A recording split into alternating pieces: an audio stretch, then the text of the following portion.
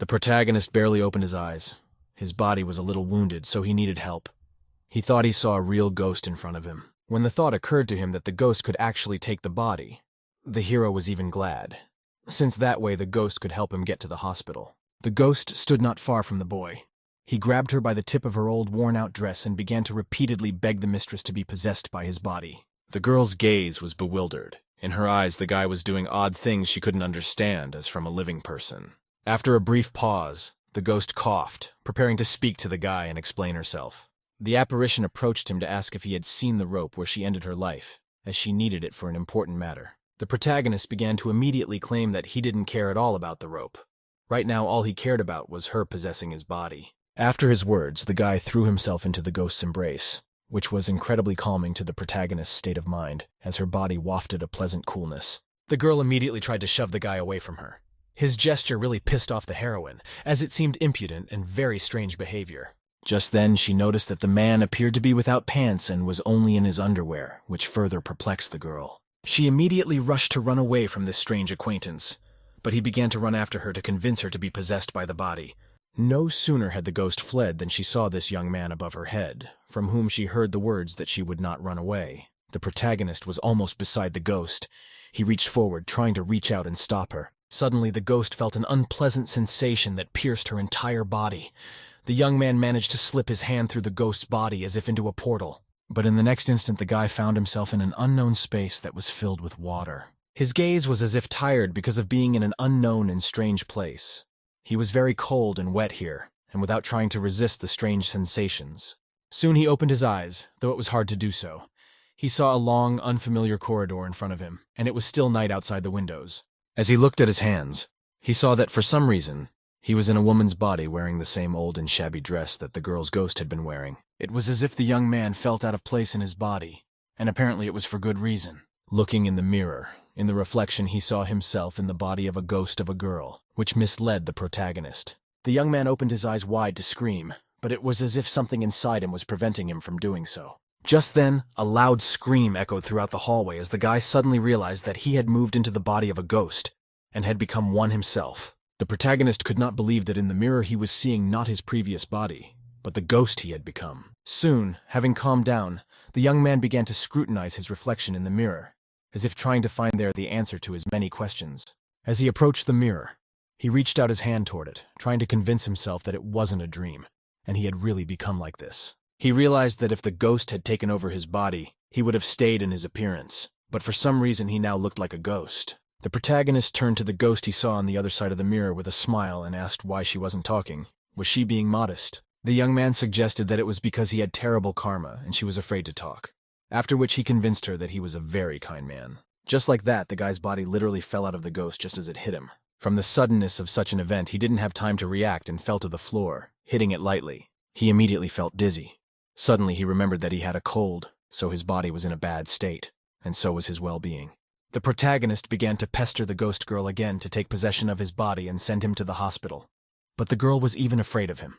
Knowing that the ghost would reject his request, the boy threw himself into her arms again to gain her consent. Already in the next instant, the guy's body was in the very same place where there was only cold water. A couple seconds later, the protagonist felt himself being in the girl's body again. Opening his eyes, his gaze seemed rather sad at the situation, as his life was now on the line and the main task at the moment was to survive.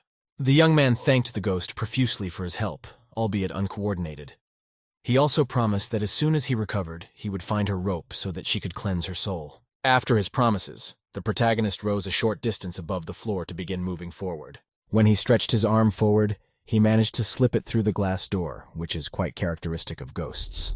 The young man was pleasantly surprised that he too now had the ability to pass through walls, just like the ghost that possessed him. Seems like a pretty good thing when a ghost possesses a person. The young man felt great. Heading forward on the road to the hospital, it occurred to the protagonist that it might be a good idea if the ghost agreed to possess his body more often. Suddenly, his calm, easy flight was disturbed by a woman's voice coming from the direction of the bushes, a girl asking someone not to do anything to her. Coming closer, the protagonist remembered that teachers usually go to this park to catch students who are hooliganizing in the bushes.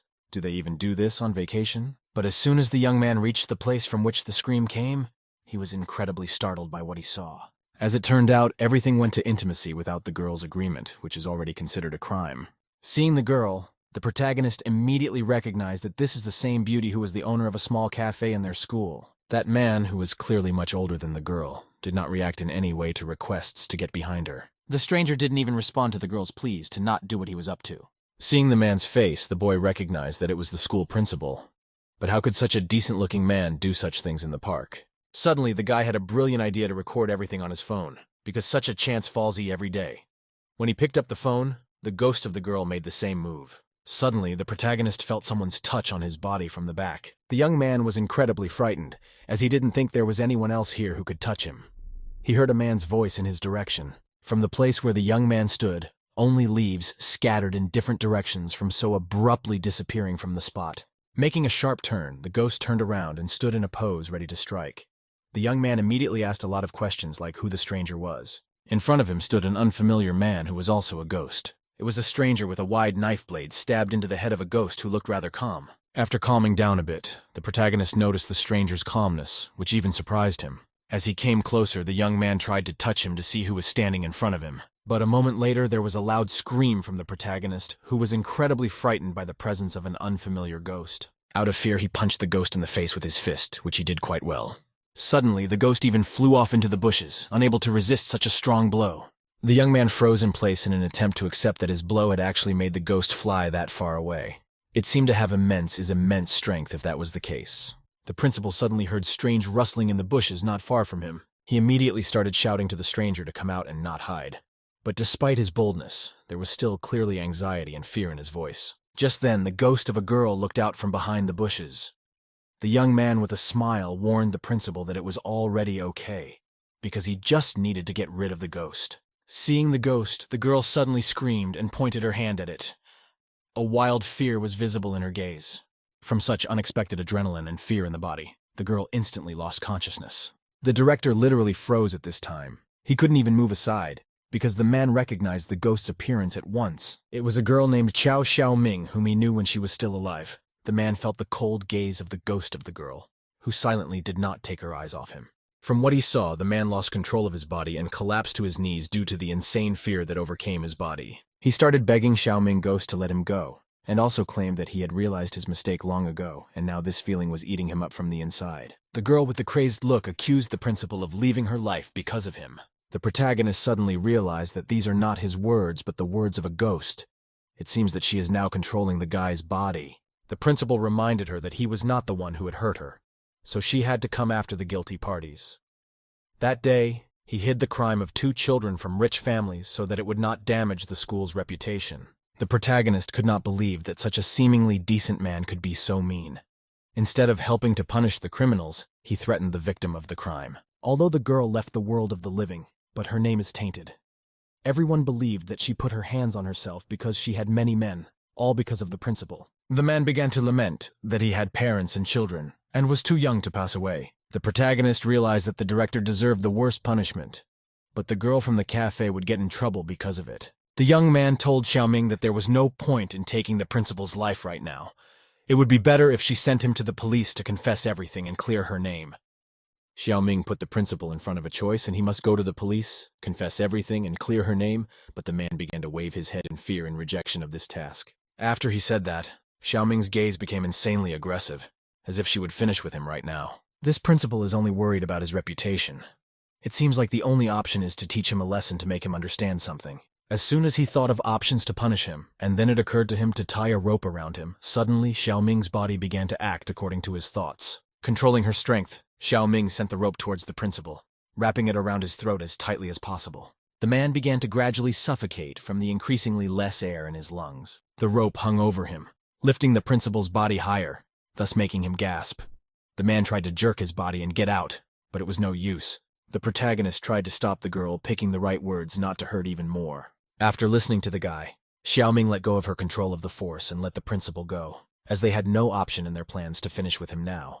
The principal tried to push the shirt further and further away from his throat, greedily inhaling air. The girl warned him that this was his last chance to reveal the truth, or else he would simply pass away. The girl would have done it even now, but the master told her to stop. At this time, the main character was slightly surprised that Xiaoming called him a master and listened to his words. The principal jumped up and ran toward town, screaming for her not to do anything to him, and he would tell her the whole truth right now. The young man told the girl to follow him, as they would be in big trouble if he ran to find an exorcist instead of the police. When the girl answered him, the guy was very surprised that she could hear him. But why was she silent all this time? Xiaoming said that he had completely taken control of her, so without his permission, she couldn't speak. But after all, the girl was a ghost and he was a man, and it should be exactly the opposite, and she, not the young man, should control the body. To this, Xiaoming said that if she had possessed his body, they would have taken on his appearance instead of a girl. This is where the guy really accepted the fact that he actually penetrated and possessed the ghost's body, instead of her doing it. While the boys were talking amongst themselves, the principal was in the meantime running off into town through the high fence that was around the park. Xiaoming said with an aggressive look that they urgently needed to go after him, or else he might disappear from sight. But just as the girl was ready to dash to follow, she was immediately stopped by the sudden realization of another important matter. The guys didn't want to leave this girl alone in a dark park unconscious. And then there's that ghost with the big head. Xiaomi offered to carry her if the master was worried about this girl. But when she woke up, her neck would be a little sore. But that seemed like a small thing compared to what could happen.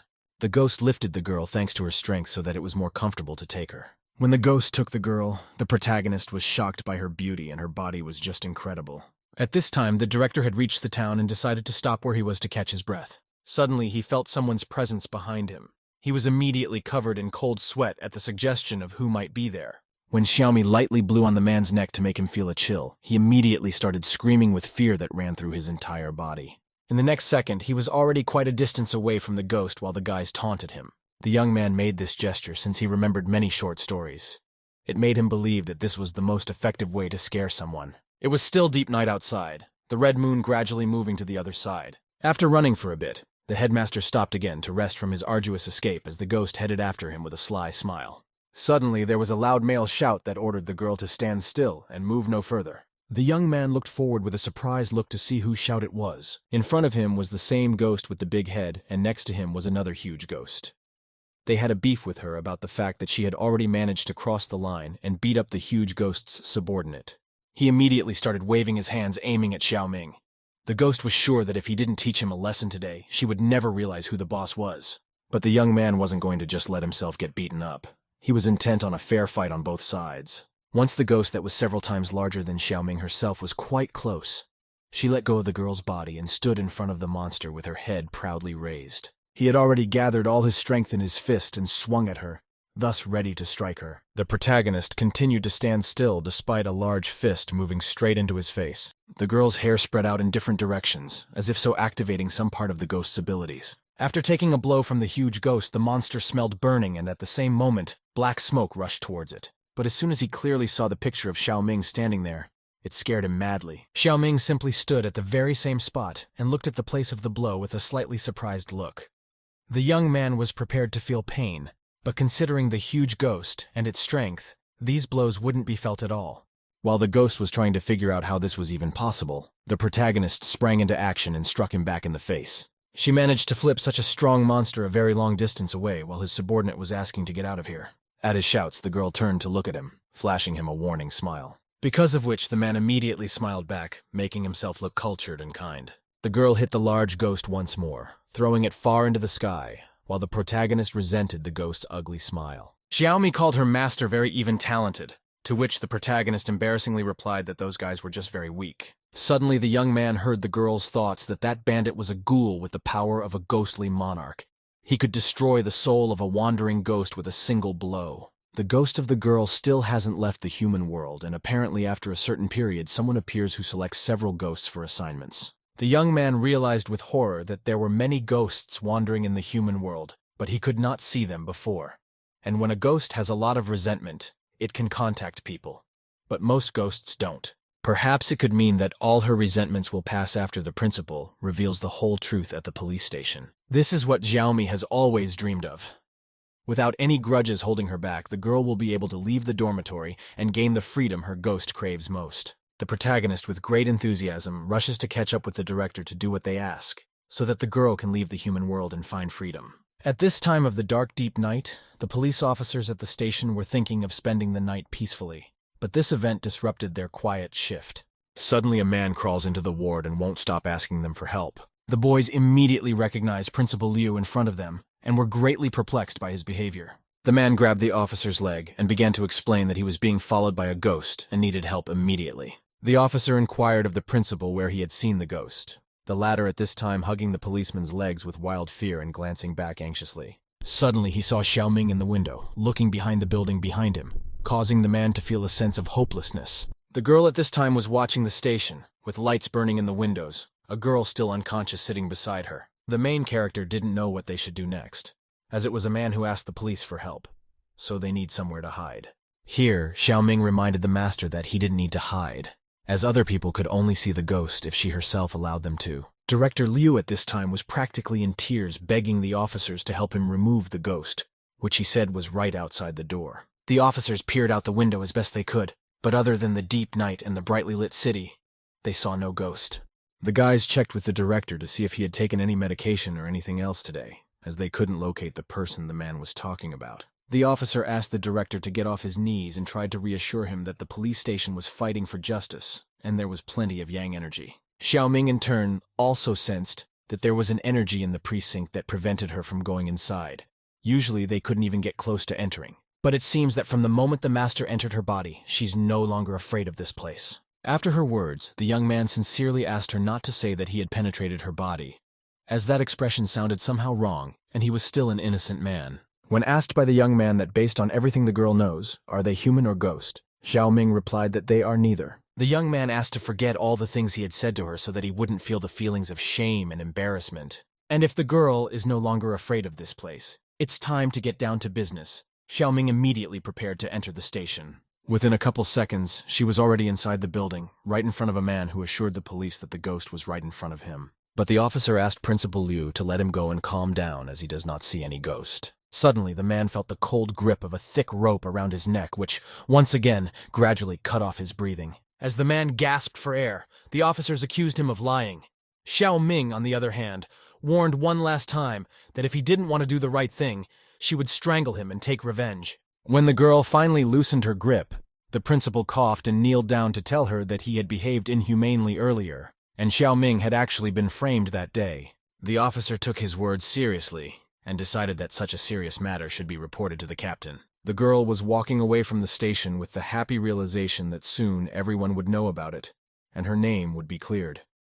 Even the policeman said that if the law could not punish the director, but his life would still be over. The protagonist felt a great sense of rush of positive emotions and energy as good deeds fill him up incredibly. Soon they carried the beauty from the cafe to her house so that when she woke up she would be fine, and therefore all business was done for the day. The young man had an incredible time today, because not only did he manage to catch a ghost, but he also fought ghosts, slapped the principal, and uncovered his dirty deeds. Looking at the beautiful body of the girl from the cafe, the guy had one sneaky idea. When he leaves this ghost girl's body, he's going to paw a little bit of the hottie in the cafe, since she's still unconscious, which will be the perfect ending to his night. The very next instant, the young man left the ghost's body to carry out his devious plan. But as soon as his body was free again, the guy grabbed the wall to keep from falling. He was so engrossed in the new events that he completely forgot about his illness, which made him feel insanely ill. Suddenly, he heard Xiaoming's voice. She thanked him heartily for his help and promised to never forget what he had done for her. The girl also swore that she would fulfill his every wish. The protagonist waved his hand slightly with words that it was a good oath, causing him to conclude that the girl must be good at languages, which was not the case with his grades. But suddenly his attention has shifted elsewhere, and the study advice doesn't seem to matter as much anymore. When he saw Xiaoming, her appearance was drastically changed, which simply amazed the guy. The girl no longer looked like a negative ghost that seemed to be drowned in negative emotions. Now it was a pure soul with only kindness and positivity left in it. Such changes in the girl's appearance occurred because all her resentments had disappeared, and now she was herself again. Xiaoming grabbed the guy's hand and brought it to her chest. She thanked the master once again, because if it wasn't for him, she had to stay in that ugly form. The young man looked away embarrassed and asked her to forget about this dormitory. Even though she looked cute now, it looked like that rogue ghost wasn't going to leave her alone, so the young man volunteered to keep her safe always. He put his arm around the girl, aroused by his action.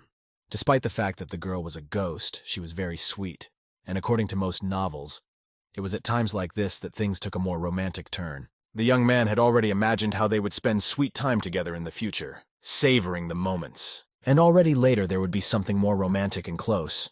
The guy believed that they, like all romances, would reach a relationship. But when he had already had time to think of their life together, Xiaoming said a phrase that instantly shattered all the guy's dreams. She warned him that she couldn't be around for long. The girl was already feeling the call, and soon she would have to leave the human world and go on her journey. The protagonist remembered the girl's words, that she had to be taken from the human world by someone to leave it. And if that wasn't true, then she was lying to him. The girl, however, explained that she was saying what she had heard from others, but now she was feeling the call. When asked by Xiaoming if it could be because of the guy's help, he replied that he didn't care since he was just an ordinary high school student and didn't know anything about it. Suddenly, the girl felt a body all over her body that sharply enveloped her. As they looked back, they saw a bright light coming from the sky, and Xiaoming realized immediately that this was exactly what she was waiting for. Her body began to slowly rise above the ground and fly upwards towards the heavens where she belonged. The light was so bright and blinding that the young man had to cover his face with his hands. This sight was almost like the stage of ascension to a deity in the novels the young man read. It was immediately clear to him that Xiaoming was going to heaven. At the end, the girl shouted to the master that they would definitely meet again, and promised to never forget what he had done for her. The girl waved him goodbye and thanked him again for his act, smoothly heading for the heavens. The young man even cried a little. He realized that it was better for her to leave this human world, which had brought her so much suffering. Wiping away his tears, the guy waved goodbye to the girl in return, wishing her nothing but the best. He sincerely wished her a better life in the new world, not like her previous life. The girl closed her eyes to prepare to pass through the heavens and finally find peace. The words about heaven, the world of men, and accomplishing some kind of mission never ceased to echo in her head. The young man sadly continued to wave his hand in the girl's wake, escorting her to the other world. But suddenly, Xiaoming stopped in place and stopped moving forward. The surroundings became silent. The main character was disturbed that for some reason she was no longer moving. He turned to the girl asking if she had any problems, as it was very strange that she was floating in the air for so long. But the girl didn't answer anything. She heard everything, but she didn't seem to care. Suddenly, a current of air began to fan her hair, and a new force continued to work on her. But when she wanted to get into the pose she wanted, and straighten her arms and legs, she had one foot practically in the guy's face. Accidentally, but with a good kick, she still kicked the guy in the face. The protagonist wasn't prepared until such a hard blow knocked him off his feet. When he cried out in pain, the girl realized she had injured him by accident, but it was bad enough. Suddenly, Xiaomi realized that not only had she hit him, but she had fallen with her whole body on top of the poor guy, from whom only painful moans could be heard. Xiaomi quickly got up off the guy since he was clearly in a lot of pain and distress. She immediately reached out asking if he was okay. The young man took her hand, trying to come to his senses. But he also wondered why she hadn't gone to heaven and why she had fallen down so sharply. The girl apologized and explained that someone wanted her to pay the fare, and she didn't have any money since she was just a ghost, so she was sent back. The boy was furious at what he heard. He couldn't believe that she needed money to go to heaven because it seemed completely crazy. The protagonist asked who they were paying, if there was a transportation ministry in heaven too.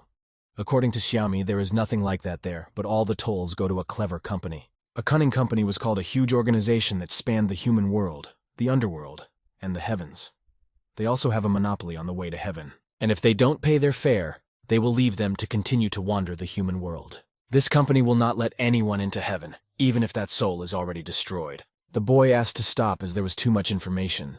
Also, the young man's illness never went anywhere. Suddenly, Xiaomi remembered the guy's words about volunteering to take care of her from now on, and with a look full of hope, she asked if he would keep his promise. The girl waited impatiently for a positive answer, as if she hadn't even considered the other option. The young man saw her sweet and hopeful look, so he simply could not answer her otherwise. So he had to lie and say what she wanted him to say. He was embarrassed to say the wrong thing, but he didn't understand why she was asking now. The heroine thanked the guy with all sincerity for taking her under his responsibility, which meant he would take care of finding the money to pay for her trip to heaven. The young man was shocked by this information. He was most interested in the amount of this trip. Xiaomi said with a smile that the cost wasn't very much. In the human world, it would cost around $50,000. The guy was speechless at the amount he heard. He had no idea where to get so much money. The guy spread his arms out to show the volume of such a pile of money. The young man couldn't understand what Xiaomi was even thinking when he asked him to find such a sum of money. After all, he was just a high school student and had never seen such money in his life. The girl asked him to calm down as this was the amount in the human world, and if you took the currency of the underworld, it would be a completely different figure. The girl handed the young man her weapon. It was her rope. The boy looked at the weapon with incomprehension and asked why he needed it. Xiaomi explained that for ordinary people, ghost weapons are like magic weapons. A person wouldn't be able to see them, and the chance of hitting them is 100%. But the protagonist for some reason felt that the girl was no longer the same as before. Chai Xiaomi was a sweet and simple girl right after the transformation, but now she is acting strange. The girl sighed heavily at the realization that she had regained some of her physical form in the beam of light, but it only lasted a few minutes. Returning back into the guise of a ghost, the girl was once again able to fly through the air. She brought this to the guy's attention, proving that she hadn't changed and was still the same ghost, but it still seemed to the guy that she had changed after that beam of light. After the conversation, Xiaomi dissolved into smoke and penetrated the rope to rest in it and gain energy, and she wished the young man good luck in finding money. The young man started to shout for the girl as he was not ready to go through all these trials, but it was too late. The girl was completely immersed in rest, and wished him luck once again. The protagonist was furious at her behavior. He had no idea where to get so much money. Suddenly, he felt a sharp pain in the chest area as he forgot about his illness again. This Xiaomi was a sneaky girl. She could have at least sent him to the hospital. Out of desperation, the guy started to crawl to the beauty from the cafe who was still lying unconscious. He needed help, and she was the only option for help. When the young man got close to her and called out to the girl a few more times, she began to open her eyes and come to her senses. When Miss Yue could already perceive the situation, she looked in the direction from where the male voice that woke her up came from. But as soon as she saw the guy in front of her, she immediately jumped up screaming that she was being haunted, as that was the last thing she saw while she was still conscious. The young man tried to calm her down, and immediately explained that he was not a ghost, but a high school student numero uno named Yelan. Miss Yue calmed down and asked what she was doing in this place, and asked the guy if he had seen the principal here. The young man knew she was looking for Principal Liu, but he was at the police station right now, so he decided to lie so as not to give away the information. He said he came here and saw the girl lying on the floor. The girl pretended that nothing happened, and she just went out to catch the night breeze and sleep. Yelan was very much surprised by her deception, but she could have come up with something more plausible. The girl threw a suspicious look at him. She remembered what had happened, but she couldn't tell it. But when she saw the guy without pants, the girl started calling for help as she thought he wanted to do something very unpleasant to her. Yelan slightly lifted up his tank top to show that he was in his underwear and not naked.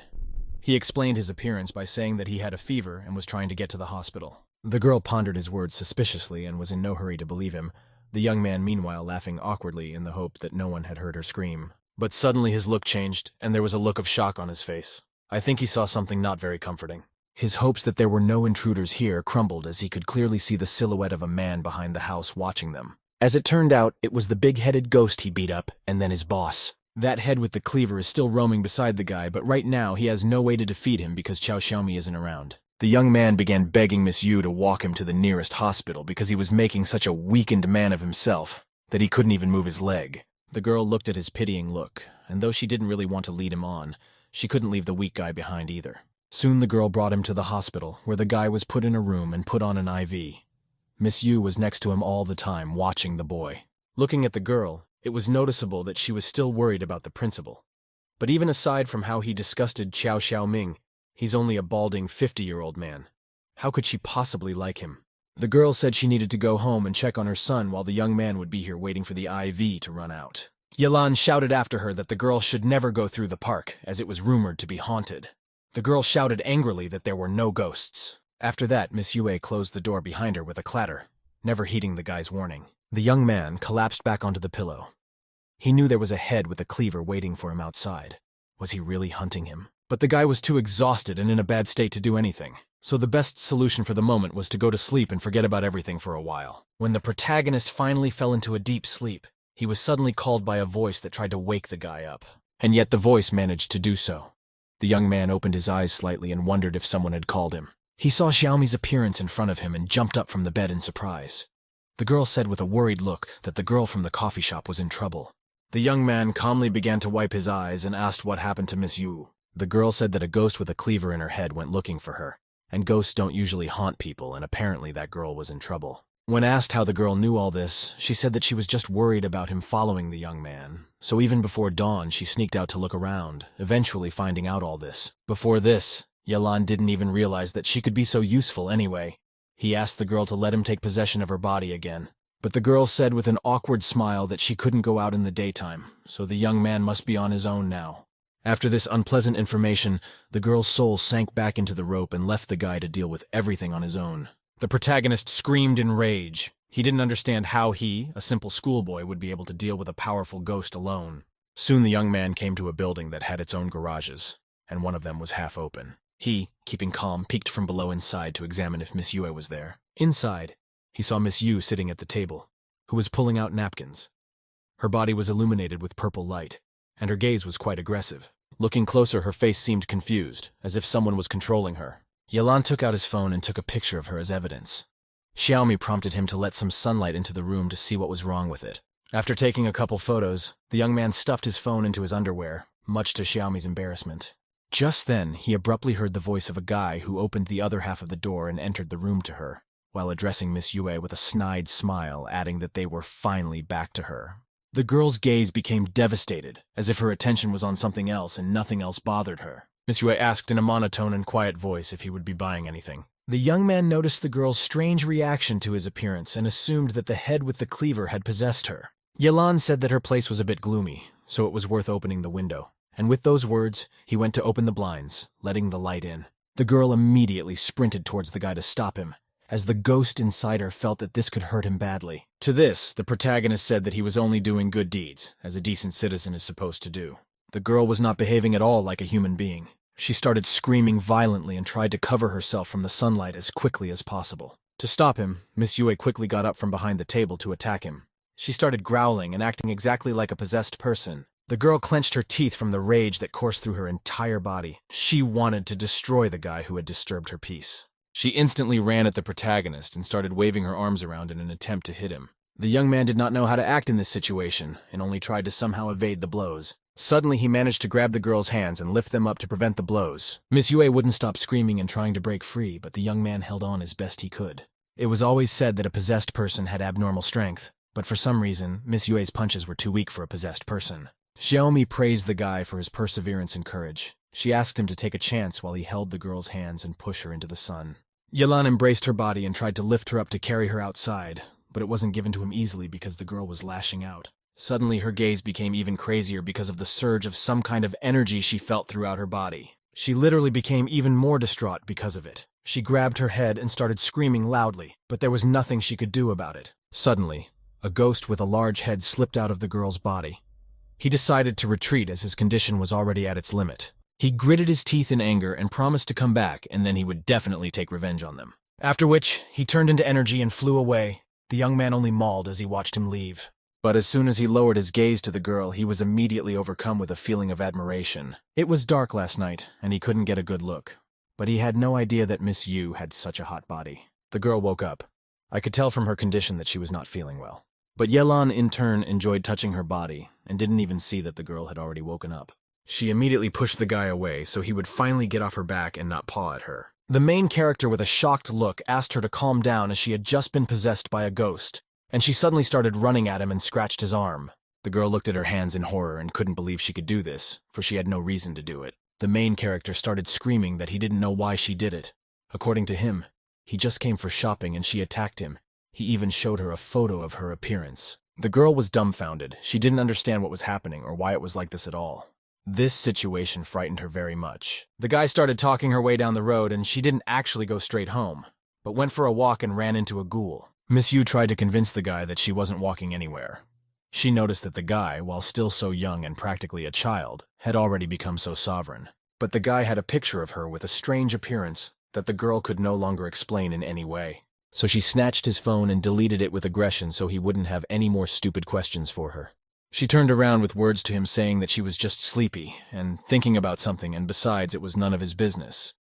She accused him of taking a picture without Millet, but the guy wasn't going to put up with the tantrum she threw and didn't even thank him for saving her life. The guy snatched his phone from her and warned her that the ghoul clearly wouldn't leave her alone and would be back, so she needed to be more careful. But the girl was ready to hit him if he said one more word about it and chased the guy away. The protagonist was angry at this behavior, because he was trying to help her, and she apparently doesn't even understand when they want to help her and when they want to hurt her. Stepping away from the girl a bit, the young man exhaled heavily, calming himself down. He took the rope that Xiaomi was in and blamed her for everything, because it was because of her that he got into all these problems, and now he was also told off. To which the girl replied that she was just trying to help. But her words made the guy even angrier, since she wasn't helping, only looking for more problems. But Xiaomi was worried about that girl from the cafe since she was being chased by a ghoul. To which the protagonist asked why he needed good karma if he wasn't a monk anyway. The girl explained that if he had good karma, he would get a reward. The guy didn't like the fact that the girl was talking about these things as if he was going to put them in his pocket, when in fact they were talking about her moving, for which a huge amount of money was needed. The girl pityingly replied that if he didn't want to, she could handle everything herself. When Xiaomi started crying, the young man asked her to calm down, because he was just angry about being yelled at for no reason. Yelan saw an improvement in the girl's mood immediately after his words, which looked as if her tears were an attempt to push pity. Walking down the street, the guy was finding out how the girl was going to exchange that good karma for money. But Xiaomi didn't know exactly how yet, but helping the cafe hottie definitely needed to be done.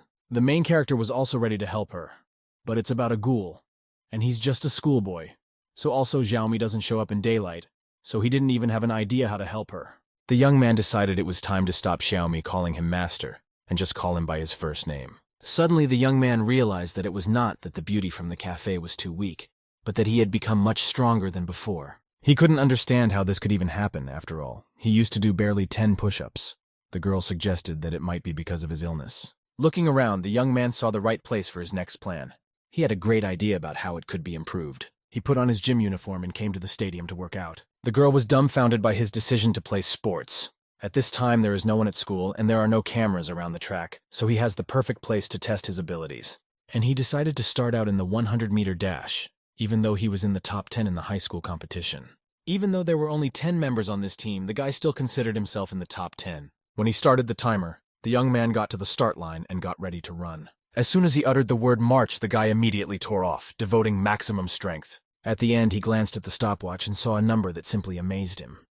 He had run the distance in a little over 5 seconds, while Usain Bolt set a world record of 9 seconds or more. Now Yelan had become a simply amazing person, but he decided to check again. After a while, he ran another lap and was eager to look at the phone screen and see the result. This time he ran in just 2 and 1 seconds, and that's taking into account the time when he presses the button. In other words, he may well run 100 meters in 1 second. In addition, he didn't feel the slightest bit tired from running. It even seemed to him that he could run for an hour without stopping, and there would be no problems. Xiaomi admired the guy's strength, so she suggested that he also practice on the power bag, which she said was in the basketball gym.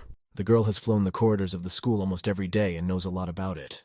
An ordinary person's punching force could reach 150 kilograms, but Mr. Zhao, who was a gym teacher in this school, could punch with a force of 300 kilograms.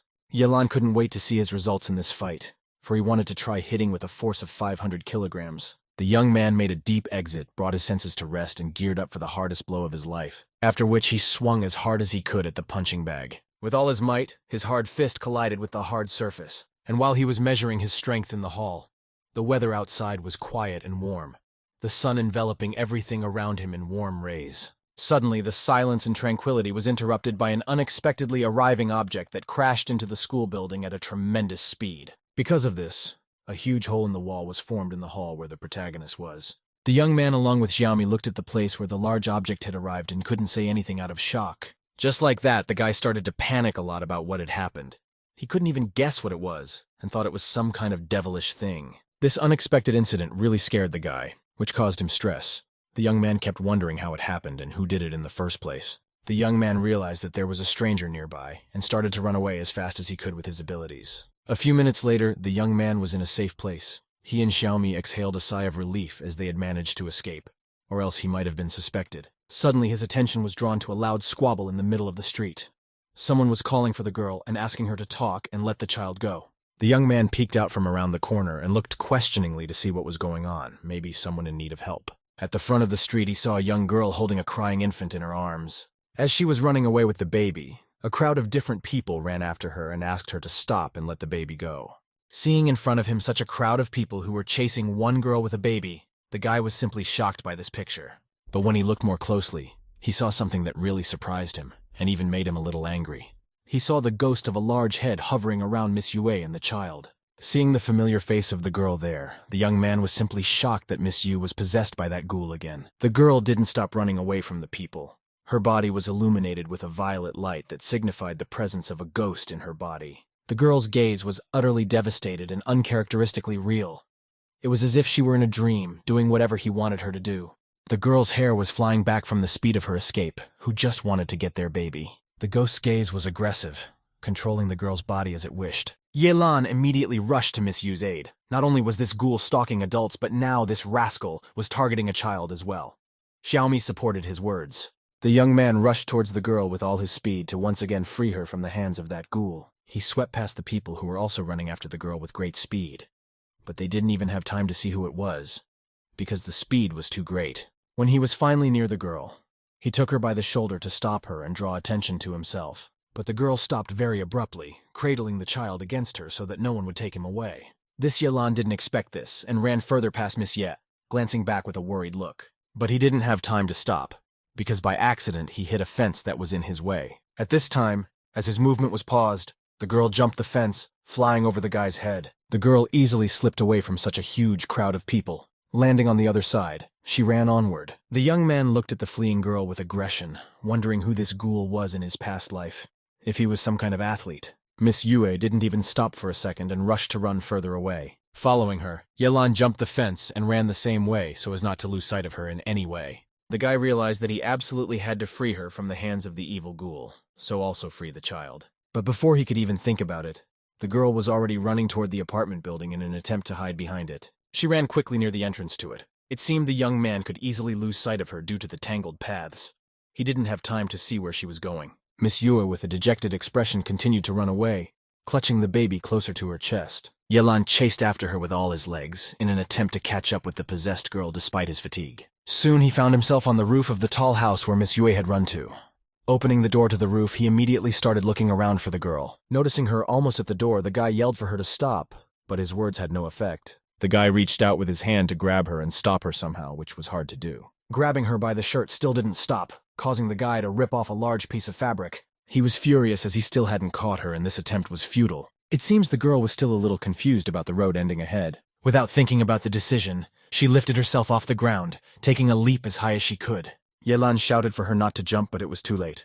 The girl jumped off the building, trying to leap to a neighboring one, while an excited guy shouted after her. The young man stood still in bewilderment, holding only the torn-off part of her t-shirt. This is when he realized he had to take action and pulled a rope out of his pocket to harness its power. Unraveling it, he began to swing it around him to get a good aim on the girl. After a brief attempt at a good swing of the rope, he threw it toward the girl, and apparently the attempt was successful. He managed to straddle her leg while she could have fallen down with the baby. When the rope went around her leg, the guy pulled it toward him to tighten it on Miss Yu's body so he wouldn't let go. The girl was already halfway to the other house when she was pulled down. Seeing her practically falling down, the guy froze in place and didn't know what to do next. In front of him was the frightened expression of a girl who was flying straight at him and he could no longer stop her. A couple seconds later, she fell right on top of the guy, dropping him to the floor and crushing him with all her weight. But luckily, the guy had time to stretch his arms up and catch the toddler, who was falling right behind the girl. When the baby fell right into his hands, the protagonist exhaled a big sigh of relief. At this time, Miss Yue was lying right on the guy's stomach and was unable to realize what was happening. But the guy even liked it.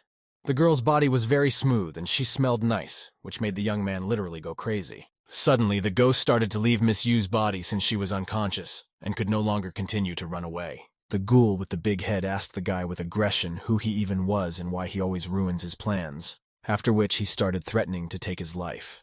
Yelan gently took the baby from the girl's hands. The baby was no longer crying. Seeing the kind face of a nice man in front of him, he smiled and reached out to him. But these words of the ghoul pissed the guy off completely. Turning to him, he threw a furious glance in the direction of the ghost, after which he struck the ghoul, causing its ghostly body to lose its former appearance at the point of impact. At that, the young man shouted that a whole day would not be enough for him to teach the ghoul a lesson for hurting women and children. The ghost with a pitiful face took his hand at the point of impact. He clearly hadn't expected this. As Yelan's gaze fell down to where the huge knife in the ghoul's head was, he suddenly had a plan to quickly hurt him back. He quickly took hold of the knife and pulled it sharply out of the ghost's head, causing it to scream in horrible pain. Once the knife was in his hand, it was as if it began to heal and the gaps in it began to take on their former appearance. Already after a couple seconds, it was no longer a ghost knife, but a whole and sharp weapon, which was quite good to use. The young man told the ghost to shut his mouth, as he might frighten the child with his voice. When the protagonist wanted to threaten him, he immediately realized that this guy was already a ghost, and theoretically, he couldn't take his life a second time. After that thought, he threatened to destroy his soul if he kept yelling. And as far as he knew, all ghosts were afraid of that. After these words, the ghost stopped yelling so loudly and pitiful moans of pain could be heard. Yelan stepped on the ghost and asked what was wrong with it and the reason why it wanted to take the lives of Miss Yue and the child. Though the young man had seen several evil ghouls before, this was the first time he had met one as cruel as him. Suddenly the ghost said that he just wants to take revenge on someone since he can't get rid of his grudges, and Yelan is standing in his way and obstructing justice. But the protagonist didn't consider his boss a strong opponent. He was sure that if he were here, he would fall on his knees and kiss his feet. Based on the ghost's words, it was her fault that he passed away because she cheated on him. He blamed her for leaving this world in a horrible way, and all because of her. The main character heard somewhere that her husband died because of a heart attack, but you can't tell that from the look of this ghost, and apparently she and her lover literally stuck a knife in him. The young man remembered that Miss Ye was having an affair with the principal right now, so he assumed that he was the one that this all happened to. But the ghost screamed that he would take her life himself if she even thought of ending it with her own hands. Here the guy wondered how that cleaver had ended up in his head, if he had then fallen into depression and decided to commit suicide. But as it turned out, when the guy found out about the lover, took this cleaver to pounce on them right during the affair, but by accident he tripped on the steps and fell headfirst into the cleaver. The guy was flabbergasted by such a story, and in some ways it was a ridiculous situation that he left his life. The young man stood silent after hearing the story, while the ghost grieved over it. Yelan tried with all his might to hold back his laughter, as the cause of his demise was indeed due to his sloppiness. But suddenly there was a loud laugh from the guy, which only infuriated the ghost even more. At the guy's words that the ghost was just the king of losers, the guy with the disgruntled face just silently watched the young man pouring with laughter. But he wasn't going to hold back his anger. He wasn't at all comfortable with this reaction to the story of how he'd died. With his eyes blazing with anger, the ghoul began to yell at the guy for laughing at him because he didn't see anything funny about it. His anger caused him to spray his ghostly mist, which caused the young man to start coughing violently. The protagonist tried to convince him that even though he and Miss Yu had relationship problems, it wasn't his kid's fault and jumping off the roof with him was a terrible idea. But as it turned out, this kid wasn't this guy's kid. He claimed it was someone else's son and he was raising someone else's kid. The ghost claimed that his grievances are that his wife cheated on him and it is not his son. So last night he peeped at the principal and Miss Yu in the park, because he is also involved in the grievances. But the ghost was doing it because he believed that if it weren't for that pair of lovers, he wouldn't have tripped and fallen down the stairs. And because she and her lover had brought him to this point. Suddenly, there was a shout from Miss Yu, who addressed this ghost named Deng Ji Chang, calling him a useless person. The girl stood in front of Yelan and lightly pushed him back with her hand to keep him out of the conversation. Suddenly she tore at the ghost, trying to reach her hand out and grab it. But the girl was too weak and didn't have the strength to deal with a ghost with a baby in her arms. The protagonist grabbed her hand and stopped her, as there was a ghoul in front of them, and dealing with him is not easy. But then the young man realized that she started to see him when she woke up. To this, the girl said with a furious voice that she had come to her senses even before that and had heard the whole conversation. She also revealed that Deng Ji Chang was a spineless coward during his lifetime, and even now that he's in the world of the dead, he torments his wife and child, and lies that she cheated on him. He dares to reject his son while he was doing a paternity test behind her back. She was in the woods with Mr. Liu because he had borrowed from him when he was alive and never paid him back. The ghoul knew that his wife was telling the whole truth, and it really pissed him off, as he himself realized that he behaved horribly, and now his wife and child are in a heap of trouble. But he continues to make a victim out of himself. He then shouted at the top of his voice that he would destroy his wife, shouting abusive words in her direction. Miss Yue pressed the child as close to her as possible, for she knew that she could not defend herself with her own strength against such a strong ghoul. But then Yelan rushed to her aid. He took out his rope and guided her to the right place. First he punched the ghoul in the face with all his might, causing it to stagger a bit on the spot. But this gesture infuriated the ghost many times more. He was overwhelmed with the emotion of resentment. All he wanted to do now was end these two. The young man was very surprised at his behavior, for he had struck him with an ordinary rope, and had not at all expected to see such an effect from it. And while he was dealing with the ghoul, his attention was drawn to a sound coming from the other side. Looking over there, he saw Miss Yue running away with the baby from that place. But she can't walk in the street like that, because all she was wearing was a torn t-shirt and underwear. He shouted after the girl that he could handle this ghoul, and she didn't have to worry about him running after her. After saying that, the young man started to take off his shirt to give it to the girl, holding out a t-shirt to her. He said her reaction to that was appropriate, and she should run away, but she should cover herself first. The girl threw an exasperated look at him, as if she didn't want to accept help from him or his words had hurt her a little. But despite her displeasure, she still accepted his help and took the t-shirt. While she put on her t-shirt, the young man held her baby so nothing would happen to him. As the girl dressed, she threw a stern and cold glance at the ghost. Glancing at him, she snorted unhappily. Even after he'd become a ghoul, she still saw him as the same weakling he'd been when he was alive. She was screaming that she was standing right in front of him so he had the opportunity to stand up and deal with her, if he had the courage. But the ghoul couldn't dare to do so. Here Yelan asked to stop it because he noticed that the child's forehead was hot, and maybe he had a cold. Touching the baby, the girl really noticed signs of fever, so she went to take the baby to the nearest clinic. As she left, she asked the guy not to let the ghoul go, because it was better to stop him now so he wouldn't bother them again. The young man shouted that she absolutely had to take care of the baby's health now, and he would take care of the rest. Guy thought Miss Yue was a very evil woman, after all. This ghoul was still her husband, no matter how hard you looked at it. When Miss Yu left, he questioned the ghost if it was true that this child was really his son, and despite that, he still wanted to jump off the roof. The ghoul began to stammer and explained in an anxious voice that Bandit Hua made him do it.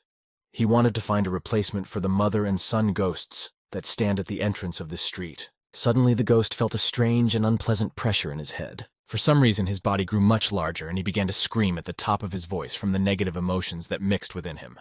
It was as if the ghoul was turning into a much stronger monster and apparently couldn't control it, as if someone was doing it for him. For such a spectacle, even Xiaomi left her hiding place and watched admiringly. The protagonist could not understand what was happening to him, whether he was self-destructing. Xiaomi replied that she couldn't say exactly what was wrong with him, but guessed that not all ghosts go to heaven. The young man watched carefully and tried to figure out what had caused this to happen. Suddenly, a large gate with a strange pattern appeared at this spot, out of nowhere.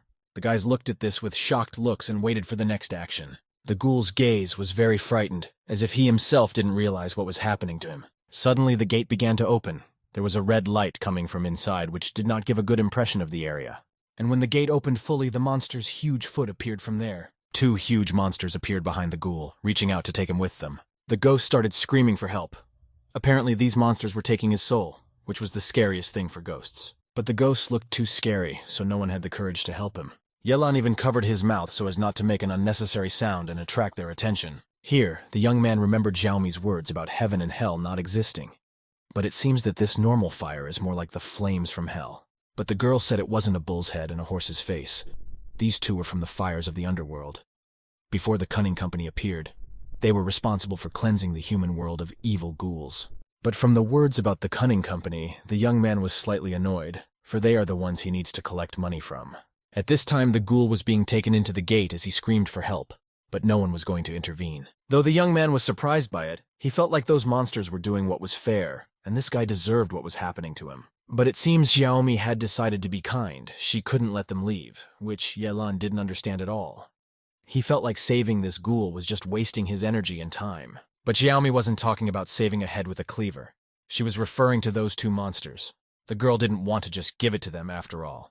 They had spent too much persistence. The guy listened to her, though, and suddenly yelled to the guys to keep the door open and listen to them. One of the guards looked around and asked what he wanted. The look in his eyes was creepy, but the guy acted confident enough. Here, the young man started making claims as to why they were taking this ghoul away, but didn't even ask his permission. The second guard wondered if the celestial world also wanted to meddle in the affairs of the funeral pyres of the underworld. Xiaomi, though, offered the idea of asking for something in return, but she herself was afraid of them, so she pretended not to concern herself with the whole situation. After which, she returned to her rope. The guards of hell clarified exactly what he wanted from them. Yelan began to ponder over the answer, because he really had no idea what he wanted.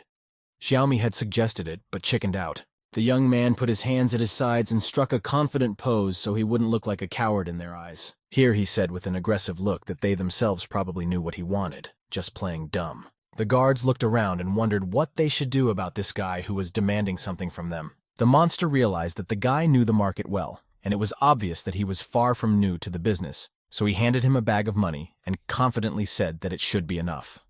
He threw the pouch into the hands of a shocked Yelan and asked him to call if he found any more good stuff. Opening the pouch, the young man found a pile of gold coins inside. The 2 men looked evil, but they were so generous and obscenely rich. Just then he remembered that he still had that huge knife behind his back that he had ripped off the ghoul's head. He got the good idea to finally use it as a weapon. He yelled for them to wait for him, causing the guards to become even more aggressive. When they heard his voice, they thought he wanted to raise the price some more. causing them to no longer be calm and generous. If this went on much longer, they might get caught. The young man began to quietly pull out a knife from behind his back.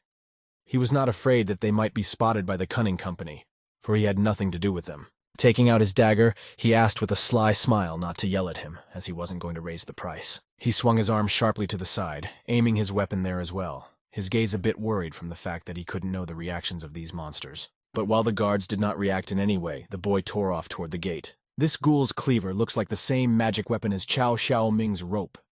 If a young man uses this flame to incandesce it, he should be pumped. The huge cleaver was infused with magical properties from the ghoul who was its master. The guard warned the guy to be careful because low-level magical weapons aren't very strong, so if he kept poking him, he would just destroy it. Listening to him, the guy drew out his cleaver, which was already sufficiently energized. Some sort of waves formed at the end of the blade, which meant there was energy. The protagonist clutched the cleaver tightly in his hand and swung it to test its strength. From the cleaver strike, there was a pretty big explosion and devastation, as far as what kind of weapon it was. The young man was very happy about this kind of power, and it was all due to the fact that he had combined the power of fire with the cleaver. At this time, the sky over the house they were on was mixed with a dark blue and red hue, which portended bad weather. When the guards saw this, they were very frightened, for it was clearly the one who had come for them. His shouts were also noticed by the second guard, who was in agreement that they urgently needed to escape.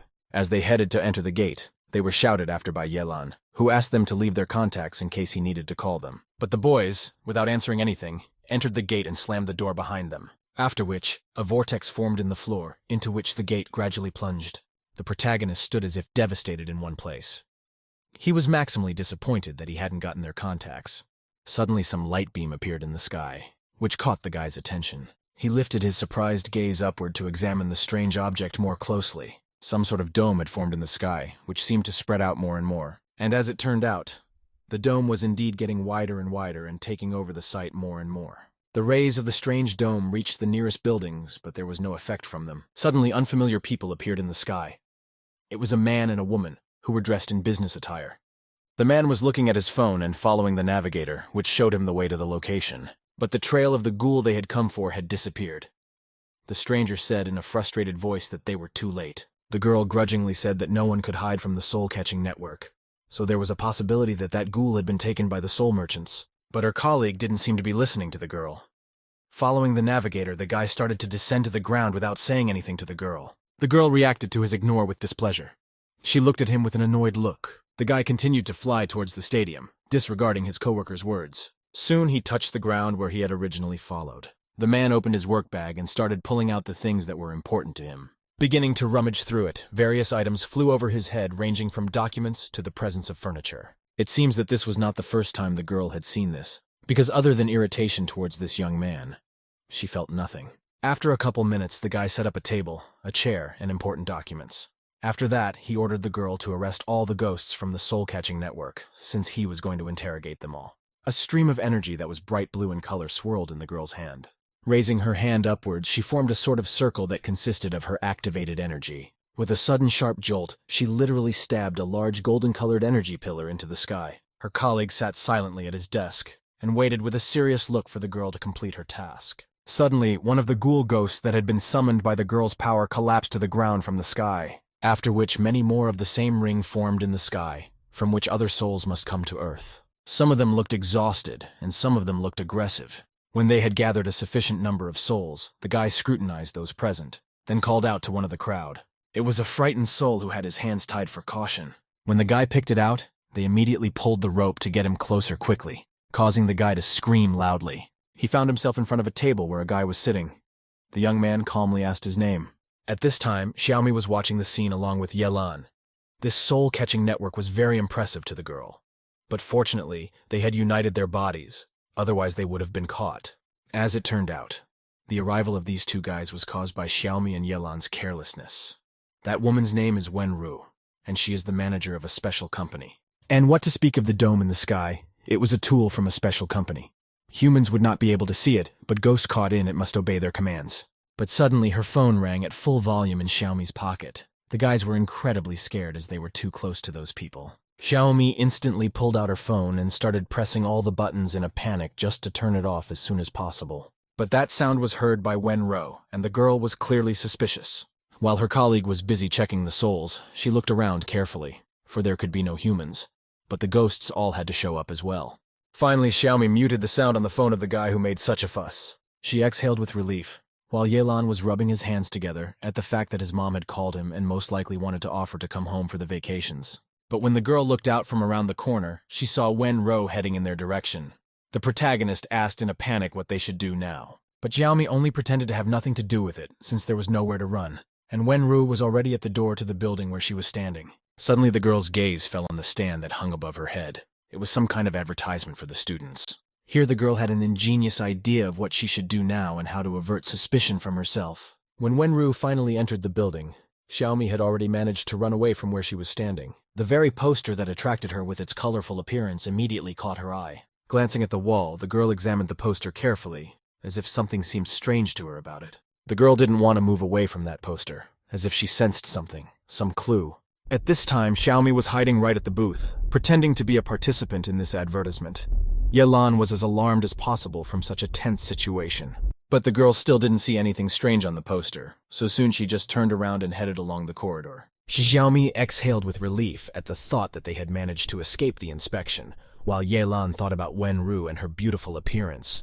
But her face seemed too intimidating to him. Xiaomi finally felt free and immediately flew out of the poster with the happy thought that she had managed to hide. But there was an unpleasant surprise waiting for her outside, namely an unexpected head-on meeting with Wen-ro.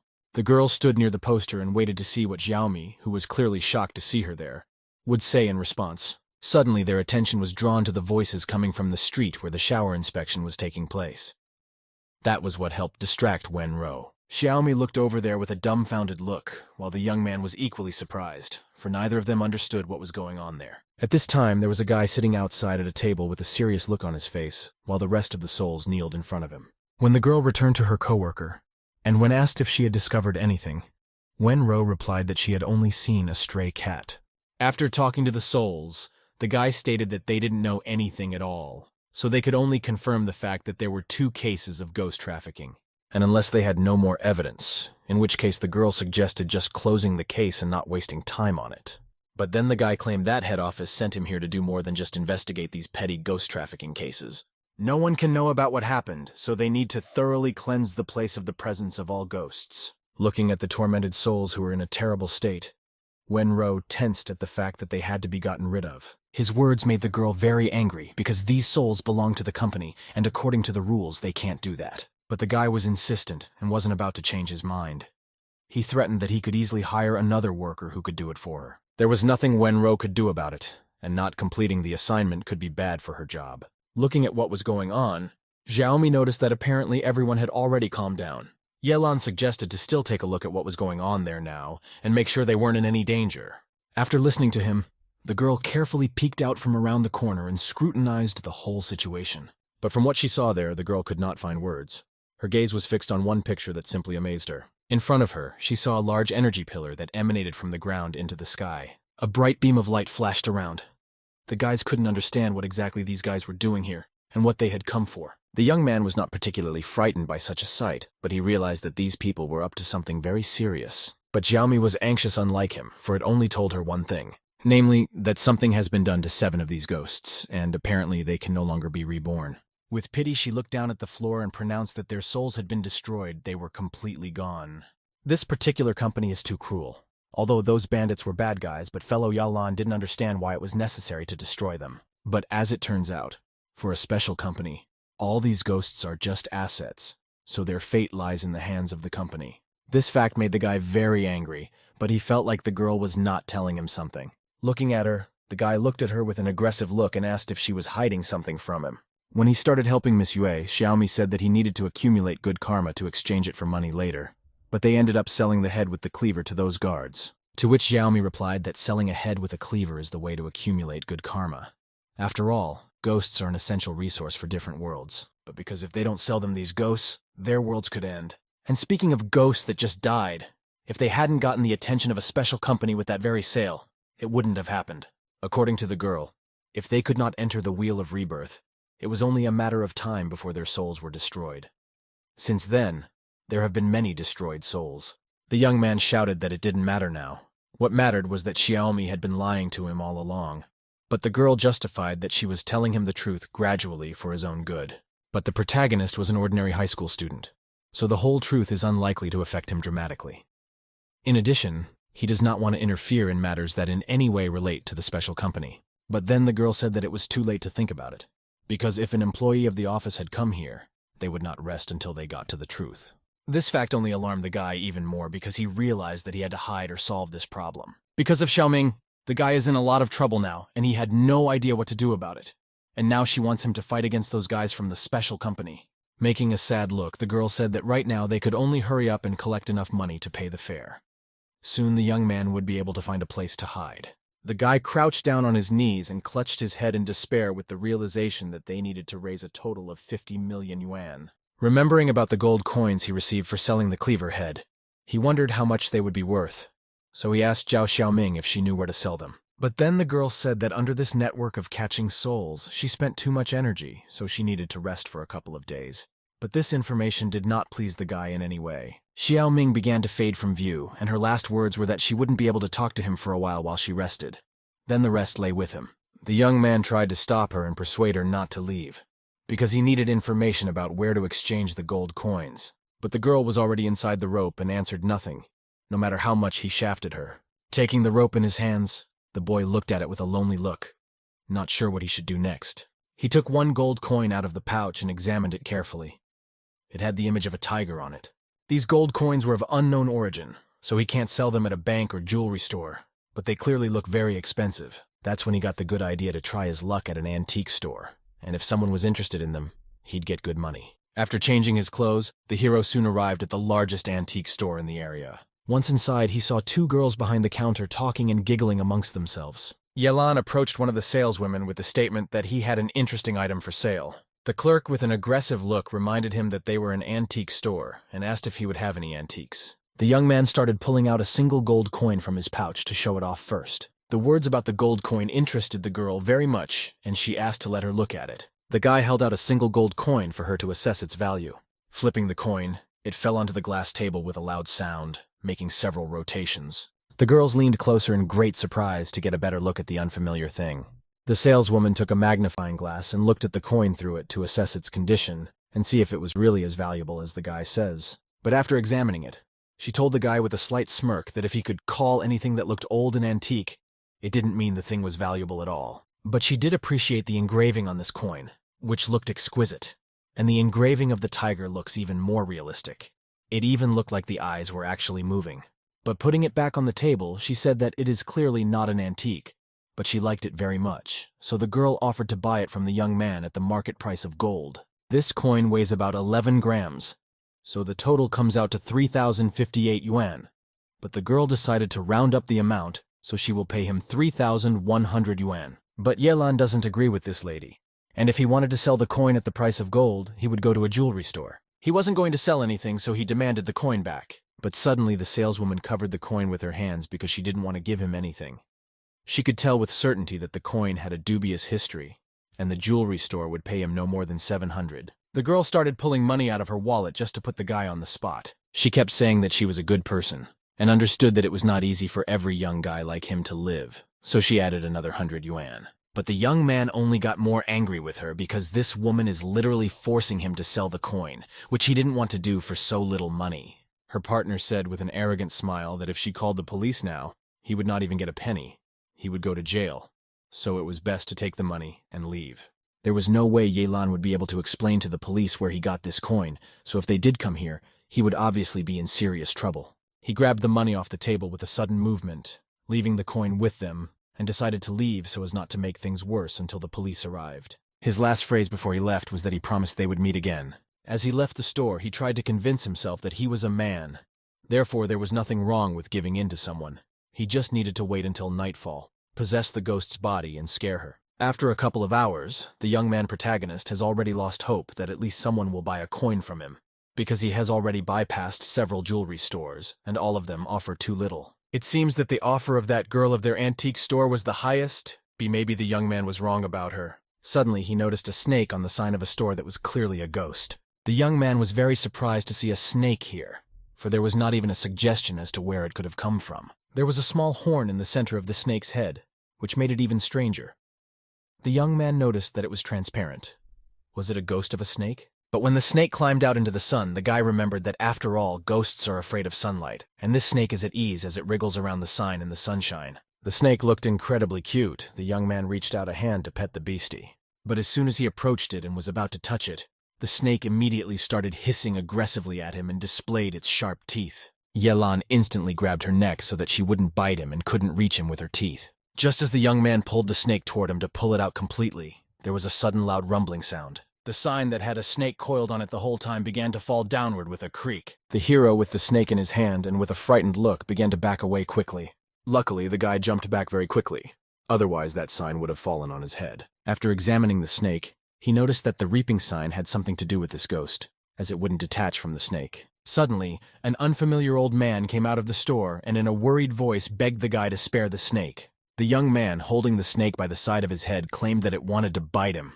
That's why he grabbed it like that. The old man got as close to the snake's face as he could and asked with a shout how it could have bitten this young man. The stranger asked the guy to let the snake go since it couldn't say anything anyway.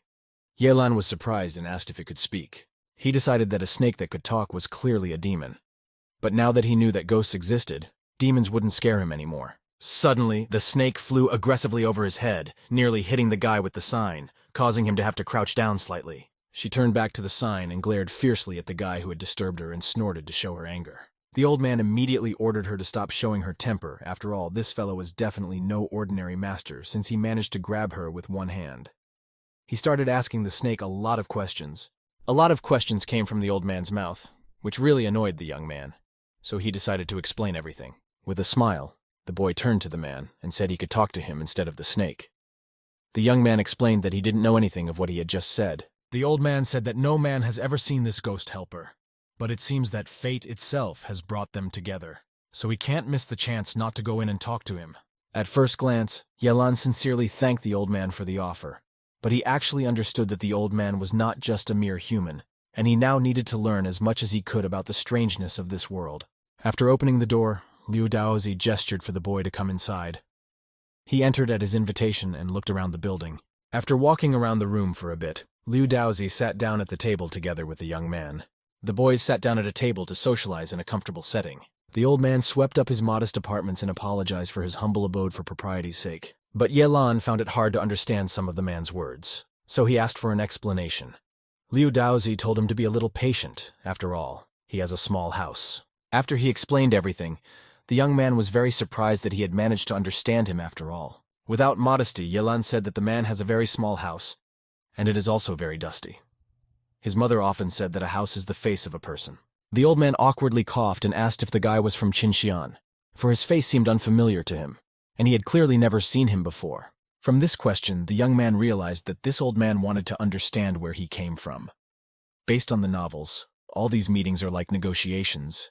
Yelan confirmed the old man's words that he was from Qinxian, but was very rarely here. The guy also commented that he is a very lazy person and rarely leaves the house. Liu Daozi appreciated his joke. He really can't know all the residents by sight, but he knows more than 100 mages of Qinxian City. Otherwise, he wouldn't have become the head of the Mages Union. The name sounded really cool. The hero had never heard of such a union before.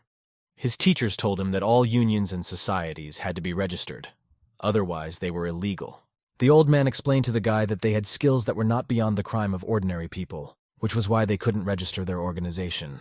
He offered him his help, whereupon the protagonist abruptly placed a gold coin on the table and stated that he wanted to sell it. When Liu Daozi saw the item in question, he was incredibly shocked. Such a reaction even made the old man get up from the table. The man examined the coin carefully to make sure his eyesight was not deceiving him, and it was indeed the same coin. It was as if he was afraid to touch such a valuable item. This coin was made of rare gold from the underworld, and he wondered where the young man had gotten it.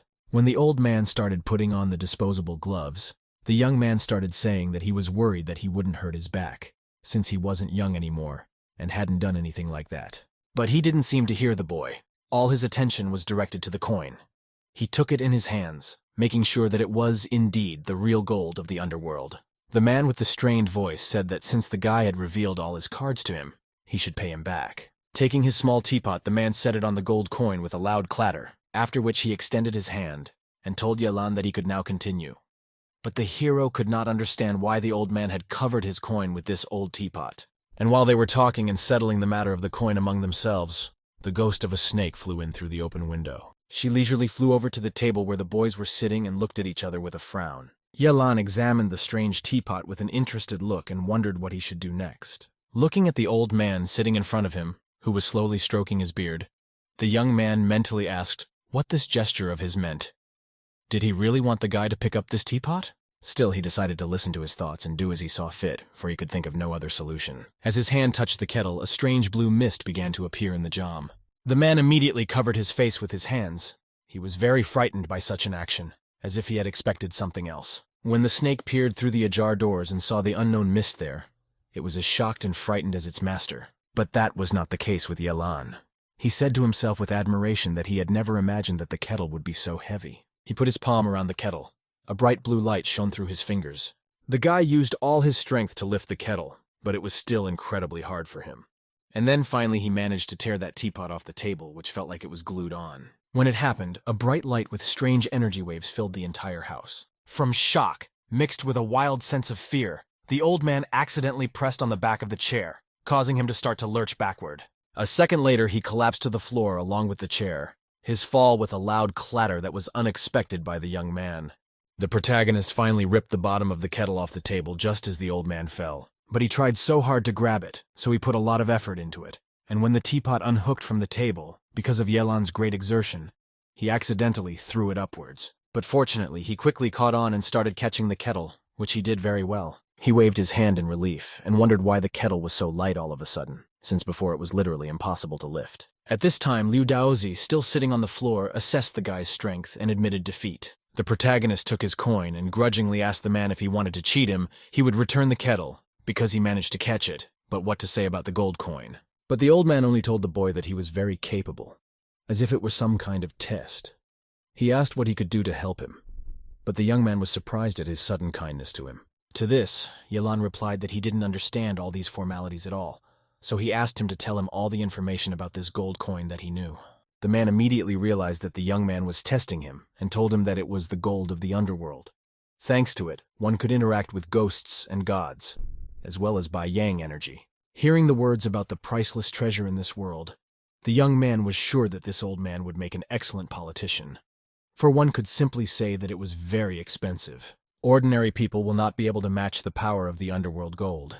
If this treasure was obtained in an unconventional way, it will bring its owner bad luck. After listening to him, the young man asked if that was all. His voice sounded as if he hadn't heard some really valuable information. The old man continued that was all he could say. This treasure is very rare in the human world, so the old man assumed that if he was carrying it around, it was most likely a family heirloom. But Liu Daozi doesn't know yet that the guy has a bag of such coins in his pocket. He asks the man if he's implying that this coin is worth a lot of money. Some time ago, a millionaire from the city of seas, Zhou Shendong, wanted to buy a piece of underworld gold for $10 million. But this offer only made the Magicians' Alliance of that city laugh. When the guy heard the amount, out of shock, he again questioned the man if he had heard it correctly, to which the old man with calmness simply repeated the very same amount. $1 million equals about 60-70 yuan. Now the young man can just one coin to pay Cao Xiaoming's fare. And after all, he has many more of those coins in his pocket, and if he sells them, he could become a billionaire. The old man offered his help to find Mr. Zhou if there was any desire to sell the coin in question. After these words, the guy shouted out with confidence that he would sell it, but the old man must have expected a different answer, for he was shocked at the guy's answer. The man advised him to contact Zhou Shendong directly and sell the coin to him. It was rumored that he now needed the underworld gold to prolong his daughter's life. The guy was also surprised by the fact that life could be prolonged with this gold. He asked the old man to contact Mr. Zhou if possible. The man took his phone to call his acquaintance to help the guy in this case. He also asked to leave his number and add it to the chat room for communication, to get in touch when everything was ready. But if he left his number or added it to a chat room, he could be easily traced. The thought crossed his mind that they might want to steal from him, so the young man decided to give the old man his mail, for it would be safer that way. He asked him to send a letter to it when everything was ready. With a smile, the guy headed for the exit, and lastly said he'd look forward to hearing good news from him. Liu Daozi led the guest to the door and wished him a good day with a kind smile on his face. But when the hero had already left the house and passed the signboard, a snake looked at him with a hard stare. The old man extended his hand to the spirit, and the spirit circled him, feeling comfortable nearby. Suddenly the old man spoke to the boy about how his spirit liked him, to offer to take him with him. He said the spirit was smarter than most animals. But the young man waved his hand grudgingly with the words that he didn't want a pet that would bite him. Turning away and quickening his step, he added that he had other plans that were clearly more important than keeping a pet. Yalan started running with all his legs with the thought that that store girl had cheated him of as much as 10 million while the underworld gold was so valuable. But when the protagonist ran to the very store with the sale of antiques, it turned out that the building is now rented out, and no store there is no longer. The young man felt an eerie desolation within himself and resentment. Suddenly, his cry for his $10 million was heard throughout the neighborhood. Walking down the street with a disgruntled face, the young man felt angry about the situation that had happened. This girl has clearly crossed the line. She ran off with his coin, and if he catches her, she'll show him he's not to be trifled with. And when the guy arrived at the old man's store to check in with him on a couple things, the building appeared to be closed as well. Out of desperation, Yelan leaned against the door with a terrible state of bad luck. But he tried to reassure himself that Liu had most likely left to help him sell the underworld gold. But besides, the young man no longer knew where to look for information. But then a strange sound coming from above caught his attention. When he looked up, he found the spirit of a snake hiding from the boy. He tapped on the sign a few times and ordered the snake to come out as he had a couple questions for her. But there was only silence at his words, the spirit not daring to show itself before him. So he started to knock and threatened that, if it didn't come out, he would tear down the sign. But the snake snorted aggressively at him, showing its sharp teeth. The young man reached out to her with the thought that if she wasn't talking, then she was of no use to him, so he decided that her place was now at his dinner table. Snake threw a furious glare back at him, as if trying to tell him that it wasn't cultured to do that. But suddenly, the spirit of the snake turned into the spirit of the girl who called the guy a scoundrel because of his words. When the young man saw such a transformation into a beautiful girl, he was pleasantly surprised to see such a lovely face. He lightly poked his finger at her, and asked if she wanted to be like Bai Su-jen from the White Snake legend when she grew up. But the girl sitting in his palm asked him what he wanted from her. She was very angry with this guy. That's why she didn't want any contact with him. He asked when Liu would return home, to which the girl replied that he had gone to work in the city of Seas and would not return for at least 2 days. And this long drive proved to be a problem for the guy, because if not Liu, then who could tell him about this street? As here, the girl said that he could approach her with this question, as she knew a lot about this street. But the guy didn't believe she could know much about this street, considering what she does every day is what she hangs on this board. But that was the whole flow of information. But this did not in any way arouse confidence in the guy. After all, if she's so smart, why Liu left her to guard only the store? To which the girl said that this old man does not understand anything. But according to Liu, she's his pet, and it's very strange that he doesn't know that. Liu is a poor and crazy old man who tried to get into the upper circles of the magical community, and if he found out she could talk, he would show her off to every person he met. But that could lead to spirit theft, and the old man is too weak to protect her from others. It was only a matter of time before evil mages would steal her and do whatever they wanted to her. From what he heard, the boy wondered why she spoke to him. Isn't she afraid that he might eat her to increase his power? But the girl has seen a lot of people in her life and can confidently say that people like him do whatever they want, but they don't fall as low as evil mages. This girl's name is Wang Xuan, 32 years old, no children and divorced last year. She was a hot girl and known to many. The girl also said that Wang likes to wear thongs. A courier who works in the area saw this twice. But when she wanted to say something else, the young man immediately interrupted and asked her to stop. Yelan called her too noisy for a snake. And as it turns out, Van lives in new mansions on the west side of town. Her godbrother bought her a mansion. Much to the girl's surprise, she was in possession of too much information.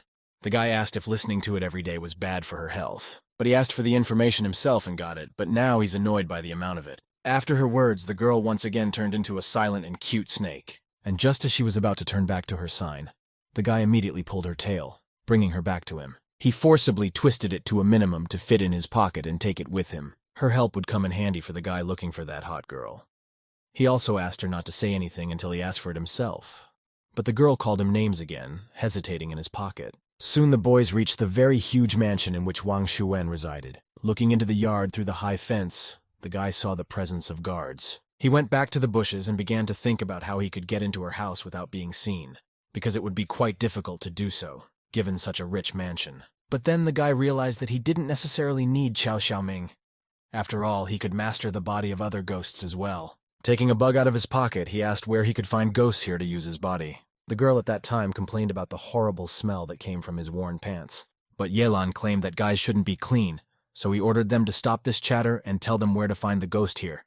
But the doozy told them about destroying the priest packs. The young man was very surprised that this snake knew about the special company.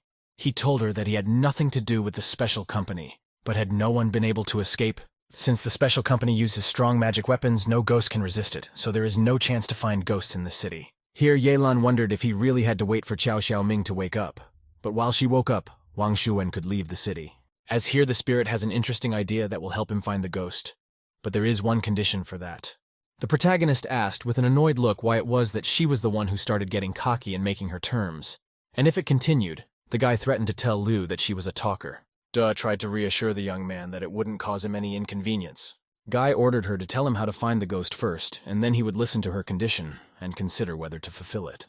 When the young man once again asked not to procrastinate, the spirit asked with a sly smile if he had ever heard of a Bloody Mary. At her question about the Bloody Mary, the guy immediately remembered the alcoholic cocktail and looked at her in bewilderment. The girl immediately realized what he meant because she said it was too early for him to drink alcohol, as he could get alcohol poisoning. The protagonist remembered that he had heard about it somewhere, and to summon a ghost, you have to do the ritual at midnight.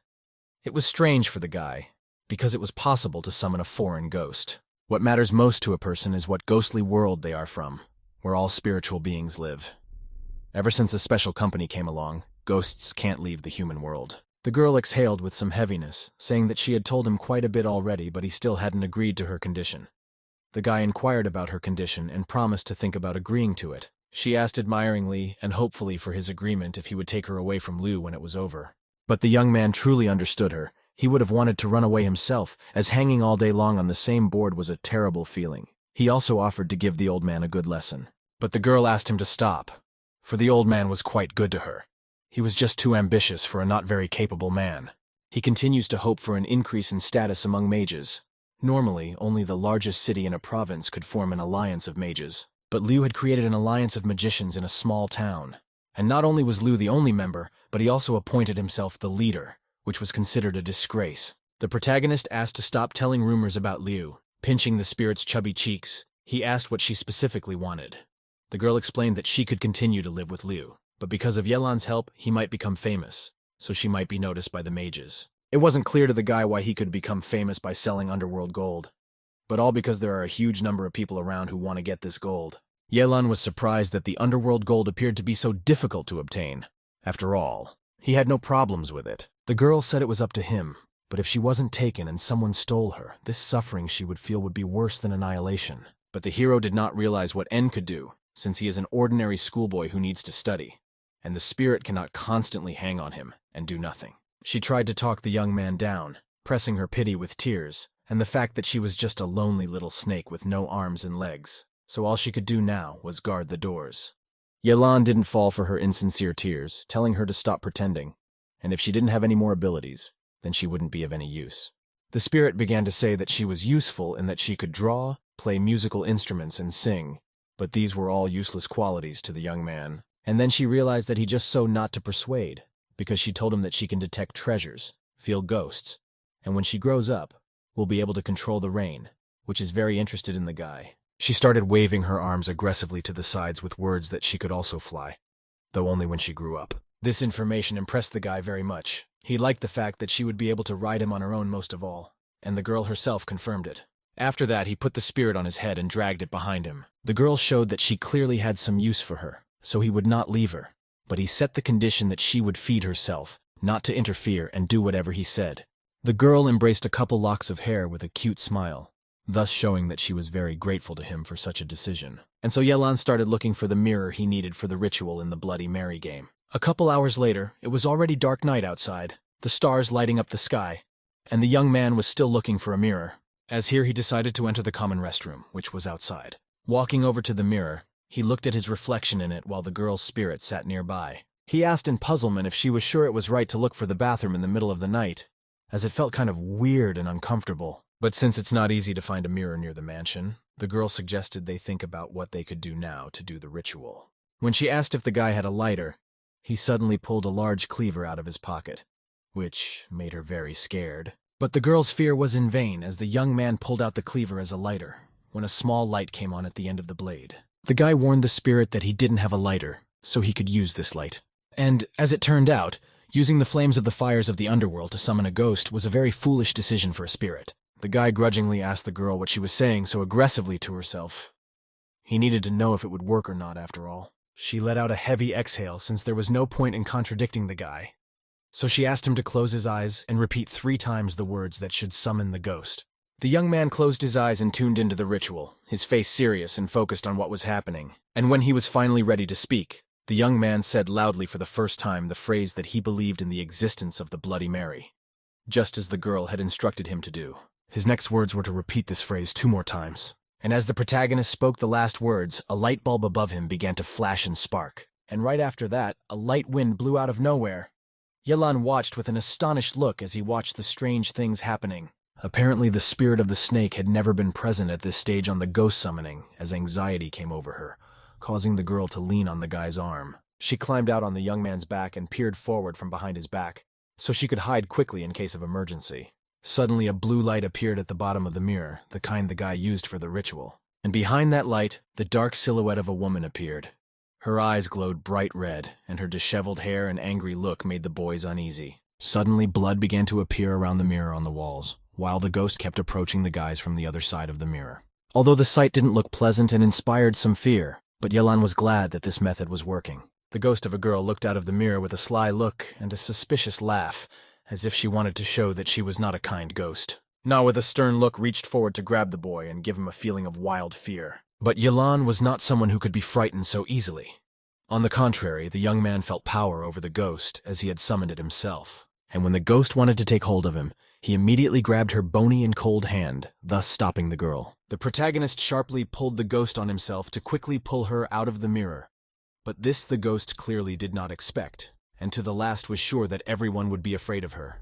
But then the young man suddenly let go of the ghost's hand, which slipped out on its own. He collapsed on top of the little spirit with a clatter, while the ghost, with a shocked look, tried to grasp onto something.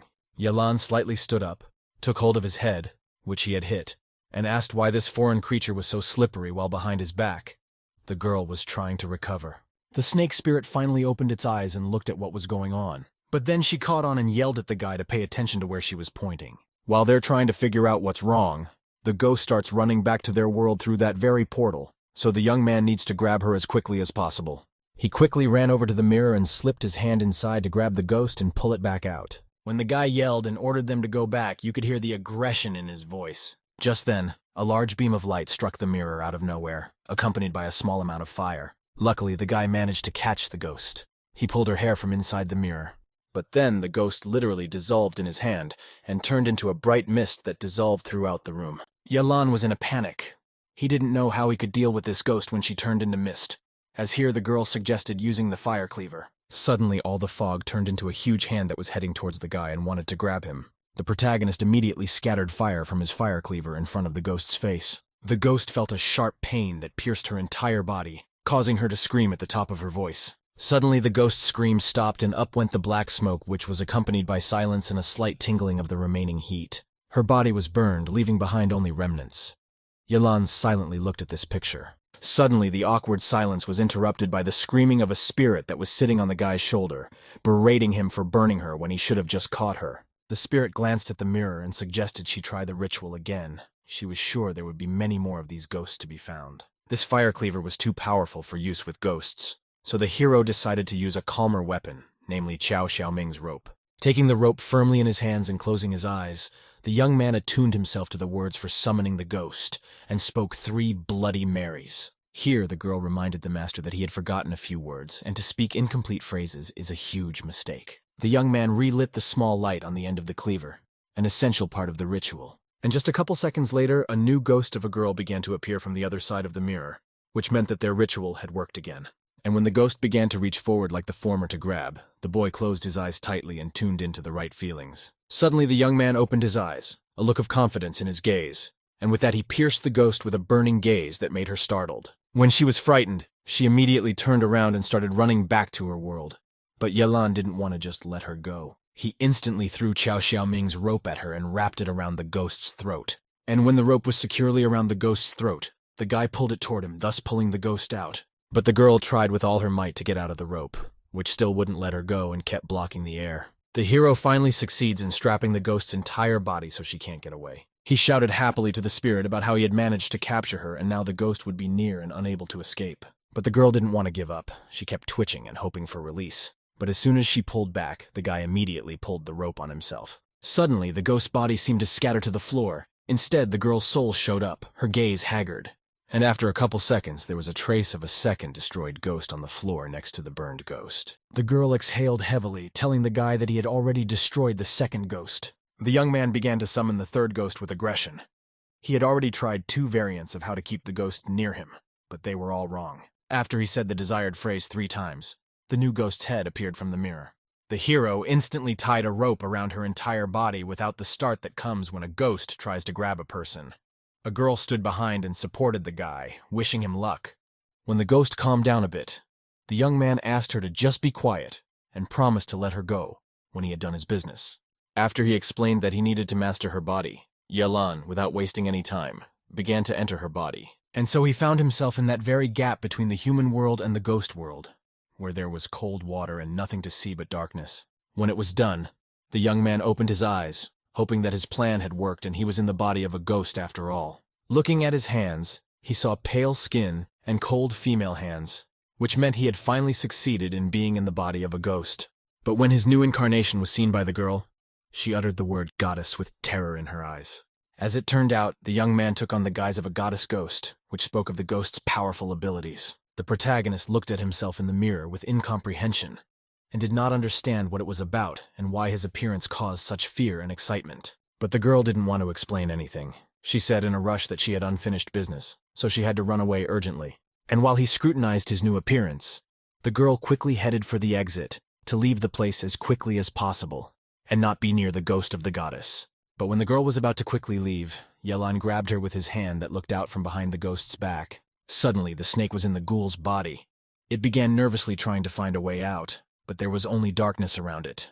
The guy took her in his arms and began to bind her body in a way that restrained her movement and prevented her from getting away at any chance. He put it in his pocket with the words that she was a snake and didn't need to cook her dinner, which she made up as a reason to run away. And so finally, Yelan can finally, in the body of a ghost, go and retrieve his precious underworld gold. When he left the restroom at this time, it was just over 12 at night on the clock. But to his great surprise, the boy advanced a couple of steps after 10 minutes.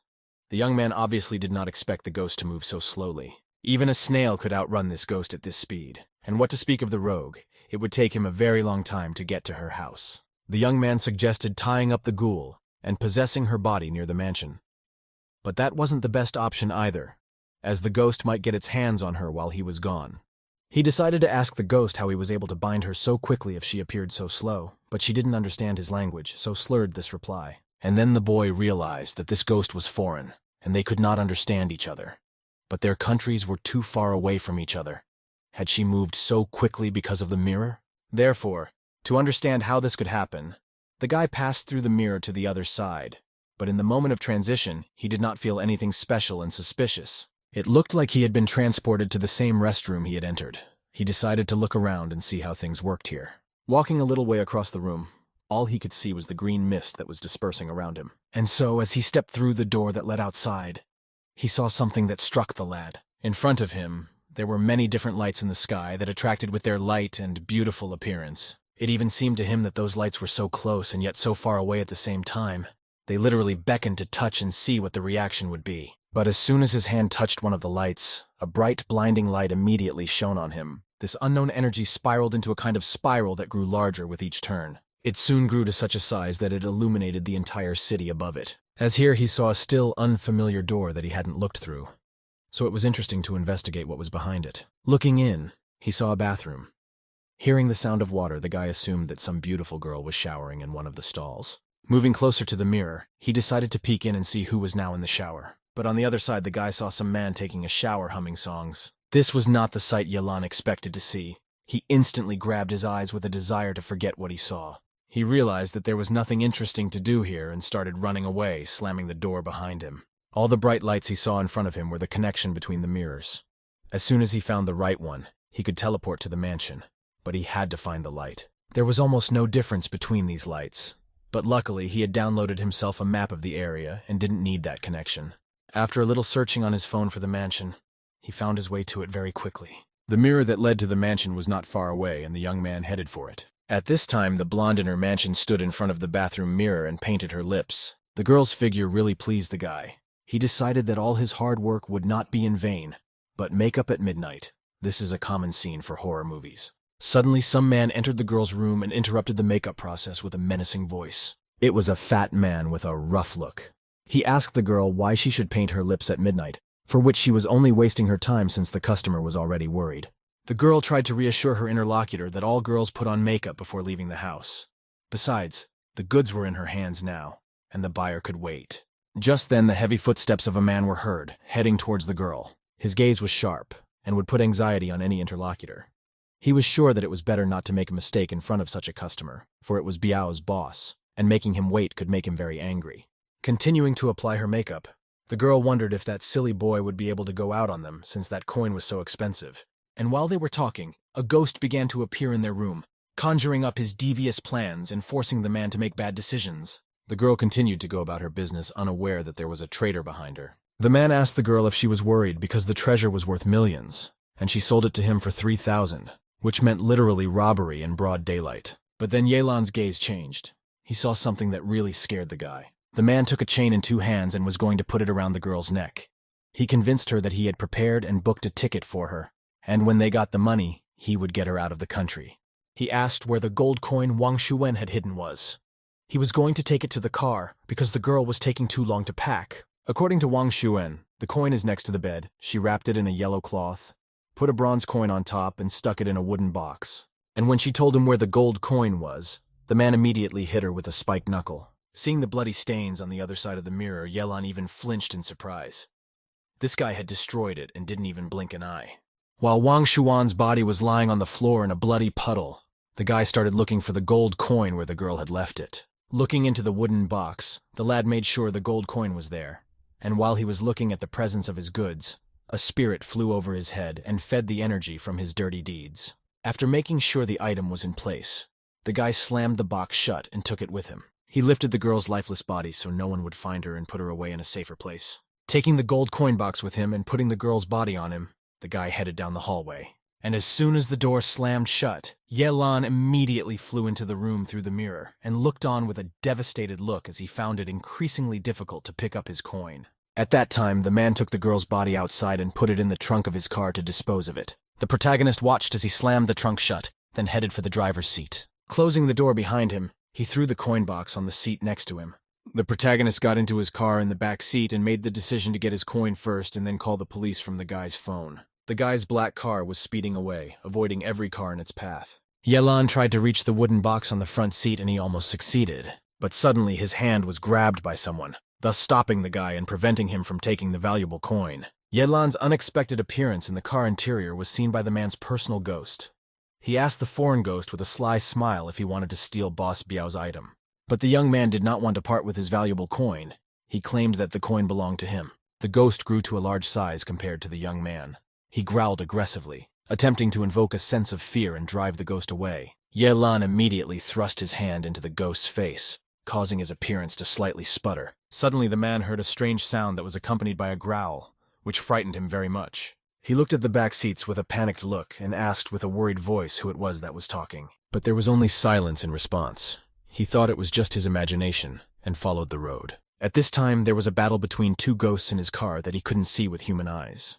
Yelan bravely fought the ghost without moving away from the battle. When he finally got a firm grip on the ghost, he immediately threw it out the car door. But as soon as the ghoul left the car, the horrible odor that came from the ghost was immediately heard. The protagonist pokes his head out through the roof to breathe clean air. But while he was breathing the air, the odor reached the front seats where the man was sitting and smelled a foul odor. This guy destroying Yelan wasn't difficult at all. But the other question was, who was Boss Biao who sent the ghoul to the bald guy to influence him to end the man? The young man approached the man and lightly blew on his face, saying in a quiet voice that he should hurry over to Boss Biao. This is when the guy realized that there was a ghost in his car, which made him very scared and drove the car crooked. Soon he had already reached the mansion where Boss Biao was waiting for him, hoping for a successful purchase of goods. He stopped at the entrance to the mansion and hurriedly got out of the car to call for help sooner. The man got out of the car with a dazed look, looked at the closed door of the mansion and headed towards it. Louis Z started knocking on the door as loudly as possible and asking to be opened as soon as possible.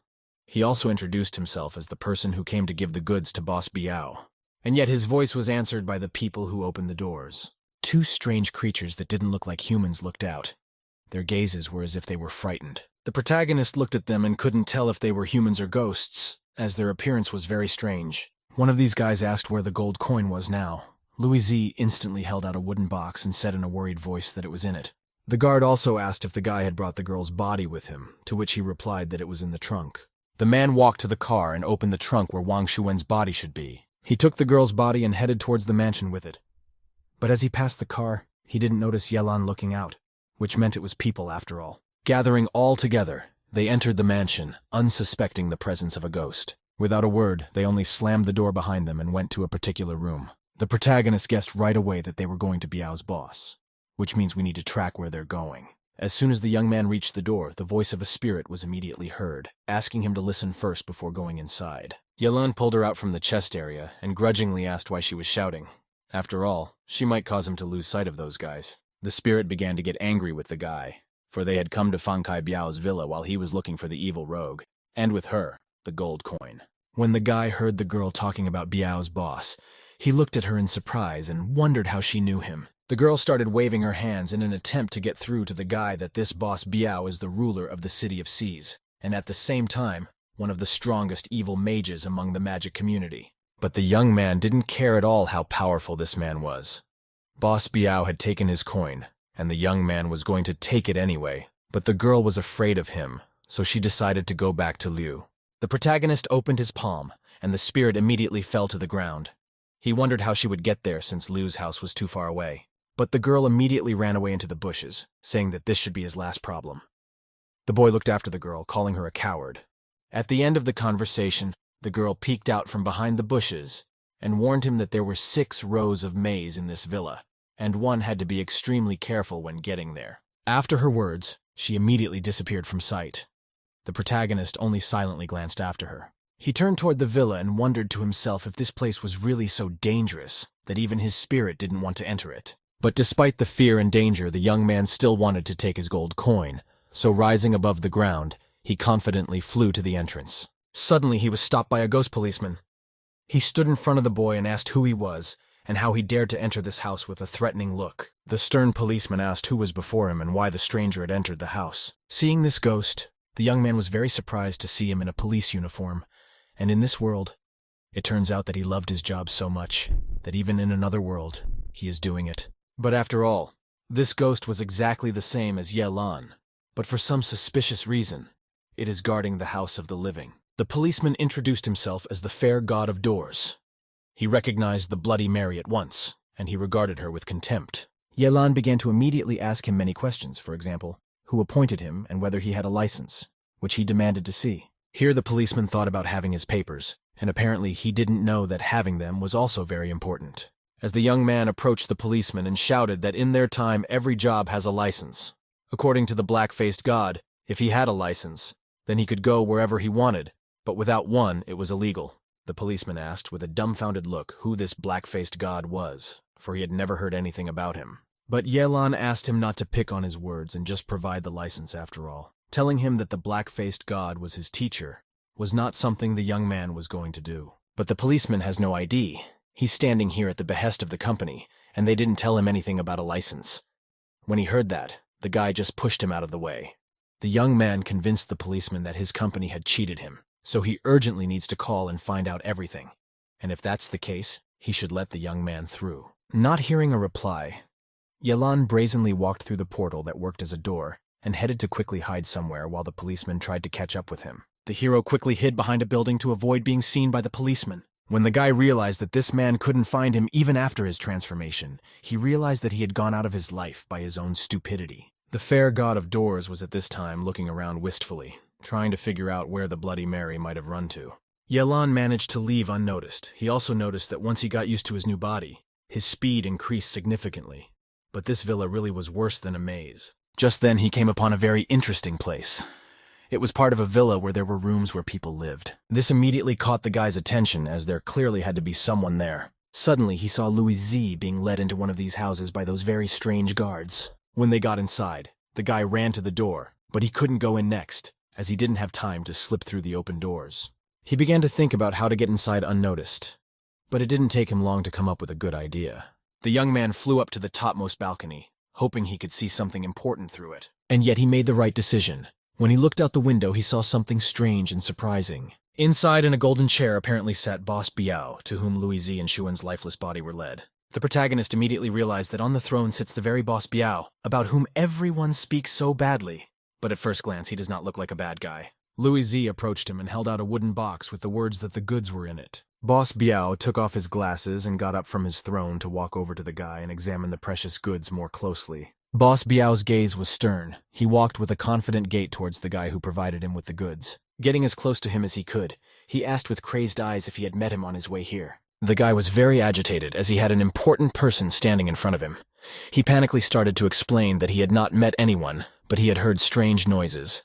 Without answering anything, he snatched the box from the boy's hands with a sharp movement. He then grabbed his face with one hand and lifted him high in front of him. Opening his mouth, he began to absorb all of Louisy's energy into himself.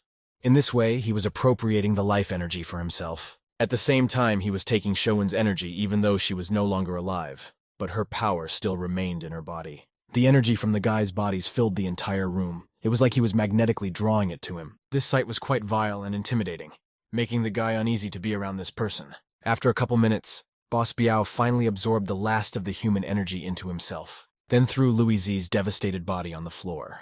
The guy was literally taken out of his life by sucking out all his energy. Having finished their dinner, his guards immediately dragged the boys, of whom only desiccated bodies remained, towards the exit. Just then, Boss Biao looked at the window where Yelan was looking out and said that since Bloody Mary was already here, there was no need to hide anymore. After Biao's words, the young man immediately tried to hide.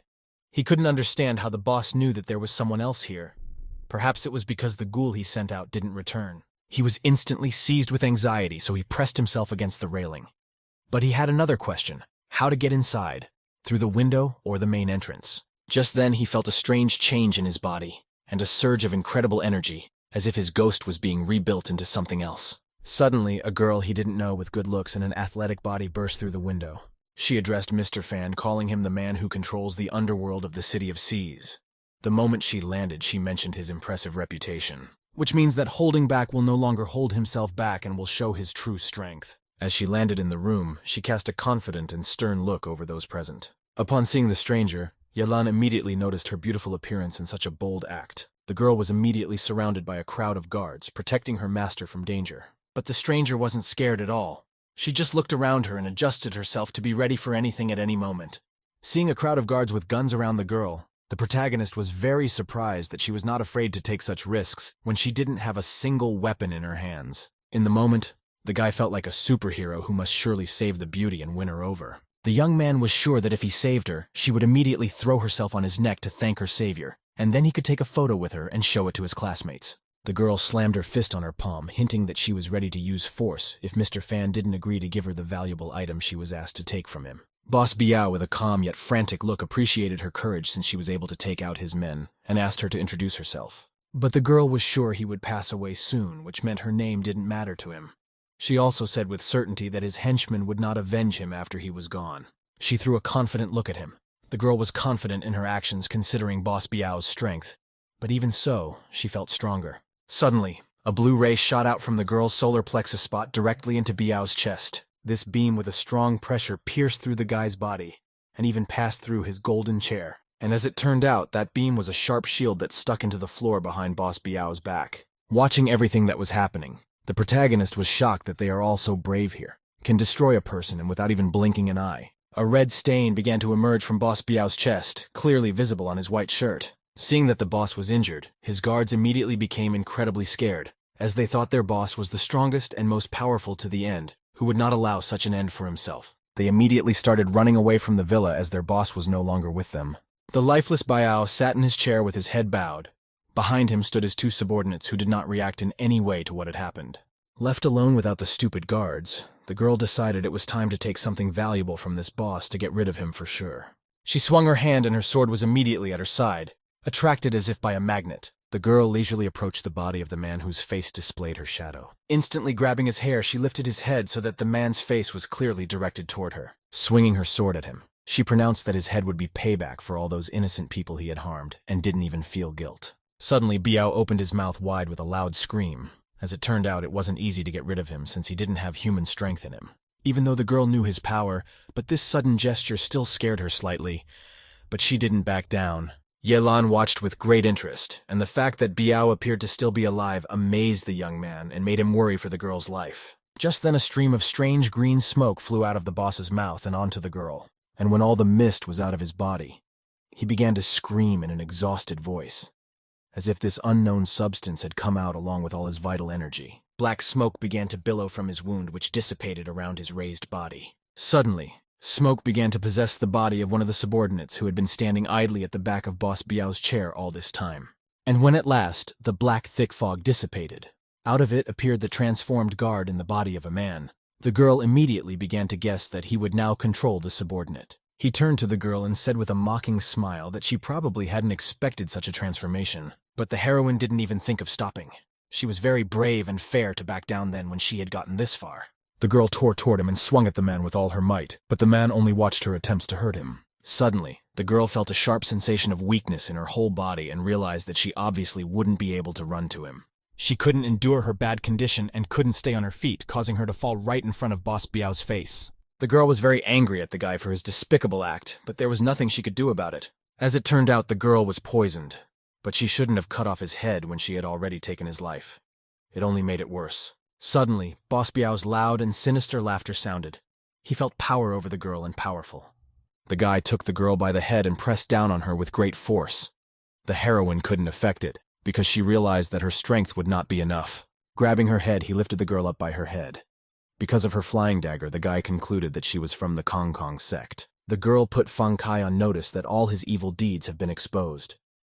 In all his time, he had taken the lives of many innocent people to get the transparent pill. Suddenly, Fang Day threw the girl to the floor. He confidently said that his life would soon become much cooler than all of their takings. So the guy decided to show her something that would prove his words. He took out an underworld gold coin from his pocket. Seeing it, the girl was amazed that he had such a valuable treasure. Fang Kai once again started laughing loudly with the words that even the gods were on his side. From now on, he no longer needed the ghost pill as he could go to any world. After saying that he was leaving this world, the guy made a sharp cut on the wrist of his hand, after which he tilted his hand so that the blood dripped onto the gold coin for the ritual. Yelan didn't like his idea at all, since the guy wants to use his gold coin, for which the protagonist can get $10 million. He was not going to give up his coin, so he immediately jumped down from the balcony to retrieve his jewel. Seeing the ghost flying at himself, Fang Day was startled out of surprise, as he didn't expect to see anyone else here. But for some reason, Yelan couldn't stay in the air like a normal ghost. He reacted so quickly due to the adrenaline rush that he hadn't really thought about whether he needed to show himself. For reasons unknown to him, his body was being pulled downward, and the guy was already mentally prepared for a collision. During the fall, he tried to grab onto something with his hands, but despite his attempts, his power didn't activate in any way. Just like that, he fell face down on the floor while the girl and Boss Biao looked at him in bewilderment, as this ghost was something they had not observed here before. The protagonist barely got on his knees, and being in a bad state, culturally asked Fang Day to give him the gold, claiming it belonged to him. But Fang Day mockingly asked if she had had enough of living since the ghost had gone through his entire labyrinth and now wanted to take his own thing. Ignoring his boss's words, the young man looked around the building from the inside, trying to understand why it was so difficult to fly in it, since it had never been a problem before. The protagonist held out his hand and again culturally asked for his underworld gold back. But such insolence made Fang Day even angrier. He didn't like the fact that some ghost had broken into his villa and was demanding the gold back. Suddenly, Boss Biao threw a yellow leaf towards the guy, which literally appeared from his hand. Thus he wanted to harm the guy. The paper flew with incredible speed straight at the target. The paper was flying at an incredible speed, straight at the target. Yelan saw her right in front of him. This throw was so amazing that it was not easy to look away from such a sight. Just a little more and a piece of paper would fit into his face. But then the protagonist grabbed the sheet with a sudden movement and clutched it tightly in his hand. Looking at the slightly burnt sheet, he said with a shocked look that only a kung fu master could throw an ordinary piece of paper so skillfully. Just like that, there was a big explosion at the place where Yelan was standing. It looked like this sheet was a trap, and turned out to be an explosion sheet. Thick smoke filled the whole place. Fang Dai threw a stern look at him and called him a stupid ghoul who didn't even think if there was danger in front of him and just did as he pleased. but there was no sign that the ghost had been destroyed, as it was suspiciously quiet. This was when Fang De realized that something was wrong. He eyed the thick smoke suspiciously, trying to see if the ghost was alive. Yet his suspicions turned out to be true. When everything finally dispersed, Yelan was standing there. He appreciated this interesting paper with an unusual effect and asked for a couple more. Boss Biao didn't expect to see a living ghost at all. It seemed to be the first time someone had survived this weapon, causing Fang De to wonder why this ghost remained intact. But the young man was not going to tell who he was, for he had come here to get his gold of the underworld, and he was not going to leave without it, for he had traveled too far. Boss Biao was scared of the ghost's attack. He shouted that she was just a lowly, pathetic ghoul that could do nothing against him. And to try and defeat her, he decided to unleash a stunning talisman on the ghost, which was powerful enough, and Boss Biao was sure that it should harm her. Many different paper talismans flew towards the young man.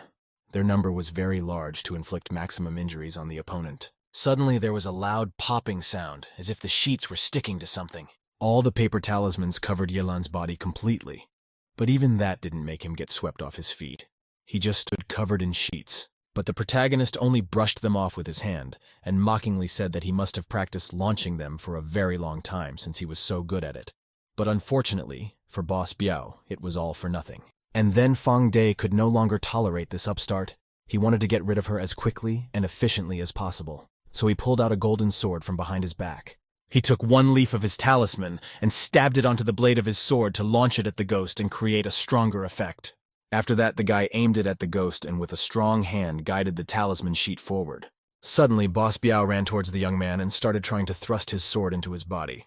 Fortunately, in the initial stages, Yelan was able to evade a direct hit. But then Fang De started to attack him from behind. But even then, the young man managed to dodge the blow, even though it was quite difficult. Boss Biao began to wind circles around the ghost, swinging his sword at it and reciting incantations.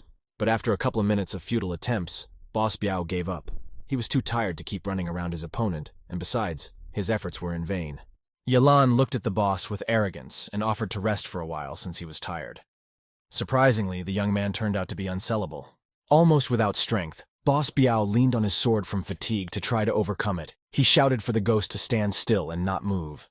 And while the protagonist took small steps backwards and said that he was only dodging because he didn't want to be cut, at this time someone behind him pointed the same sword. And while the guy was unsuspectingly walking on the tip of the sharp blade and trying to evade Boss Biao's strike, the sword was getting closer and closer to his body. Suddenly he felt someone lightly prick him from behind in the buttocks. From surprise, the young man even jumped back from where he was standing. He looked back with an aggressive look, asking who did it. When the guy turned around and saw another Boss Biao there, he started looking both ways in bewilderment, trying to figure out if he was imagining things. This guy was like a worm that reproduces through mitosis. Otherwise, he had no way of understanding how it could be that both identical people were standing on two sides. He started yelling at one of the guys for piercing his buttocks and calling him a pervert because of it. This blow was much harder than the previous ones, so he didn't want to look away anymore, but decided to fight back honestly. Quickly running up to Boss Biao, he snatched the golden sword from him, and winding circles around him started trying to escape. Suddenly he stopped in place and pointed his sharp blade at Fang De. A desire to take revenge on him in the same way he had done to him could be seen in his eyes. Boss Biao stopped on the spot apprehensively, and with a worried look he slightly stepped back, hoping that the ghost wouldn't stick a sword into him. But suddenly he felt the same pain in his buttocks as Yelan. The young man decided to take revenge on him for pulling a clever trick on him. A loud scream sounded after the heavy blow, followed by a large wound on Boss Biao, from which black smoke billowed out. The man collapsed to the floor without signs of life while black smoke slowly rose upward, filling the entire room. The protagonist apologized with an awkward smile for everything happening so quickly, but he didn't know that his clone would turn out to be so weak after all. Just then, the voice of a girl who was lying on the floor without being able to get up because of Finde's influence was heard. She shouted that now he had to destroy Boss Biao himself. But the young man waved his head to the side, claiming that he was a law-abiding citizen and not someone who was destroying people left and right. As Fang De Biao shouted, he reminded that he was an influential person, namely the Lord of Sea City, and this night, he would definitely take the life of the persistent ghost. Folding his fingers into the proper lock, he began to recite the spell in a quiet voice. He then spread his palms and folded them again in an incomprehensible key to let the energy flow through. Just like that, he held out 2 fingers on both hands straight, and with an aggressive look he spoke the last words of the required spell. Suddenly, the very guard who was guarding his villa appeared in front of him. The boy asked the soldier to deal with this ghost now. But when the soldier saw the face of the very same girl in front of him, he was immediately thrown into a shiver, as she had recently tricked him into entering the territory that way. But Yelan was also shocked to see the same guard in front of him, as he thought that they wouldn't meet again. But then he heard his boss's orders to destroy this ghost, and he immediately put all his fears aside and headed in her direction with a threatening look. The guard swung his bat at him and gave him a furious look, wishing her to finally disappear from this world. The protagonist already knew how to steer this guard in a different direction. He began to say again that the guard's duty was to make sure that no one entered the territory. But the ghost considered it part of his job, described in his contract, and guarding the mansion with the client was part of his duties. He truly felt it was his duty. Yelan appreciated his dedication and love for his work, but he was still just as curious about where his license was and if it even existed. But this time, it is much harder to fool him.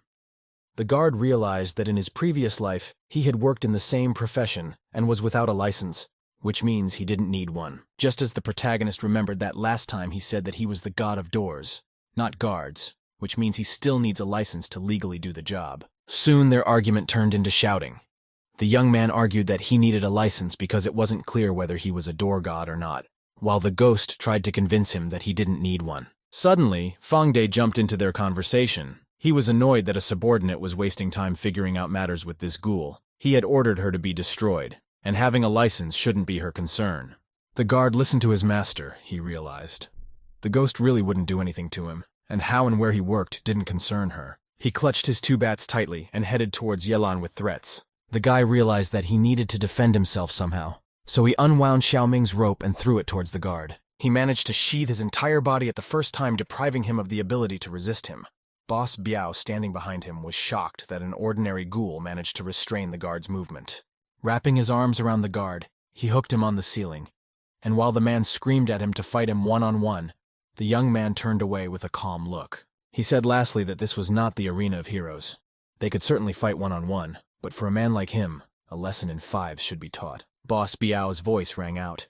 He realized that this ghost had come just for him and decided that he needed to fight it boldly and finally deal with all of this.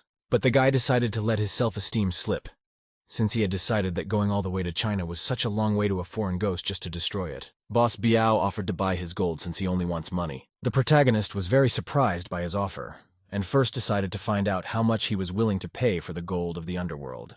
The girl tried to talk the ghost out of selling him the gold, otherwise he might leave this world and escape to another, causing the special company to be unable to do anything about it. To create the ghost pill, he tortured and destroyed thousands of innocent people.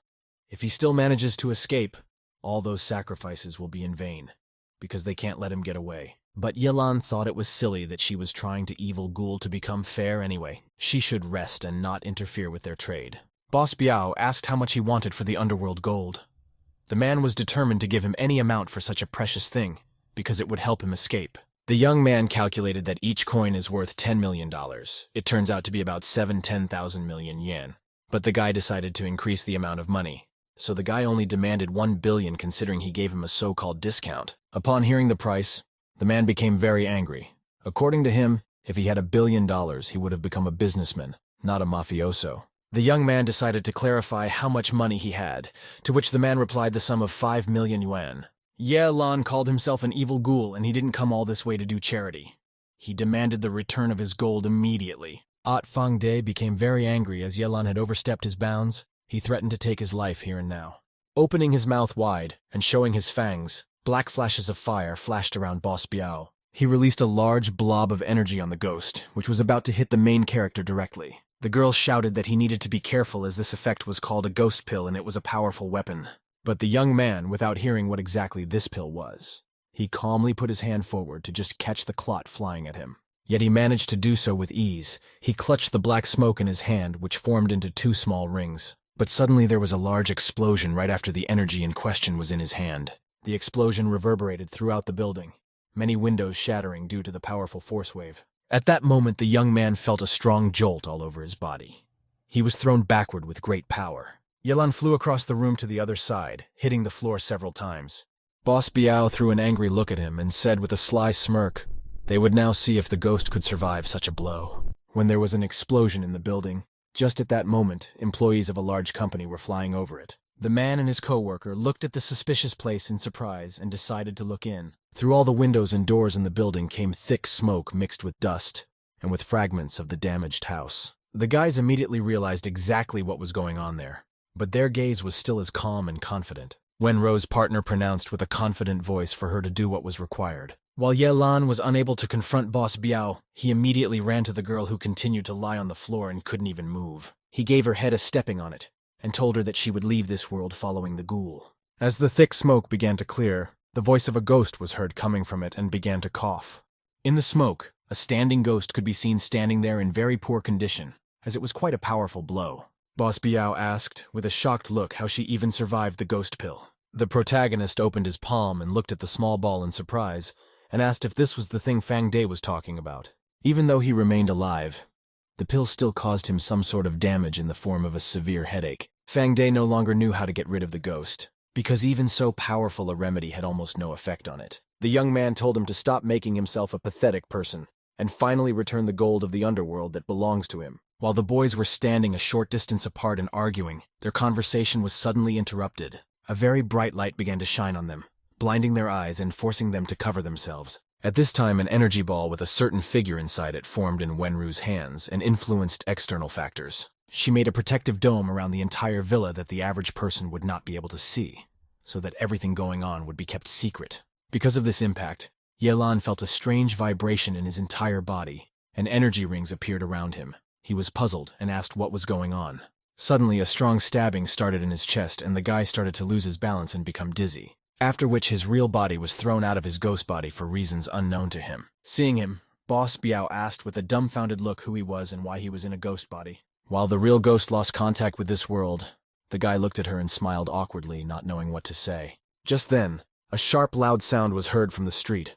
Boss Biao looked over there with panic and immediately realized what it was about. He said with a panicked look and with a trembling voice that it seemed to be the gold-suppressing belt that had arrived. Boss Biao asked Yelan with a startled look if he was from a special company. The young man hesitated on the spot, looking back and forth to see if the question was addressed to him and not someone else. He shouted that he was not an employee of a special company, so he asked me not to talk down to him. But Fang Day didn't believe the guy. He accused him of lying because only people from a special company could use the golden suppressive belt. Looking out the window, the guy realized that the golden light was the golden belt that Boss Biao was talking about. It seemed to be the belt that prevented him from continuing his control. Just like that, he realized that there was someone else here, and most likely this unknown person came from a special company since they had activated the golden belt. Boss Biao fell to his knees with a devastated look. He had always known that everyone in special company was an evil that he had been preparing for an entire 30 years of hiding from punishment. His emotions of aggression and resentment were going over the top. Fang Di had known all his life that he didn't have much time. With every word, the guy seemed to be self-destructing. He was filled with feelings of desolation and that his whole life was in vain, and he kept repeating the question of why Yelan didn't give him a chance.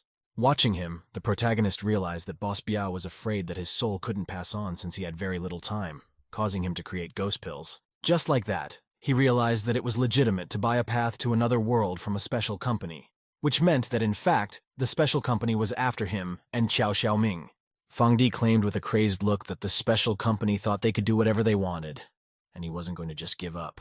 Therefore, he decided to take Yelan with him since he didn't give him a chance to move to another world and save his soul. After his owls, he screamed at the top of his voice in order to fulfill his plan with the guy. The shouting and overflowing emotions caused Boss Biao to be covered in black smoke. His eyes also turned black, and his appearance was as if there was about to be an explosion. The young man stepped back apprehensively. He realized that Fang Di was about to literally explode, and he couldn't master the ghoul right now to save himself, and his human body wouldn't be able to withstand the explosion. He decided that the only best option now was to get the hell out of this place. But then his attention was drawn to the girl's body, causing Yelan to stop. He didn't want to leave her here in danger, when she had no way to leave the building. She was unlikely to escape in the end, so the young man decided to do a good deed. Grabbing the girl by the leg, he began to run away as fast as he could, and calling with him the ghost of the goddess, who stood there not realizing whether to run or not. Fortunately, they managed to run out of the building before it exploded. Just seconds after they ran out, a huge explosion erupted behind them. Rocks, dust, and debris flew behind the boy's back. The ground began to split in some places. Suddenly, large rocks began to rise up and stick together. Just then, two red circles that were very similar to the monster's eyes flashed out of the thick smoke. After which, the large and sturdy body of the monster that was slowly heading forward was clearly visible. Taking a step forward, Yelan was thrown aside due to a large stone falling in its place, forming a huge hole in the floor. As he fell to the floor, the young man hit the floor hard as his strength was not enough to stay on his feet. Raising his head, the guy looked up in horror. He had already decided that he could run outside, but then stopped by an unknown powerful force. Fear was red in his eyes as he saw something in front of him that shocked the guy greatly. He saw before him a stone monster of incredible size that was formed from the entire building and the remnants of the stones. The young man didn't know where to run to, as it was extremely difficult to escape from such a monster with ordinary strength. Just like that, a huge stone fist headed towards him, from which Boss Biao's threatening words could be heard. The guy immediately grabbed the girl in his arms to be ready to escape, but at the moment it was impossible. He was already ready to meet a powerful blow. He saw that intense gaze of the monster about to deliver the final blow to him. But after the first blow, Yelan managed to roll on the floor. The monster started trying to strike again, but from the next attempts to strike, the guy managed to get away with the girl. Picking her up, he said she could do with going on a diet, as it was hard to carry her, but he couldn't leave her either because of pity. The protagonist grabbed the girl in his arms and started running away before the huge monster noticed them. And so, the guy was already heading towards the exit of the villa, but it was already a good thing that he managed to run outside the building. It wasn't long before the monster noticed the guy was missing. He began to look out for him from all directions, hoping they weren't far away yet. Once between the two houses, Yelan put the girl on the floor to catch her breath. His voice was tired and exhausted. Revisiting all the pictures of this monster in his head, he was once again convinced that each blow of this giant weighed a ton. A glance at the girl told him that she was complicating the whole situation and slowing down his movement, but he couldn't leave her behind. Hiding behind the wall of the building, the young man peeked out slightly to see what the monster was doing there, and to understand its condition. The giant at this time was smashing everything in sight and kept looking for the guy, shouting insults in his direction. The young man realized that he didn't have enough strength to deal with him in the form of this clump. Besides, someone from the special company is nearby, so it is urgent to run away. Luckily, the speed of the super flash was still with him. Without it, his chance of escape would have been 0. Just then, the ghost of a goddess who happened to have found his place for hide and seek began to fly in his direction. Upon seeing the ghost, the boy was covered in cold sweat due to the sudden rush of excitement and the realization of what could happen if the giant spotted her. He started waving his arms and asking her not to fly in his direction. Since she was a ghost, she could save herself, and she was safe from his powerful blows. But much to the monster's dismay, he heard the guy's voice and saw him actively waving his hands at his ghost. The monster's eyes immediately lit up with joy and the fact that he had finally found this guy he longed to take with him. The young man immediately realized that there was no point in trying to stop the ghoul, because the ghoul had noticed them anyway. This displeased him greatly, for he had a chance to escape, but because of the ghost's stupidity, things didn't go according to plan. Throwing the girl on his shoulder, he shouted loudly that it was time to run, and rushed off with all his might. Ahead, he could see a broken wall leading to the exit of the dome, and once he got out of here, no one would be able to catch him. The lad was very close to the exit, therefore he made the most of his strength to leave the territory of the villa as quickly as possible. But as soon as he reached the dome, the guy fit into it with a loud thud, and hopefully he would just pass through it, leaving the monster surrounded in the dome. From despair, he fell to the ground and put the girl's body next to him. This exit was the last hope for salvation, and in the end, it turned out to be all pointless. The guy poked at the dome with his finger, trying to figure out what it was and how it worked. After touching the dome, waves began to spread across it. Yelan looked up to see exactly where the wall was coming from. At the top was a small object that was in the middle of the dome. It was what held the entire wall together. And as long as this item surrounds the mansion, the guy couldn't go outside the dome. It just wouldn't let other people through. Now a huge monster is rushing after him, so the guy urgently needs to do something about it. He decided to try and break the dome, or at least make a hole. The young man swung his fist with all his might and was about to hit the wall. A loud explosion rang out after the heavy impact, which only further attracted the thug's attention. The boy threw a serious look forward, trying to see if he had succeeded in breaking through the dome or not. But then he felt a strong pain in his arm. This wall was so strong that he couldn't break it. At this time, a huge monster was approaching him, and kept repeating the same insulting words towards the guy. Yelan saw the monster approaching, which was already quite close. There was no point in staying in this place, since it wouldn't penetrate the wall anyway, but it needed to save itself. He took the girl in his arms, tried again to break through the wall, but everything was in vain. But despite this, the young man believed that there must be some way out of this situation. The monster was already near the gate behind which the protagonist was standing. Once again, the giant's voice rang out, still trying to figure out where this guy was hiding. The young man could not stay in the same place, so he decided to find a way out in another building. Running to it, the young man punched through the wall with his fist to make an entrance to the inside. Yelan entered the building and looked around with a sharp and intense gaze while holding the girl's body behind his back. And while the monster's rough voice came from the street, Yelan tried to find a way out in another building, hoping for a good result. But much to his dismay, he was once again frustrated by the situation even in another building. There was a wall inside it too, preventing him from passing beyond the danger zone. He couldn't manage to break the wall or go through it, which perplexed the guy. He didn't know how to find a way out. Suddenly, the ghost of the goddess approached him from the other side of the wall, where there was complete safety. The young man wondered how she had managed to get through that dome. As immediately the hero's gaze changed, he saw something that incredibly shocked him. The foreign ghost showed that she could pass through the wall both one way and the other without difficulty. That's when the guy realized he could try to slip the body of the girl he'd taken with him. He took her hand and began to try his plan, hoping that it would work out and could at least get her through. But after trying to slip her hand in, nothing worked.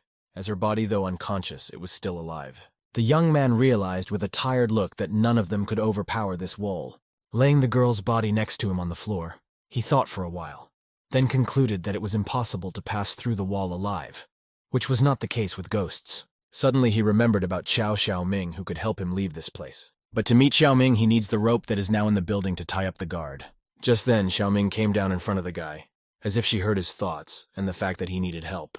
The guy was insanely happy to see her here and was sure she wouldn't refuse to help him in this situation. But Xiaoming turned away from him with a resentful look and grudgingly hummed.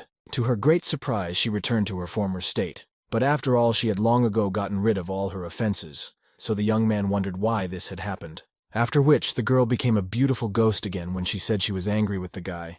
The young man wondered what he had done to feel resentment towards him. That question made the girl lose her temper. She started screaming that he had done enough to offend her, for example.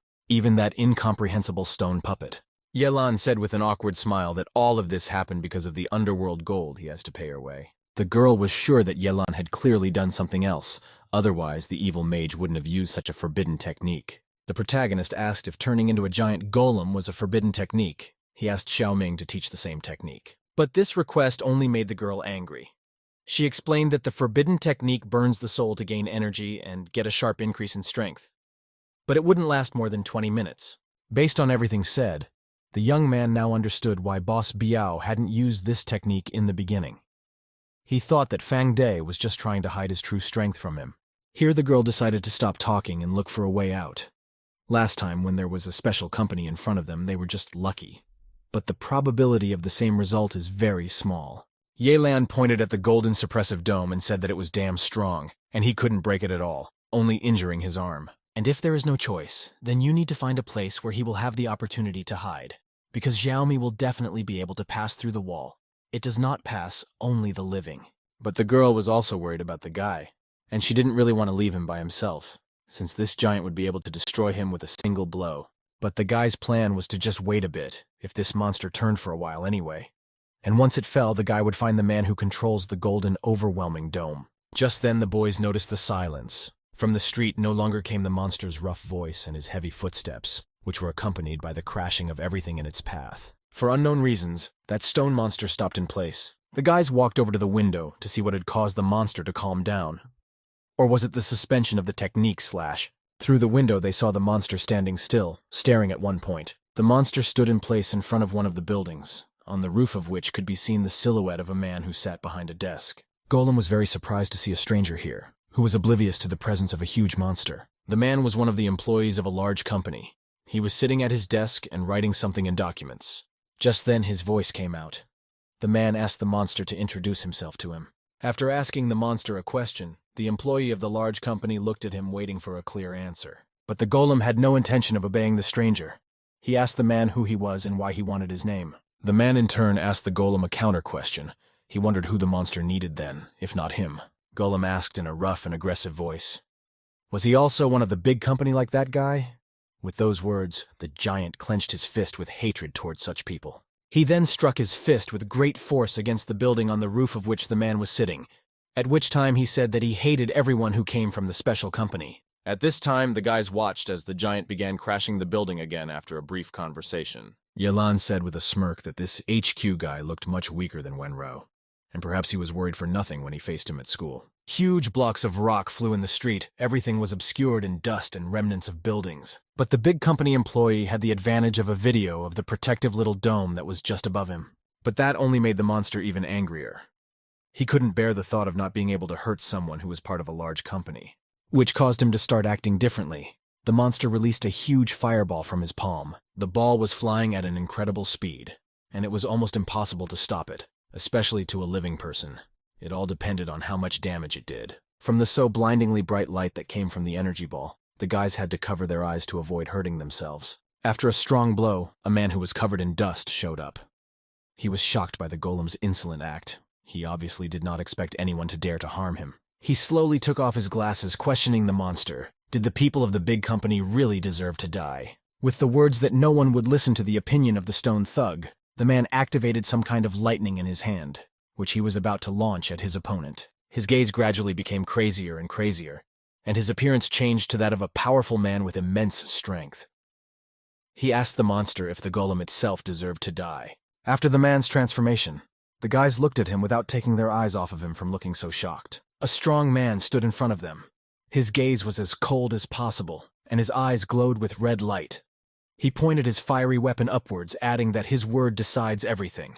Suddenly he whirled his weapon, followed by spirals of fire which he controlled and directed. But the monster was also not going to just give up. He was intent on a fair fight. Besides, this man had insulted his opinion. Swinging his weapon, the man jumped high up to get close to the monster and strike it. Just like that, there was a large explosion on the golem's body, after which the man simply flew further away to avoid being hit by the debris. And as it turned out, it made a huge hole in the middle of the monster's body. He looked at the wreck of his stone body in bewilderment. But thanks to this explosion, the guy managed to pull out Fang Day's real body, which was deeply hidden behind the monster's appearance. He grabbed him by the throat and looked into his eyes with a crazed look. After that, he threw the guy on the floor and looked away with a smirk. He felt power and victory over such a powerful monster. Seeing all of this, Yelan was shocked. Could this goon really not be able to withstand a single blow? The girl was not very happy that a man from a large company was able to defeat an evil mage. The young man asked Xiaoming if these people from the special company would leave after the evil magician was arrested, and if they would be able to escape when they were alone. Xiaoming noticed something wrong on the employee's face, as if they didn't really need the evil mage this time, as if he only grabbed him because of the attack. Just like that, Yelan felt a noticeable movement of the walls that were gradually narrowing. He panically started to ask why this was happening. Xiaoming looked at him with a worried look and uttered that these big company guys were too serious this time. And then Yelan heard something that caused him to be shocked and made him extremely worried. Such emotions were caused by Xiaoming's words that the staff wouldn't leave without a boyfriend. The young man could not believe that these men had really come to capture him. The thought kept him in suspense. He asked Xiaoming if she was sure that they were only up to this whole thing to catch him. But after all, Yelan was just an ordinary high school student. What could they possibly need from him? According to the girl, he was the only person they were currently afraid of. But even this the lad could not understand what frightened them so much about him if he posed no danger to them. Xiaoming said that one day he would know the answer to his question. But right now, his main goal was to try to survive before that day came. The protagonist did not understand the girl's message, so he asked her to explain everything in detail. But Xiaoming turned away from the guy with a sad look and just kept silent. The silence only added to the anxiety of the unknown. He took her by the shoulders and demanded an explanation, which he never got. But Xiaoming really didn't want to make the situation worse. She pulled herself together and put on a smile for support. The girl asked for a promise that he would always be strong. She assured the guy that whether it was her or someone else, a lot of people were hoping for him. Suddenly, the guy reached out his hand towards the girl to try and see if the girl was sick. The young man could not believe that many people hoped for him, so he asked if ghosts could be sick too, as her words seemed incredibly strange to him. Suddenly, Xiaoming kissed the young man's forehead and asked him to promise her one very important thing. She pulled away slightly and whispered softly in his ear that he would always live, no matter what the circumstances. After this gesture, Yelan didn't know what to reply as he was shocked by this cute girl's kiss. Suddenly, Xiaoming was lifted into the air, wind rose around her, and her body began to transform into something else. The guy tried to call out to her, but the girl paid no attention to his words as she had more important things to do right now. After a few seconds, her former divine appearance was gone. Now she looked like an ordinary ghoul with a lot of grudges against humans. Opening her eyes, her gaze became evil, powerful, and left an unkind opinion. But it was still that good Xiaoming. She had made a reincarnation to try and break down this wall erected by the golden suppressive dome. Suddenly, A small explosion erupted from the building where Chao Xiaoming along with Ye Lan were. The girl abruptly rushed out through the ceiling upwards to get close to the dome. An employee of a large company also noticed this and looked up in surprise, trying to make out what it was. A man could be seen taking off rapidly in the sky, accompanied by a violet bright light. The man immediately got off the ground to fly closer to the ghost. He kept saying that he had finally found the one he had been looking for so long. His expression showed that he had a plan in his head to destroy the ghost. At this time, his colleague Wenro stood at the top of the dome and guarded the object that made the dome. Just like that, her gaze changed. She noticed the ghost of the girl who was causing her aggression flying towards her. Even though Xiaoming knew about the big company's employee being there, she continued to fly upwards to smash that dome. The girl was trying to reach the dome before she even reached it. She didn't even think about the fact that destroying the dome could hurt her herself. At this time, Wenro was waiting for her on the backside of the dome and had already set up to deal damage to the ghost. But as soon as they collided, the girls flew in opposite directions. Because Xiaoming managed to break through, a hole was created in the dome. Because of this, the wall gradually weakened, and Yelan finally had a long-awaited chance to escape. At this time, a battle of the strongest was taking place in the sky. Xiaoming together with Wenru was channeling energy one-on-one. Suddenly, Wenru's partner had already flown up to them to grab the ghost. The young man remembered Xiaoming's words that he should run the second he got this opportunity and not turn around, as his main goal was to save his life. But there was one thing that was slowing him down. The guy was wondering if these big company employees would destroy Chao Xiaoming if he ran away from them. The young man made a decision that he would not let these people hurt Chao Xiaoming, and would protect her for what it was worth. Looking up, the guy saw an incredibly brutal battle of strong guys, because he didn't even know how he could help them. After not much thought, the young man finally had an idea on how exactly he could help the girl. Looking outside, he saw Boss Biao's lifeless body in front of him, from which his anxious spirit was bursting out. At the same time, a man from a large company was approaching the girl to Wenro's rescue, and when he was finally close enough to her, he immediately swung his fiery weapon, from which bright light poured forth in great quantities. Still, he managed to deal some damage to Xiaoming, causing her to briefly lose control of herself and fly down a bit away from them. But she quickly came to her senses. She was overwhelmed with emotions of anger at these workers who had been too cunning. Wenru started behind Xiaoming to strike her, and the girl couldn't reply as she would already be injured then. A blue light lit up in Wenru's hand. She activated a powerful energy, after which she directed that energy towards the girl.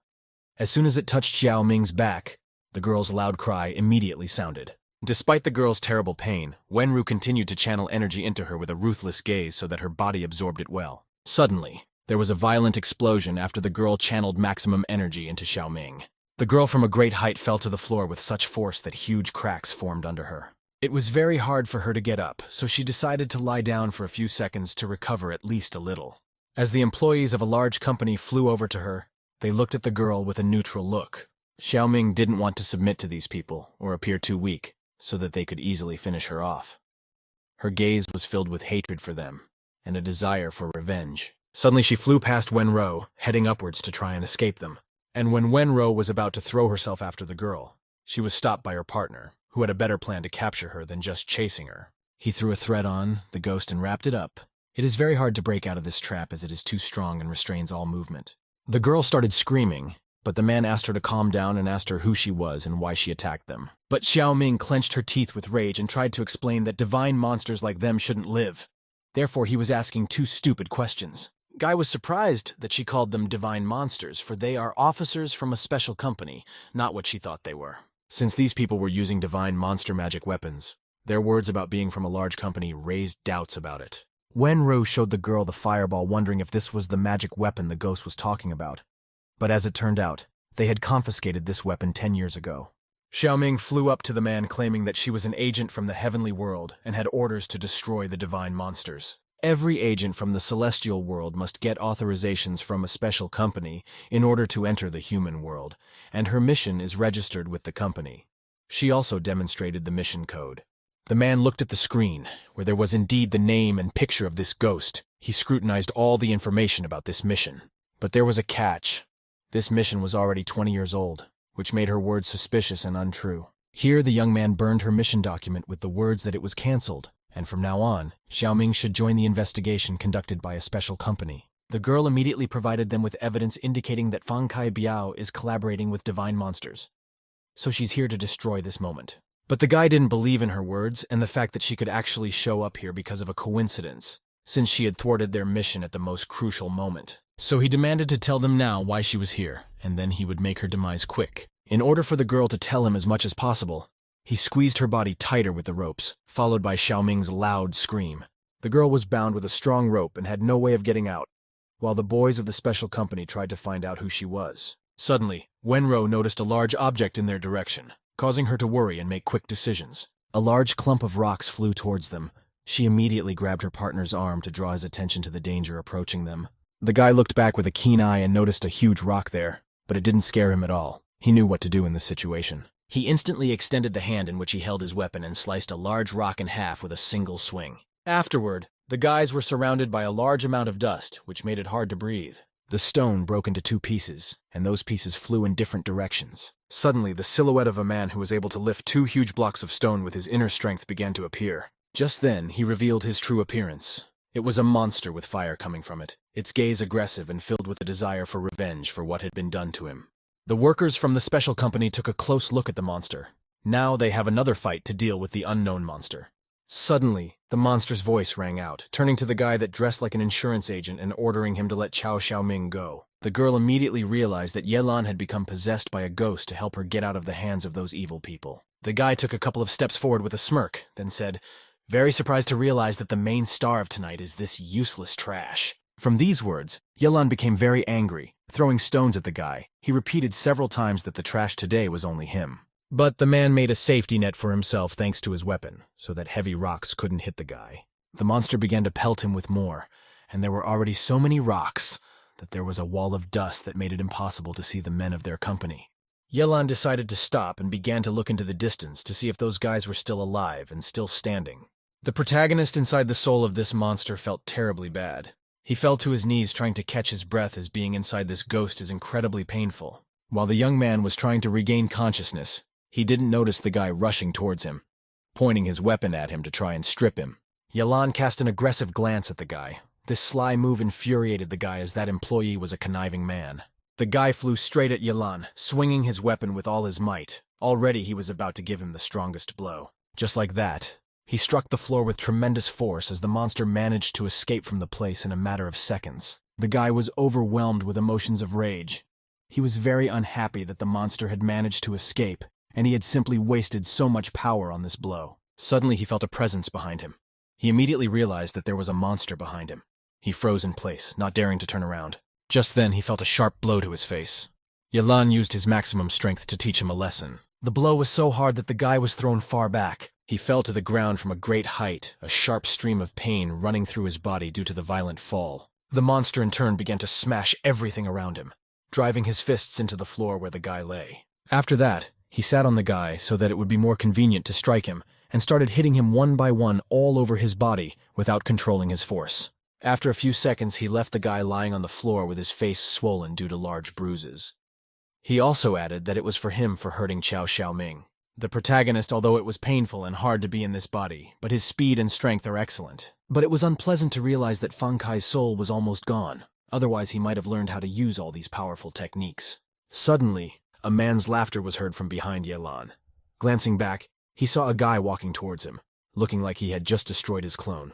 It seems like every mage has a cloning technique. Otherwise, how else can you explain the fact that everyone is using it? The guy stopped not far from Yelan and asked the monster if he had already had fun destroying his clone with such fury. The guy said that once the soul is gone, the image of the monster will leave the guy's body, and he won't be as powerful as he was all along. Afterward, with a sly smile, he asked the guy to meet him, calling him a divine ghost. Yelan was greatly surprised when he was once again called a divine ghost, while he had no clear explanation for it. The protagonist explained that he only came here to save his friend, and he has no idea what he's telling him. To this, the guy said with a sly smile that the divine ghost was the highest predator among all living things in the universe. He is capable of traveling to any world he chooses.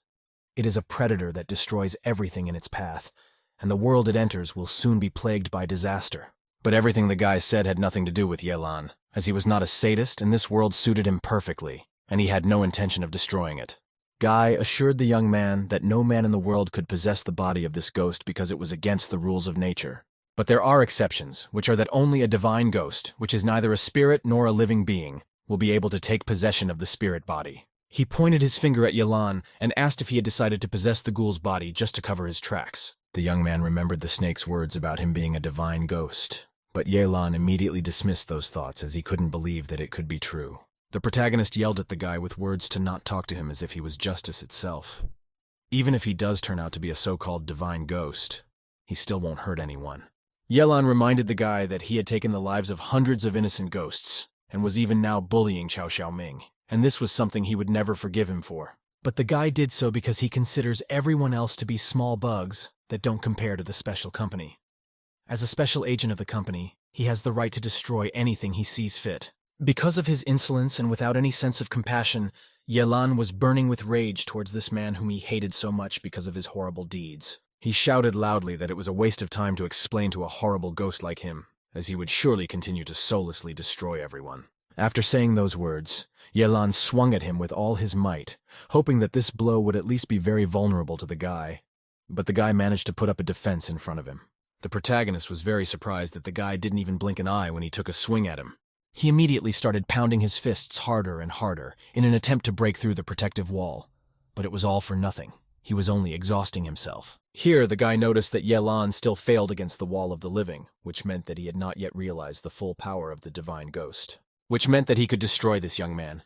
He immediately waved his magic weapon around him, and then everything around him glowed with a bright firelight. The guy's gaze remained still as confident and determined to take the life of his main rival at the moment. Activating his energy, the guy pointed at Yelan to influence him with his energy. The protagonist immediately flew off some distance due to the strong flow of energies directed at him.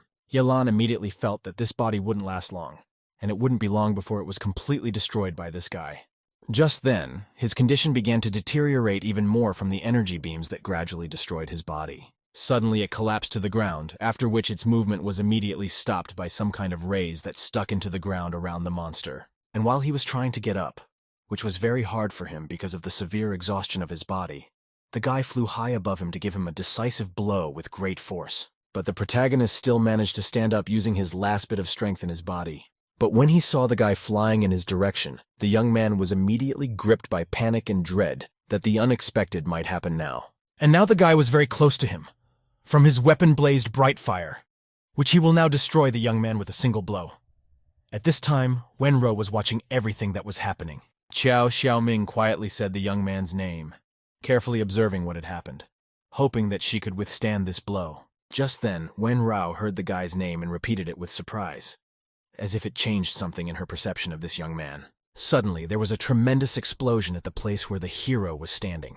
A huge stream of wind mixed with energy went up high into the sky, illuminating everything around him. Then the guy with a happy grin and confident gait headed towards his partner, while behind his back the fire was blazing and splinters were flying apart. Xiaoming tearfully shouted the young man's name loudly, trying to slip out of the rope that was restraining her. But no one paid attention to her worries for Yelan. Xiaoming tried to get out of the rope to immediately go check on the young man's condition, but Wenru asked her to hold still so as not to attract her partner's attention. Although Xiaoming listened to the girl, she didn't even take her gaze away from where Yelan was standing. She hoped to the last minute that the guy was still alive. Dust continued to rise at the site of the explosion. Huge blocks of stone were flying in different directions, and the guy stood and looked at what was happening. When he realized that he had surely defeated that boy, he headed forward with the thought that one problem was solved. But for unknown reasons, a large block of golden stone formed at the site of the explosion, which began to crack and was about to split apart. A strange cracking sound caught the lad's attention. He scrutinized the stone with wonder to see what would happen next. Suddenly, strange spikes began to appear from the rest of the broken stones, and the stones themselves merged into one place, as if magnetically attracted to each other. And so in just a few seconds, a stone monster of incredible size had formed. It looked very powerful, and was obviously eager to kill this guy. When the monster rose to his feet, he turned out to be incredibly tall, because of which the guy immediately began to panic, because he did not expect that he would only provoke the creation of such a monster. Although he realized that the monster would be very strong, but he was not going to give up. He was ready to make every effort to get out of this fight as a winner. The girls at this time watched as this giant appeared out of nowhere, and couldn't understand why this happened. Xiao Ming asked Wenru in bewilderment how this could have happened, but the girl didn't answer anything, and continued to stare intently, trying to put together a picture of the whole situation. At this time, the guy activated his weapon, and jumped up high with the words that finally Mr. Divine Ghost appeared and revealed his true self. He struck the monster with his most powerful blade, but the monster put up a hand to defend himself so he wouldn't hurt his body too much. After such a violent collision, the ground began to shake, the rocks shattered into separate pieces, and the road broke. The powerful explosion affected both sides. Each of the boys felt in different ways the pain and destruction. The giant took the lad's huge weapon blade with one hand, which was given to him with ease, after which he swung and hit the guy's body with all his might, causing him to even lose concentration over himself, which happened for the first time in this fight, but he still managed to land calmly and without severe injury. He stopped on his feet in front of his suitcase, from which bright rays were emanating. He decided to go to extreme measures and use a weapon that should do some damage to the monster. The guy slipped his hand into his suitcase, after which he pulled out a large, unusual assault rifle that would be many times stronger than his own weapon. Suddenly, sharp shots were heard, one after another, not stopping. The guy was ready to fire all the bullets that are designed to destroy souls, despite the many bullets that hit different points on the golem's body. It though heavy, but it continued forward despite any obstacles. Soon, a wall of dust and smoke rose in front of the guy, because of which he could no longer develop the golem, but continued to fire bullets blindly, knowing that the monster was out there somewhere. And so he lowered his weapon as he realized that even soul-resolving bullets couldn't handle this golem. The boy turned around, giving the monster a worried look. He turned around, giving the monster a worried look, and then he thought of another way to get rid of the monster. He moved up to be closer to the monster and pointed one hand at it, from which he was about to release energy. Suddenly, a blinding light and an incredible amount began to emanate from his hand. He continued to destroy the monster with a sly smile, with the certainty that it must torture him. Ahead of him, the guy made a sort of wall, which he thought should prevent the golem from getting close to him. It should slow down his movements. But suddenly his hope was dashed. The golem managed to put a fist through his wall, which sent the guy into shock. The guy couldn't believe that a monster could pass through the wall of the living. He couldn't think of any reasonable explanation for it. Suddenly, there was a violent explosion due to the monster hitting the guy with great force, which abruptly stopped the flow of energy. Falling to the floor where everything was destroyed, the guy immediately looked at the golem with horror. The monster took a high jump to get close to the guy. And now the golem was quite close, and it seems like it was about to step on a guy who was fragile compared to him. Suddenly, the guy looked bloody, as if something had pressed down hard on his body. And while the monster landed one blow after another on the guy, the girls watched in silence. Soon the monster calmed down and everything became quiet. There was a lot of dust and devastation around. Xiaoming was worried about Yelan, whether something had happened to him while he was in the body of that crazy golem.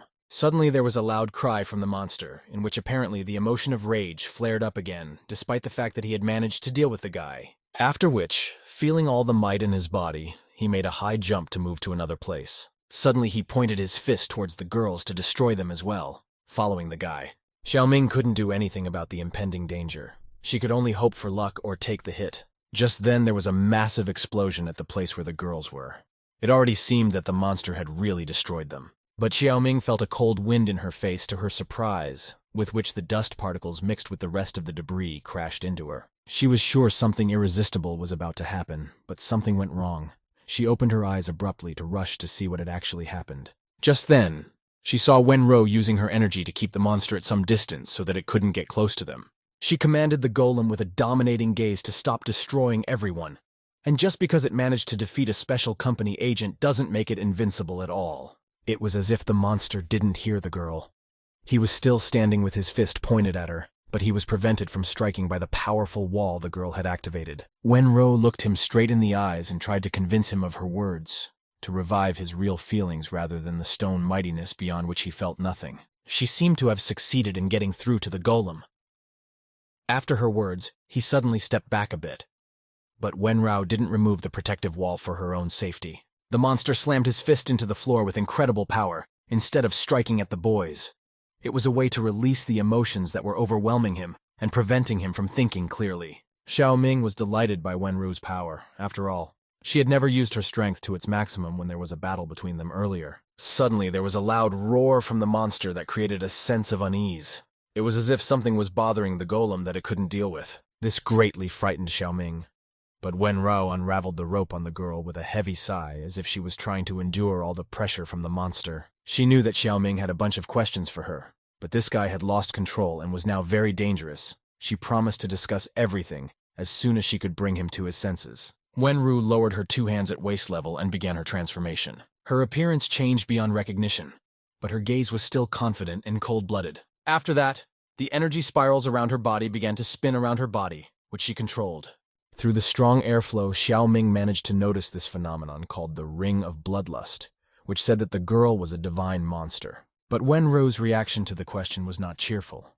She said that whether it was a divine monster or a divine ghost, they were all just stupid. Even though Wenru is hiding in the Celestial Company, she still can't get rid of the agents of the Celestial World. She swung a sharp punch right at the monster's face. Her strength was ample, and even more than her partner, who was ranked above her anyway.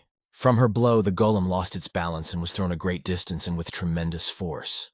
She said with certainty that this goofy divine ghost wasn't really that invincible. He, like all the guys, turned out to be a bully who had too much power dropped on him. With each strike on the monster, its damage became less and less, and after the last powerful blow of the girl, its damage decreased by as much as 20%. Golem took all the power in his fist and with a strong swing directed it at the girl. But she was confident in her strength so much that even so she did not move. She slowed down the guy's punch by making a protective wall in front of her, then kicked him in the stomach and thus reduced the damage by another 15%. His body was thrown back so much that he bounced off the ground a few more times and eventually his strength decreased even more. Soon his power was equal to less than half, but despite such a small power, he continued to do battle.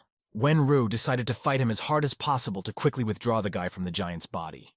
She headed towards the monster with a confident gaze, and when it was quite close, the girl again gave him the strongest blow with her foot. When the giant's body was a great distance away, she began to sink to the ground as she continued to unleash her power on the monster. And now, finally his damage was only 1%, about to be destroyed. He felt pain all over his body and could no longer fight. Wenru walked over to him and stepped one foot on the powerless body of the monster.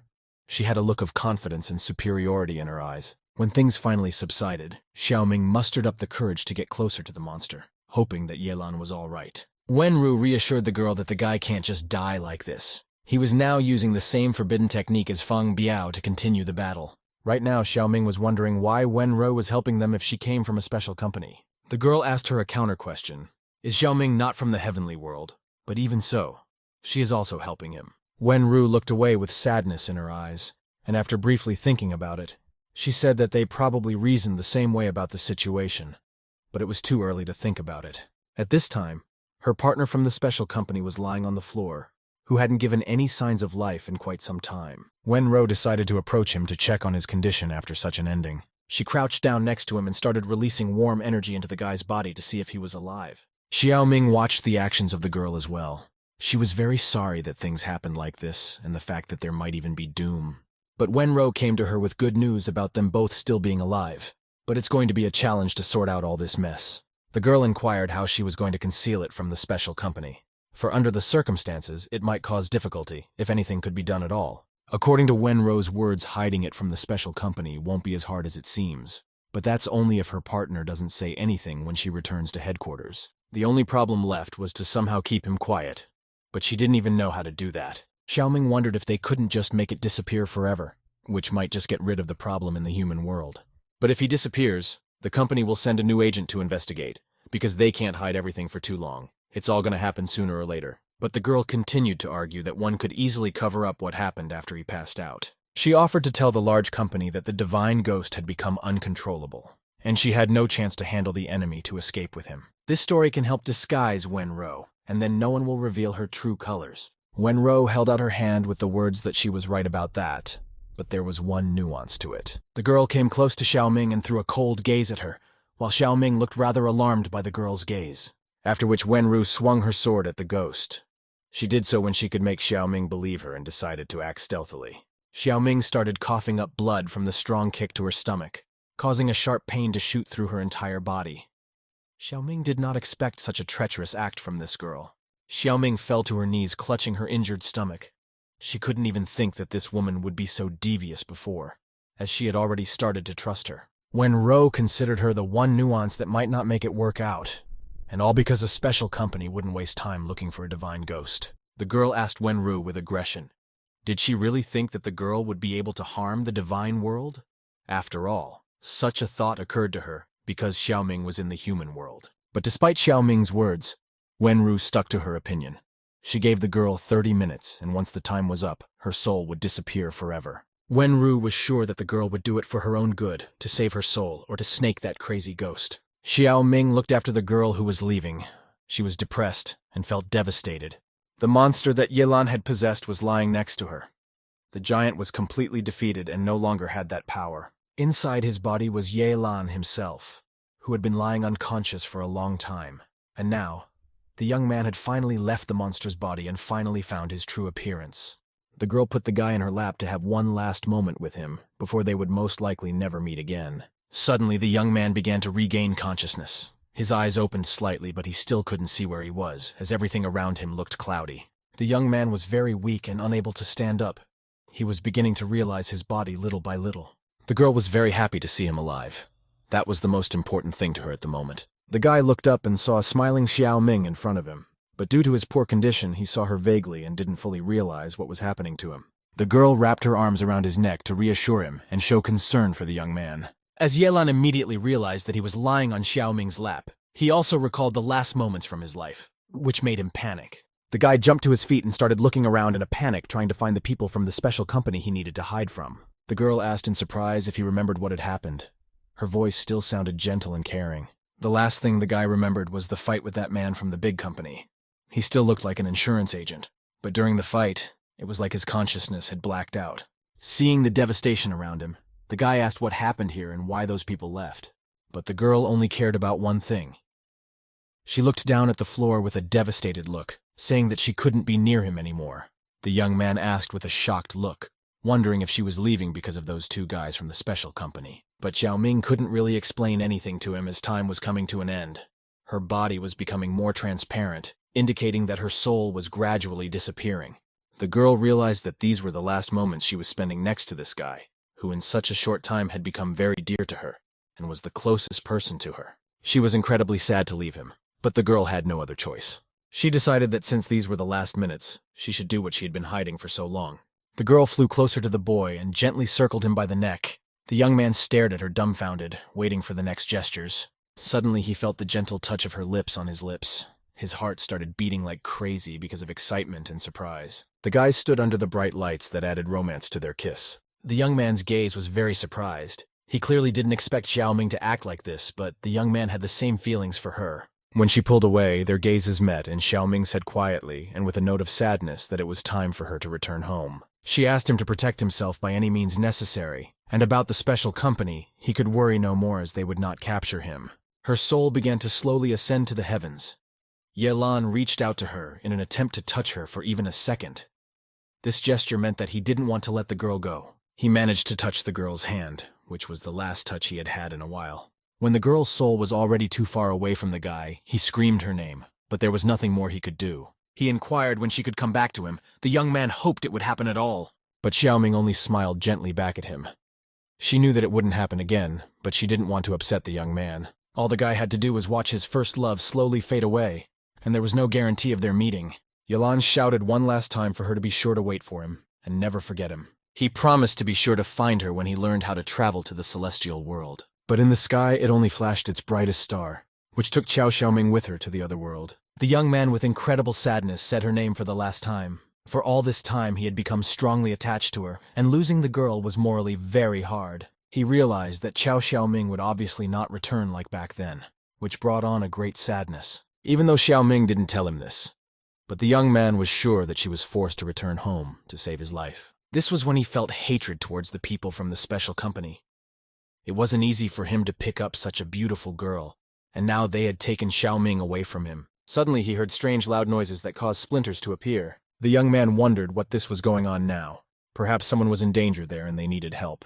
He headed straight for the building from which loud banging noises were coming. Running inside, he saw the same stupid guard strangling a foreign ghost while a brave girl was still lying unconscious nearby. What he saw shocked the guy. He hadn't even thought of these guys before, but it seemed that he had yet to deal with them. That's when he was spotted by a furious guard who hates Yelan for deceiving him and for daring to engage in a fight with him. He immediately headed towards the guy, swinging the bat at him while yelling that he had finally managed to find him. But before he could react, Yelan slammed his fist into his face with a sharp movement. His punch was strong, causing the guard to lose his balance for a while. The protagonist started yelling at him and asking why he was trying so hard to fight back against others when his boss had long since been destroyed. Here the guard started sobbing, explaining that this was his first job since he joined the company, and now his boss appeared to have been destroyed, and the company would likely fire him. Yelan sincerely did not understand his position. The guard was a ghost, and they shouldn't have to work or even worry about whether they would have a job or not. Suddenly, the young man felt a vibration in the floor, after which the walls immediately began to shake, as if a strong earthquake had begun. According to the guard, it wouldn't be long before the array and everything inside that array would be destroyed. All because that guy's soul had disappeared, and everything was held precisely by his energy. Yelan looked at him again with pity and asked if he was still worried that he might die since it had already happened, and now he was just a ghost. The ghost began to say that after the array was destroyed, no one could survive. Even the ghost would turn to dust, causing him to be gripped by intense panic. The protagonist looked around and saw an exit to the outside at the end of a large room. He then said that it was for nothing that the ghost was saying that no one could survive, as their exit was quite close and they just needed to speed up. The young man began to act as he had done before. He started reincarnating as a ghost to have more power and skill. Already after a couple of seconds, he was in the body of a foreign ghost, which opened more opportunities and advantages for him. The first thing he did was tie the girl and the guard together so they wouldn't go anywhere, and it would be easier for him to take them with him that way. He took hold of the other end of the rope and began to enter the mirror that would move them to safety, which was a long distance away. Pulling the guard along with the girl, they all ended up in a place that was between two sides of the world. Plopping the guys down beside him, he started to think about where it would be best to get them, but a glance at the girl made him realize that she needed help the most right now, as she was poisoned. Yelan decided to take them to the nearest hospital where she would be treated. Looking out of the looking glass slightly into the hospital restroom, he found that there was no one in the room, which meant it was safe to move the others in here. He immediately dragged the bound guard and girl behind him, throwing them to the other side of town. Yelan sent a guard to the company to tell them about the death of his boss, and here he will handle saving the girl's life by himself. And to make the ghost react faster and not slow down, he kicked it with all his might. After the impact, the ghost flew into the wall, flying through it and into the street. His soul was thrown straight into the sky, where there was a special company, where he had to go. The last words of the guy was that he promised to someday return to him and take revenge. Now that the young man was in a safe place for himself, he no longer needed to be in that scary ghost body, but he couldn't let her run around and scare everyone. To think it over well, he decided to leave the ghost's body first for more convenience. He began to ponder where he should put the Bloody Mary, who stood nearby and watched the guy without any emotion. Just then he remembered the existence of the ghost pill that was still with him. He figured that if a lot of ghosts were consumed by this pill, it wouldn't take up much room in it either. Tilting the ghost, he began to fold her body into this pill, but it took effort. Soon her body was almost inside this little ball, which she would be in for a very long time. At last, the young man managed to place it in a transparent tablet, after which he slipped it into his pocket. He approached the girl, who was in quite a bad state. She urgently needed medical attention. The poisoning even made her fever rise. Yelan picked her up in his arms to carry her to the doctors. Suddenly, there was a low moan from the girl's exhaustion. A smirk immediately appeared on the guy's face, after which he said that he hadn't noticed it before while he was fleeing, but now he had seen everything, which was very interesting to him. He left the restroom with the idea that he'd better not look at it unless he wanted himself a nosebleed, which could come from constantly tilting his head down. Suddenly he noticed a nurse walking by and was ready to call out to her, but something stopped him from doing so. Just then, the young man realized that the doctors would not be able to help him, as he would have to tell the cause of the poisoning. But they would take him for a madman, even if he told the truth. Suddenly he saw that the girl had opened her eyes and asked when she had woken up since he had missed that moment, to which the girl said she had just regained consciousness. The girl's first questions of interest were who the guy in front of her was, where she was, and how he had brought her here. The guy was ready to hear such phrases, which seemed to be the most famous philosophical questions, as they are hit upon by anyone who comes to his senses after a long blackout. Yelan decided to play a joke on her, because he said he was just an ordinary kind passerby, who saw her lying unconscious in the street, and decided to take her to the hospital. Then the girl remembered that she had been poisoned by a ghoul, and the doctors who worked here wouldn't be able to help her. She asked the boy to help her make a phone call, but the guy left his phone for his own safety, so no strangers would know his number. The girl's phone was in the back pocket of her jeans, but she couldn't move her hand, so she asked Yelan for help. The girl's condition was quite bad. At moments she could fall because of a sudden loss of consciousness. Once again she couldn't stand it this time, so she piled on top of the guy with her whole body. Thankfully he managed to grab her in time, wrapping his arms around the girl's waist to make it more comfortable to support her. Taking his phone out of his pocket, the young man tried to look for it as long as possible to touch the girl's buttocks for longer. She immediately realized exactly what he wanted and sarcastically asked if he was done groping her, then demanded he finally pull out her phone. The young man immediately remembered that you can't risk your life just to touch a beautiful girl. Besides, when that girl could rip anyone's head off. Taking her phone in his hands, he examined it admiringly as it was the most popular and expensive firm, more specifically, more expensive than 10,000 yuan. The moment he picked up the phone, there was a call coming in, so the young man answered it and immediately heard a worried voice on the other side asking Xiao Yi if she was all right. When he heard some guy calling the girl's name, he handed her the phone saying that her nephew was calling her. The girl immediately told him that she'd been poisoned by a ghoul and was now in Seihi's hospital and asked him to come quickly. She sat down on the bench with a sad face. The guy decided to support her, so he slightly embraced the girl so that she did not feel lonely. The girl explained that her name was Yang Xinyi and she was talking to her mentor, whom she called Shi Xiong. Ye Lan humorously appreciated her name, saying that she automatically became more respected than those who addressed her, as her name in China translated as auntie. The protagonist decided that since she had already called someone and they would be coming to help her soon, he could go ahead and deal with his pile of cases. But just as he stood up and was about to walk, Xinyi's voice immediately sounded, asking him to stop. The girl asked to stay with her a little longer, as her condition was very weak now, so she did not want some rascal to come and take advantage of her. But the idea of staying near this girl and disturbing her seemed very silly to the guy, because not long ago she wanted to cut off a man's head. Yelan reminded the girl that she didn't look older than him at all, and she wanted to be watched by a high school student. It was quite strange. But when the guy called her Dajie, which meant referring to her older sister, Xin Yi became very angry, as considering her for a grown woman seemed offensive and unacceptable. But she immediately smiled so as not to scare the young man off even more, and explained that she had only recently graduated from the institute, and was only 3 years fearful of Yelan, because she asked not to be called that. Yelan didn't want to address her by her name. It sounded like he was her nephew. So without deviating from his stance, he called her Daji again, and asked her to sit in the hospital. Xin Yi didn't want to let go of the guy's hand. The girl kept trying to convince the guy to stay with her, pointing out that she was very scared to be here alone. Yelan still managed to snatch his hand away with the words that he really had business to attend to and couldn't waste time. This girl seemed too cruel to the young man. As the boy was about to leave, he suddenly heard loud and quick footsteps coming from behind him at the other end of the hallway. As soon as that cocky stranger was nearby, Yelan immediately stood in front of the girl, protecting her from the stranger as he looked flustered and might be out of place. But the guy swung at Yelan's face and shouted, chasing the young man away so that he wouldn't interfere with his hurried business. Yelan was not going to tolerate being treated like this, with this being an extreme stranger who was already spreading his hands. So the protagonist swung at him, making a half circle around him so that the blow would be stronger, and followed that up by hitting the guy as hard as he could. His blow was incredibly powerful, and the guy was thrown far to the back of the hallway. But the stranger was familiar with magic, so in order not to fall and injure himself, the guy quickly reacted and activated his power. Standing in front of Yelan, the guy stared at him with a murderous gaze. He appreciated Yelan's work, after which he said that it wasn't surprising at all that he managed to offend his shimei, which meant his favorite person. The protagonist could not allow himself to be called someone who had hurt someone. The young man assured the guy that he was just a conscientious passerby. Liu Zheng clarified with a surprised look. Wasn't he the one who poisoned the girl, and he had attacked him for nothing? He immediately ran up to Xiao Yi without noticing that he had snagged Yelan. He began to question about what happened and who dared to harm her. Watching these tendernesses, the young man decided that it seemed that this crazy couple needed to be alone and discuss everything, so he better leave, which he was glad.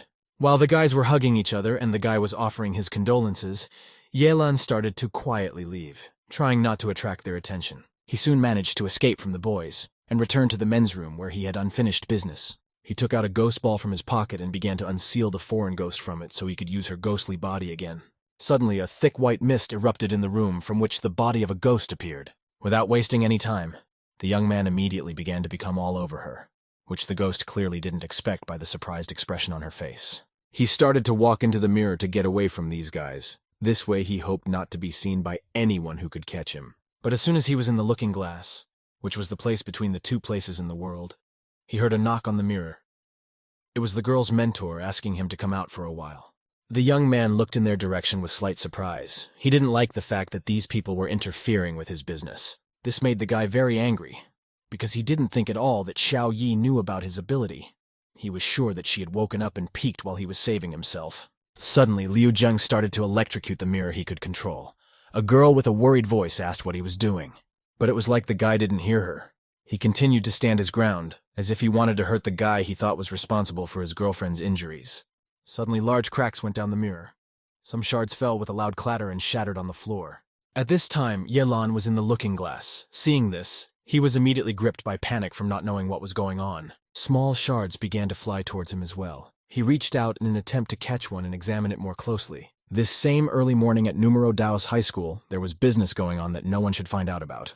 In the restroom, the body of a foreign ghost abruptly flew out of one of the mirrors, causing the mirror to shatter into small shards. Following the ghost, Yelan flew out as well. The guys collapsed on the floor, hitting their bodies and couldn't realize what had just happened. But the worst was over. The young man had almost died at the very last moment, but luckily he knew about the existence of the mirror in the bedroom. Based on this situation, the guy concluded that in the future he needed to be extremely careful traveling through mirrors, as this time was very dangerous. He looked at the surprised look on the ghost's face, who was staring at one point, and wondered if she was okay. This Bloody Mary looked too smart. Earlier, she had said a couple phrases in a foreign language when he caught her, but now she couldn't say a word. When the guy decided to move away, the ghost immediately followed him, but Yelan ordered her to stand there and not move. The girl obediently sat on the closed toilet bowl waiting for the guy's next order. She did not resist his words at all, but listened to him attentively. Yelan headed towards the door with a very sad face as he realized a lot of things after things had more or less calmed down. Despite the fact that so little time has passed in these couple days, but so much has happened. Suddenly his thoughts were interrupted by a sudden cold wind that blew through the open window, rippling the curtain heavily. Immediately afterward, a flashlight flashed over the guy's head, which was clearly an unusual sign. Yelan immediately decided that it was Qiao Xiaoming who would go to give him definite signs that she was by his side. He immediately started looking around, calling out to Qiao Xiaoming. His hope was down to the last one, that it would indeed turn out to be the girl's arrival. But no one appeared in the room. The young man continued to stand all alone in the midst of the spacious room, watching through the window. The young man walked closer to the window, looking out into the dark streets, and in his eyes was sadness and longing for Qiao Xiaoming. Every strange sound seemed like a sign from the girl to him. As here his bad inner state was noticed by the foreign ghost, the girl also felt sorry for the guy because of everything that happened. The guy immediately dismissed the thoughts of Xiaoming, as she had left, and there was obviously no reason for her to return. Yelan was angry at himself for thinking about her all the time. Still, he realized they were just excuses to keep his hopes up for their next meeting, which he wished he could do someday. Suddenly, his sad thoughts about Qiao Xiaoming were interrupted by a phone vibration that came from his pocket. On his phone, he saw an outgoing call from his mom, which was very strange. The young man realized that a call at 5 in the morning would not keep him waiting for good tidings, which caused a slight anxiety to arise in his body from not knowing what he might hear. But no sooner had he answered than his mother started yelling into the phone for still being in Xinxiang while he should be home because of the vacation, and now he was going to get screwed by his father. Yelan tried to get away with the fact that all his friends stayed in Xinxiang, so he too decided to keep them company for a couple of days, and would come home tomorrow. The woman's voice immediately softened. A smile could be heard on her face, accompanied by the words that it was just a joke due to worrying about her son. She called the guy to come home tomorrow and promised to cook something delicious, and not to say anything to his formidable father. Yelan grudgingly listened to her and said he would come. After the conversation, the guy exhaled a sigh of relief, as going home would help him avoid meeting those guys from the special company. But before he left, he needed to settle some matters so as not to leave a trail behind him that might negatively affect his future events. On the same day, Yelan came to the store of the old man who had gone to negotiate for the sale of the gold coin, and so, after a few days, he finally returned. On the signboard, he saw a talking snake, which he disliked because of its cowardice and treachery. The snake approached him in anticipation of telling him how he had managed to get out of that dangerous place, but the boy turned away from her with the words that he didn't want to talk to her. Suddenly, the snake asked to be taken back because Old Man Liu has returned and called all his friends and is all over showing off his treasure. Soon he is going to cause trouble himself. Suddenly, the door from the old man's house opened and Old Man Liu himself appeared out of it. But to his great surprise, he was being led by the hand by some huge, unfamiliar man in a business suit. The boy immediately recognized Mr. Liu, who was the richest man in the city, but he looked much more energetic when he was donating money to their school, and now it was like he was obsessed. Seeing Yelan in front of him, Mr. Liu was surprised to ask why he had come to see him. When Mr. Liu saw the guy, his gaze immediately became anxious. He said that he remembered him as a student from high school, and he even remembered his name. Yelan was puzzled by what he said. He couldn't understand why the richest man in the city knew him personally, since he was just a nobody to him. Old Man Liu said with surprise that he had thought all along that the young man was just joking when he said he was from Xinxian. Yelan didn't tell the old man much about himself, but thanks to Mr. Louis, the information about him was revealed. The young man decided that he should scare the old man. The protagonist asked Mr. Louis how he knew him. To which the man replied with a short pause that he just saw him in high school. But the guy knew he was lying. Old man Liu interjected to Mr. Louis. Does he really know this guy? And if so, he doesn't need to ask the old man for a favor since this guy can solve his problems. The protagonist was uncomfortable listening to this, as the old man made him look like some powerful do-gooder. He at once took the old man back to the house without Mr. Louis to have a serious talk with him. Left waiting outside, Mr. Louis only saw the doors slammed loudly in front of him so that no one would disturb them. And while the man was quietly waiting outside the door, at this time, there was a furious shout from a guy in the house who was yelling at the old man because he had started looking for a job for him, something Yelan didn't need at all. But the old man blamed it on the boy's strength, which he thought meant he could handle anything. And the easiest way to get famous was to help the rich. Old man Liu explained that Mr. Liu has both money and connections. If the young man hasn't sold the underworld gold yet, the old man can provide this man to him. Yelan thumped the table loudly, asking the old man, did he really look like a person who wanted to become popular? After all, he hadn't even mentioned it in the conversation. But as soon as his hand touched the table, energy waves started coming out of his palm, which got the guy interested. Suddenly, objects in the room began to rise, and the guy's blue energy swirled around, much to the old man's amazement. A small round pebble appeared in the protagonist's hand and was held in the air by his inner strength. Seeing the transparent pill in front of him, old man Liu looked away in horror, wondering if the guy had destroyed Fangkai Biao. Yelan knew that he needed to scare the old man. Therefore, with a cold look, he told the old man that he appeared to be well informed. The old man immediately asked the guy to hide the transparent pill since he wasn't strong enough to resist him. Without answering him anything, Yelan took a step forward and sat down in front of the old man. Afterward, he asked the man with a sly smile, asking if he was Fangkai Biao's accomplice if he already knew about it the morning after the man's death. The old man at once, with a frightened look, began to assure the lad that he had never had any serious dealings with this man. Fangkai Biao is the underground ruler of Sea City. He's also one of the strongest magicians. Even if old man Liu wanted to be friends with him, Boss Biao didn't even pay attention. He showed the young man on his phone the news about Fangkai's passing, as the information had already gone viral and made a lot of hype on the internet. Yelan read a few comments and realized that Fangkai Biao clearly didn't have a good reputation if everyone was celebrating his departure and saying that he deserved it. Fangkai terrorized everyone in the City of Seas, but none of the mages dared to resist him. Yelan was the first to go against him. Yelan confessed that he had offered to sell one part of the underworld gold to Fangkai Biao. When the old man heard about the other half of the gold, he was incredibly shocked. The main character didn't want so much gratitude from others for what he had done, as he isn't someone who takes a life. But he isn't a saint either. The guy approached the old man and told him that last night he came to Boss Biao's mansion to get his gold back. But the whole mansion started to collapse. He tried to convince Yelan that he was a trustworthy and dependable person. He promised that now no one would dare to steal the gold unless they wanted to end up like Boss Biao. The guy asked not to mention anything about what had happened. He also said that he needed to sell the underworld gold quickly, so the old man shouldn't be delayed. The man with a frightened look kept saying that he understood him and would not tell a word about the incident to anyone. Yelan headed towards the exit with a stern look, but in his mind he was even laughing at the way he was making himself a dangerous person and telling a mysterious backstory. Suddenly their conversation was interrupted by a vibration from the phone. Old man Liu had a new message. There was information about a live broadcast that said that Fangkai Biao's headquarters had been destroyed, which people were very happy about. After reading this, the old man realized that the young man had managed to find the Kong Kong sect so they could help him hide all of this since Kong Kong was the most famous sect. The guy pretended that he was really doing everything as the old man had described. He asked what the site was about, as he wanted to look at the news too. Liu Daozi showed him the app that the magic community used to read the latest news. He offered to add the guy to the chat room to communicate and share all the groups with him. Yelan agreed to his proposal and immediately asked what else was interesting.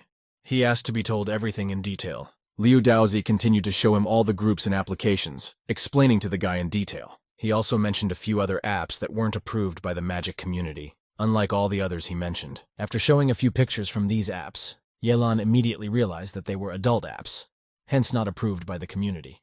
But the young man was using the content himself, so he said he just wanted to take a look, even though he was embarrassed to say it. The old man flipped him all the data. They looked at each other with lustful glances. Soon the downloading of the app forwarding ended, and Yelan was now able to enjoy all the content too. They sat down with Liu Daozi at the table, and the old man began to explain to him how to use all the apps. The guys started watching the live broadcast of the girl who was talking about what happened to Fangkai Biao. The old man called this app the one where justice would always be present. The girl who was broadcasting said with a confident voice that they would never let evil go unpunished, and all mages would definitely be brought to justice. Even the chairman of the Magicians Association in the City of Seas praises her. It looks as if their main goal is to raise this girl's status in the magic community. Liu Daozi also suggested that it was likely that this Yang Xin Yu would soon become the #1 girl mage in China. Yelan wondered what exactly he was talking about. Did these people really want to capitalize on her popularity? But the hero immediately dismissed these thoughts, because now the most important thing for him is that the old man helped him sell the gold of the underworld, and he will also get his percentage. The old man kept saying that he absolutely didn't care where Yelan came from or who he was, but he would definitely do his best to sell the underworld gold. The guy listened to him and without any resistance agreed on the condition of not contacting him again. He also reminded him about his snake ghost and asked him to sell it. As Liu Daozi immediately started to say that the young man could take this snake and he wouldn't take a dime for it, his reaction was so sharp as if he wanted to get rid of this snake. But Yelan didn't want to take anything for free because of his Shifu's advice. According to him, nothing in this world comes for nothing, and if he took it for nothing, it wouldn't be nice. Because of this, Old Man Liu said that he could give what he saw fit. The young man thought about the fact that when he was younger, he caught a snake at his house and sold it for $200. And this horned snake could talk, so it would be worth more. He was overwhelmed with the emotion of anger, as he had hoped the guy would offer him a much higher price, not just add another 100. The protagonist, in a slight bewilderment, realized that the old man hints that the price is small, so he offered to throw another 100, because of which the old man was pissed off. But he didn't show his emotions, as he didn't want to quarrel with the guy. He assured him that the snake wasn't that expensive, since it was useless anyway. Yelan put $100 on the table and asked to be contacted in case there was any new news. He then headed for the exit, the old man following him to see his guest off. When they opened the door, they saw that Mr. Louis had been waiting for them outside all this time. Yelan immediately turned to the snake with the words that he had made up his mind, and she belonged to him now. Liu Daozi tapped on the sign to kick the snake out of there and put it in the hands of the customer. But the snake didn't crawl out right away, which caused the old man to start scolding it that it was already useless, and the fact that the guy was interested in it should be an honor. This snake seemed very hypocritical to the guy, as it pretends that it doesn't want to part with its previous owner, while it asked to be taken away itself. Suddenly he heard the voice of Mr. Lewis bowing to the old man asking him to save him. Liu Daozi immediately started shouting for him to stop doing this nonsense, as no one there would be able to help him in any way. As here, Yelan thought about helping him after all. But still, the fact that he recognized the guy was very strange, but this would be a great chance to find out more information from him. He asked the man with a serious look that tormented his house, suggesting that it was haunted. The old man explained that there were no ghosts in the man's house, but some place was terrorizing the place where his ancestors were buried. In the future, it will affect his fate. But after listening to him, the guy turned around saying that he couldn't help as he didn't have time for it, and today he had to go home for a while. Suddenly, Liu Liefei said that the burial place of his ancestors was also located, in Hongqi village, which meant that he and the guy came from the same village. But the young man didn't want to mess with ghosts. Besides, it didn't mean they came from the same village at all. Yelan said that he didn't need his help, as he just needed to find the person behind all this, and talk to him. But the man called himself a law-abiding citizen, so he didn't want to do anything illegal. Liu Daozi wasn't strong enough to help him. A mage who could do everything should definitely be stronger than him. Liu Li began to convince Yelan that he was a professional who didn't worry about fame or fortune. If he helped him solve the problem, the man promised to make a new road to the village. Thinking back to the trip to his village, bad associations immediately came to Yelan's mind. He thought the offer was well worth it, as every time he came home on that murdered road, his body ached terribly, and this way it would be a comfortable ride. The guy decided to think about his offer and asked him to explain where the ancestral burial site was so he could go there and see for himself. The man could not allow his foreman to get into any trouble, so he wanted to escort him personally and offered to drive his car. He decided to walk away from the proposal, arguing that it would be night by the time she arrived, so he suggested meeting at the development near the village hall in the morning. Right after talking to the guy headed on his way to his house while the sun was still shining brightly outside. But he didn't take the bus. Instead, he decided to get to the village using his superpower and fast running. The protagonist made his way home both by road and by scraping through dense forests. And so, after reaching the middle of the forest, the guy looked around carefully to see if anyone was around, and pulled out a snake that turned into a small man. She started accusing him of being a monster that lives in the woods, as she figured they had already come to the right place. The young man couldn't stand the snake's constant tantrums that were weighing heavily on his psyche. He shouted loudly that she was the monster, not him. After which the young man calmed down and asked the serpent what the divine ghost was, about which everyone is so actively preparing, but no one explains the meaning. Upon hearing this question, The snake was greatly frightened, as if the meaning of this word was something dangerous and creepy. Snake didn't even believe the guy that he hadn't even learned what a divine ghost was in so long yet. The young man tried to convince her that there was no point in lying to him. He is an ordinary man, but for some reason she calls him a divine ghost, which the boy could not understand. Snake began to say with aggression that the divine ghost was the best. He was the only one who could travel through the thousands of worlds they lived in. Yalan asked to stop telling him this story since he had already heard it. The young man suggested to talk about traveling to other worlds, and if he was really a divine ghost, would he be able to go to heaven now? But according to the snake, it's not that easy to do. Heaven is the world of the highest level, where the gods unite and live, so she immediately dismissed the idea as unreasonable. Ghosts are the enemies of all worlds. Going to heaven is literally a pact to his doom for Yalan. The young man wondered if he had no options at all to get there. The girl thought for a while, after which she said that if he was as strong as the monkey god, he might try to wreak havoc in the heavens. By defeating all the gods that live there, he will be able to take over the heavens. And if that's what happens, then the guy will be able to do whatever he wants. The young man was really pissed off by her suggestion, as it's not a reasonable plan at all, as he can't become more powerful than the gods and lead the heavens. This isn't a presidential election after all. Stopping, the girl tried to bring her perception back to normal and asked why he didn't like the plan to take over the heavens. The young man didn't like the snake's silly suggestions, so he threatened to take her back to Liu if she kept talking nonsense. The girl, out of fear of going back to Liu, immediately said there was another option. The guy just needs to get permission to travel from a special company. The main character clarified with a frown. Does the snake mean to say that the special company is more powerful than the gods in heaven? Here the snake asked the guy if he was definitely a divine ghost if he didn't know that either. The special company is the most powerful organization in all the thousands of worlds. Suddenly after the girl's words, a bright lightning flashed in the sky, which was accompanied by loud thunder. The young man looked up at the sky, wondering where the thunder had abruptly appeared from on such a sunny and warm day. The snake tried to divert the guy's attention by asking why he decided to go to heaven, but Yalan didn't trust this snake as it talked too much. The guy said with a disgruntled look that he was just going there on vacation and the snake shouldn't be concerned. After his words, he said that he had one more important thing and threw a transparent pill to the side. Suddenly, there was a small explosion, after which a foreign ghost appeared out of the thick smoke. Upon seeing her, the snake with a dazed look asked why she was still here. The main character didn't want her here either, which is why he needs the snake's help to get rid of her. There are many ways to do this. The snake offered to boil it, to sell it, for evil spirits like her. There are many uses. When she started talking about her Shifu's ghost manipulation, Yalan immediately asked her to stop talking nonsense and talk about how to apply all those methods. But the girl couldn't apply all of this on her own, since only mages do such things, and she had just seen how old Shifu Liu handled all the ghouls. The guy wondered how many lives she had accompanied Old Man Liu, but the snake tried to convince that she was just an ordinary snake. The young man realized that she was lying and shouted for her to tell the truth. Otherwise she would go back to Old Man Liu again. She knew it would be useless to lie, so she confessed that she had been serving him for about 10 lives. She had been tamed by Old Man Liu's great-great-great-grandfather back in the day. The guy was very surprised at the realization that she was now about 100 years old. He also recalled that Madam Whitesnake also lived 100 years and was able to control the weather.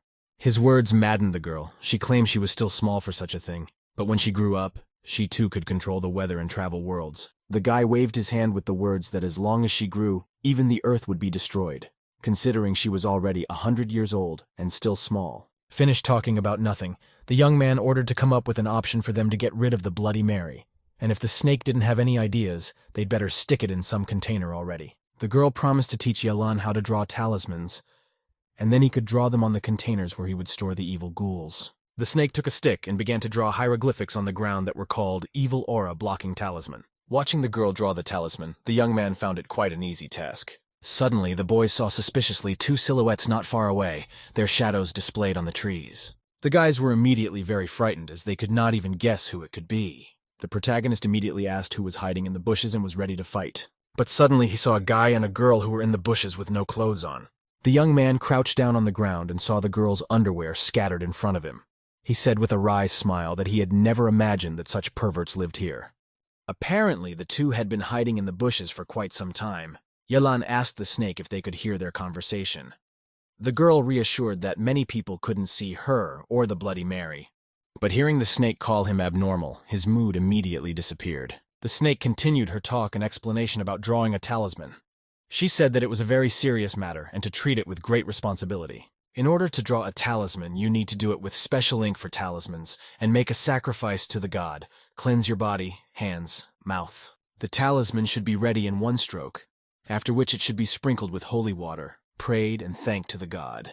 The girl once again repeated briefly all the points, namely cast a spell, purification, prayer, more purification, and more prayer. Snake grinned and asked if he had written everything down, as it would likely take him 3-4 years to get it right. The boy had managed to draw a talisman on the metal object while she spoke, then examined the drawing carefully with the idea that it should work. After which he approached the Bloody Mary, who stood quietly as always and just watched. Suddenly he tilted the ghost toward the thing that had the talisman on it and plunged it inside. And at the end he pinned the object with his hand so the ghost couldn't get out of it. The young man asked how he would know if the talisman was working, but the snake dismissed the idea that it would work at all, since he hadn't made a single point. The snake noticed that apparently the talisman had begun to work, since the Bloody Mary had disappeared and did not appear. She grabbed the item and scrutinized the drawn talisman, wondering how it was even possible that it actually worked with an ordinary pen. Yelan asked the snake why it thought it wouldn't work, since if the pattern was correct it should be fine. But he didn't even understand how the girl determined that the talisman was working, to which the snake replied that the evil ghost had disappeared.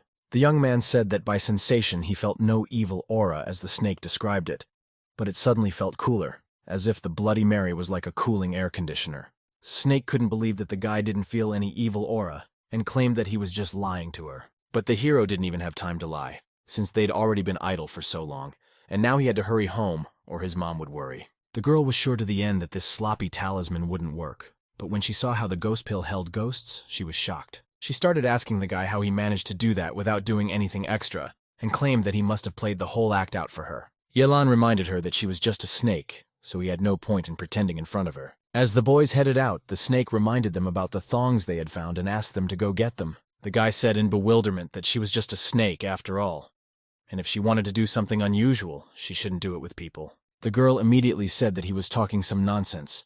She was not a person to take their underwear. In that case, Yelan wondered what they were for then.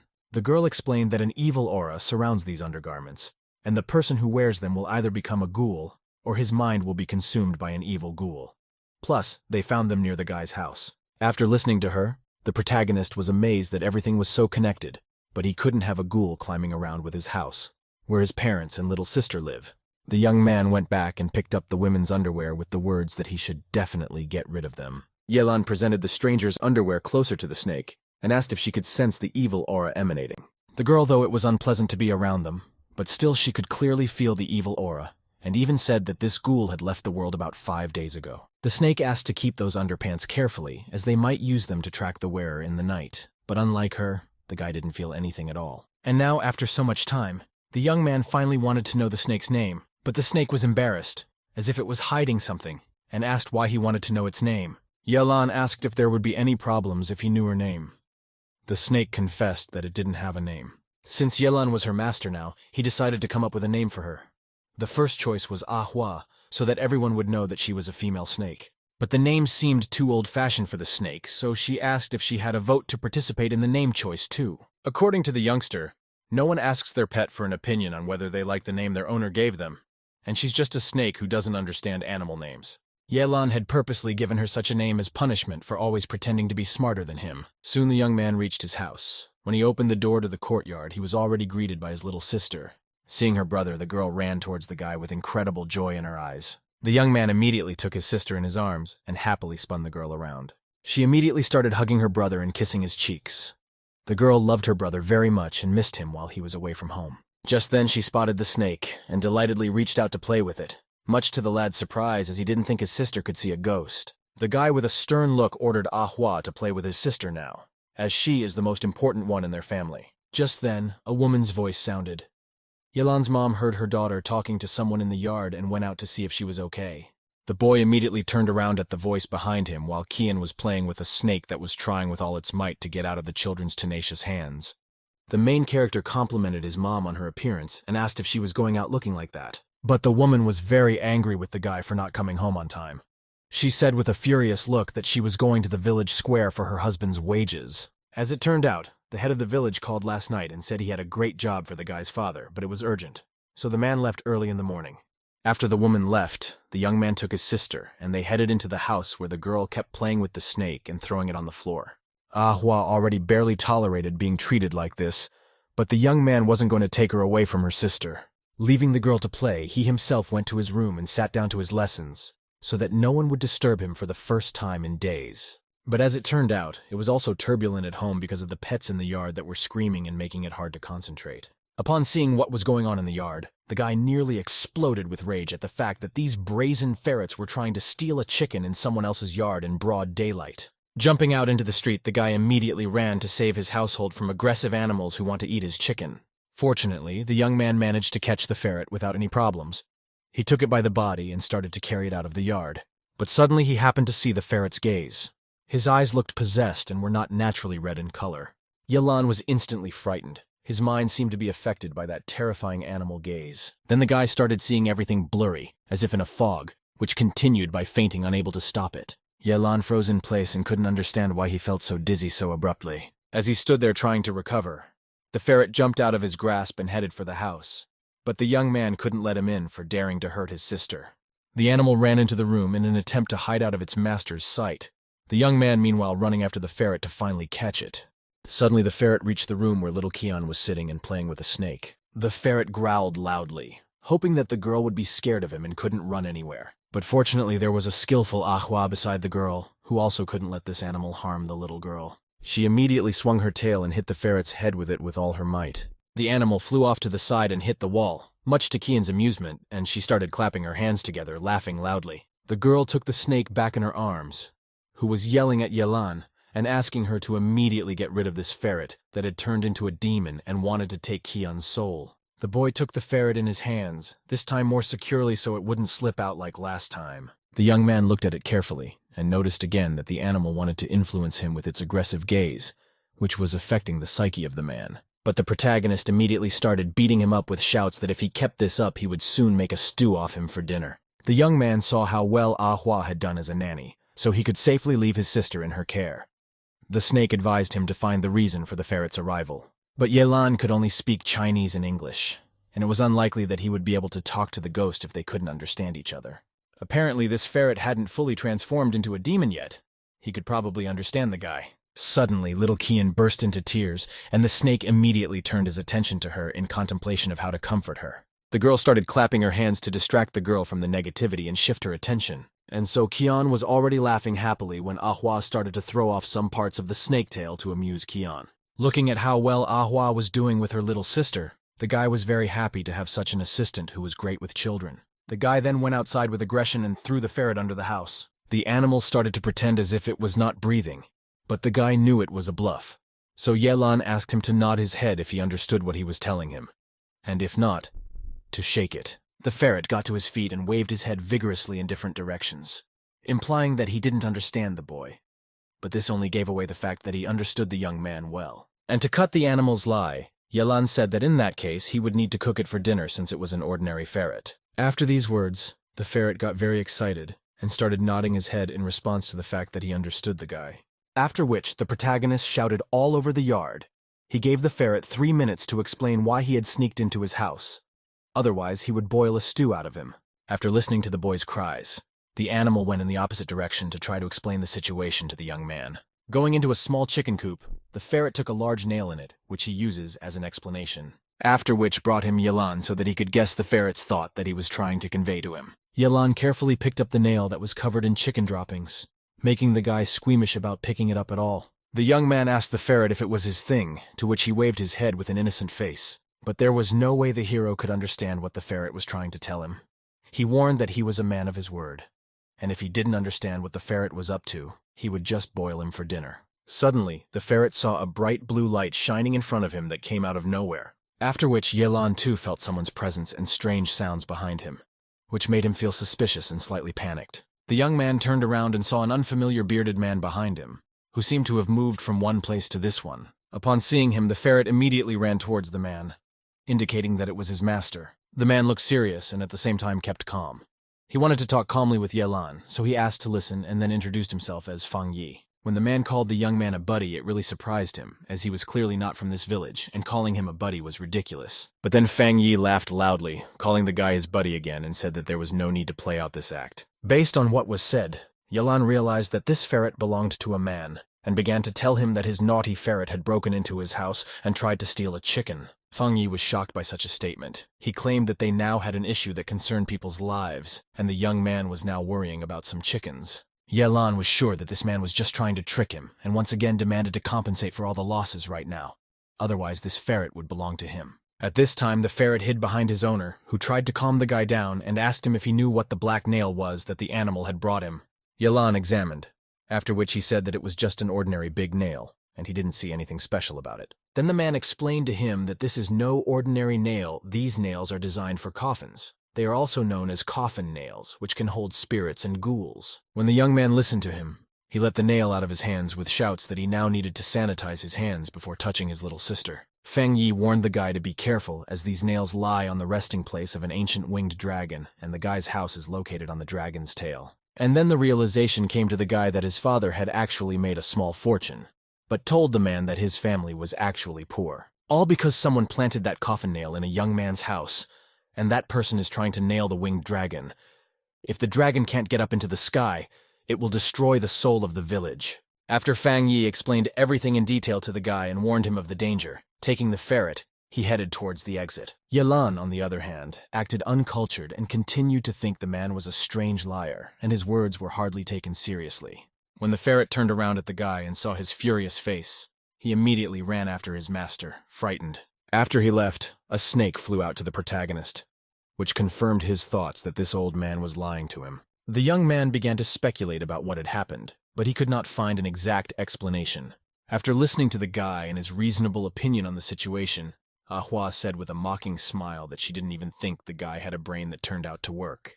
According to Yelan, he doesn't notice a lot of things about other people, but he is definitely smarter than the snake.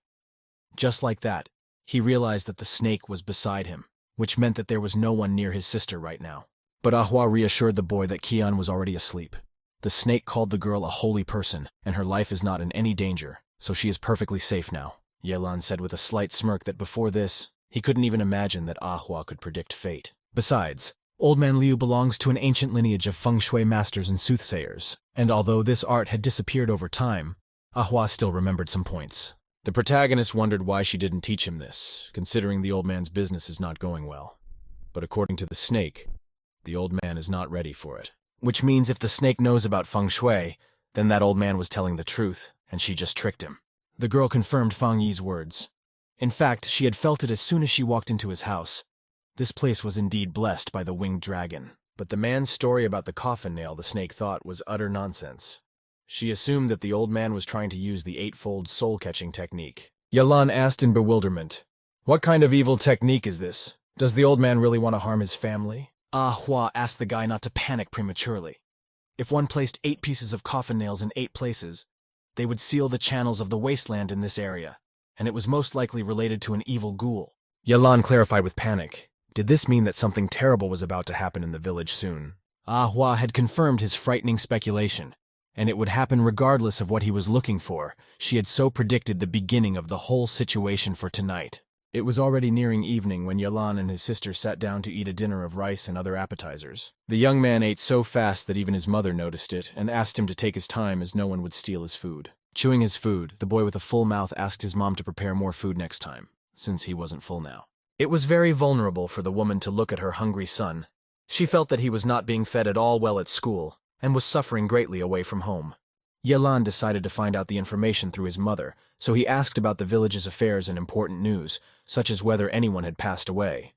The woman replied that most likely not, but according to rumors, the old man Liu Shi wants to build a new house, but the villagers won't let him start building.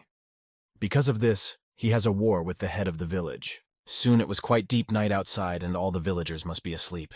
Including Yelan, he was sleeping sweetly in bed and loudly slumbering, but then Ahua flew over to him. She started tapping the guy's face to get him to wake up urgently, and thankfully she managed to wake him up very quickly. Snake pointed out the open window and gave a disgruntled look of warning that something was going on outside. The young man went to the window and looked out carefully, asking the snake what could have happened there. But then they saw a strange girl trying to look into their yard, and her behavior was extremely suspicious.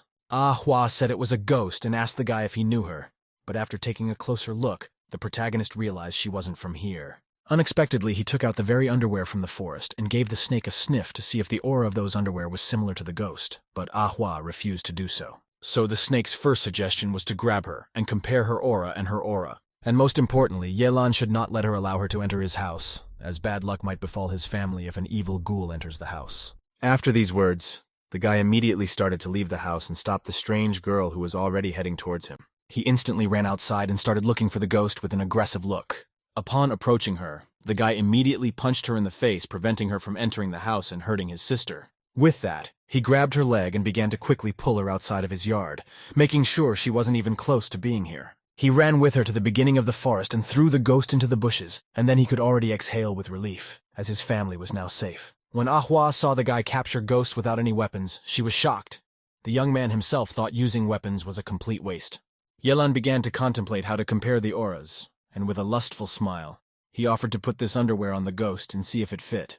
But Ahua immediately stood up for the girl and said that there was no way they were doing that, then said that she would leave the whole matter to herself. The girl scrutinized the ghost's body and compared her sensations with her underwear and immediately found out that they belonged to this stranger. She said this with complete certainty. The protagonist immediately grabbed the girl by her shirt and lifted her up to the level of his face. He started shaking her and yelling for her to finally wake up and treating her with fierce roughness. Suddenly the girl woke up covering her wound and asked the master not to hit her and was saying that she was admitting her guilt and was sorry for what happened. Yelan ordered her to stand up straight and not to cover her face, as she was still a ghost and her face wouldn't swell no matter how hard he hit her. After that, he started the interrogation. The first thing he was interested in was the girl's age, name, and the reason for her death. According to the girl, her name is Hu-He, and she died because the tomb collapsed on her.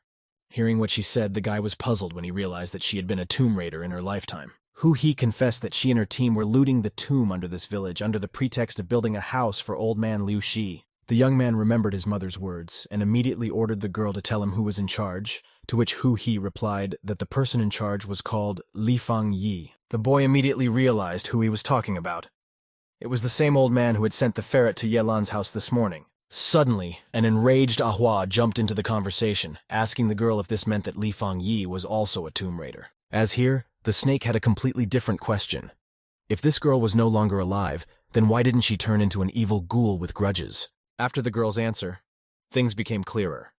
According to her, she always knew that she would leave her life in a horrible way once she became a tomb raider. That's why she didn't feel any resentment. The guy warned the girl that she needed to be careful with Li Fangyi even after his death, as he wouldn't leave her alone even here. And as it turns out, Li Fangyi wants her to possess the body of old man Liu's wife and seduce all the bachelors in the village. First, he needs to check the tomb he's going to rob, so he sends Ahua home to take care of his baby sister. But Ahua was furious that he wants his entire house guarded by an ordinary snake. Li Fangyi is an evil magician, and if anything, she is no match for him at all. The young man decided to placate the snake with nice words about how she seemed capable when she caught that ferret. Plus, she could call him from his mother's phone. The snake instantly jumped off the boy's shoulder and raced home as fast as it could, leaving behind the young man's joyful gaze. Yelan threw one last glance at the snake that was already in the courtyard and about to enter the house. He then turned to the girl with a suspicious smirk, who asked with a worried voice what he was up to. To the girl's question, the guy replied that she would see everything now, whereupon he began to possess the ghost's body. Already a few seconds later, the guy opened his eyes in the girl's new body, something he had even gotten used to during this time. From the feeling, everything was fine, but now he needed to hurry up and inspect old man Liu Yi's house. In this deep night, the young man reached the old man's house, which looked unfinished in some places and with a crumbling fence. Yelan flew to the very entrance of the house to sneak inside and inspect everything thoroughly. He decided to get into the house in a ghostly way so that no one would notice him in any case, so the guy got through the wall. Looking halfway inside, the guy saw one of Liu Yi's subordinates sitting by a deeply dug hole and watching funny videos on his phone. Yelan decided to scare this guy first, hence he gently blew on him from behind to feel the unknown wind. The guy immediately jumped up and looked towards the girl with a frightened look with the realization that she was in the row. But apparently he didn't see Hu-He, which meant he wasn't a mage. Yelan asked where their boss was now, but the guy tried to talk the ghost into telling her not to touch him since he hadn't done anything bad to her in his lifetime. The protagonist decided to squeeze out the guy's confession and said that he himself knows what he did back then. The guy started threatening that he had a talisman that his boss had given him, and if she came any closer, the guy threatened to use it. Suddenly, the young man snatched the talisman out of the guy's hands with the words that he wasn't afraid of all sorts of protective things, causing the guy to be completely terrified. How here he fell to his knees and asked that Hu take revenge on the one who was really responsible for her death, according to the guy. He had nothing to do with it. After hearing his words, the young man immediately realized that he, Hu, had not ended her life by accident, and the whole thing was actually a setup. The boy was in tears and begged for forgiveness. Suddenly, a cold and strong wind blew in from the window, which meant a not-so-good end to their conversation. After hearing the whole truth, Hu-Hee started to turn into an evil ghoul due to the fact that she developed grudges against these people, in a way that if it wasn't for them, the girl would be able to live now. Her appearance had changed drastically in a bad way. Her hair was disheveled, and her gaze was filled with rage and a desire for revenge for all the bad things she had done.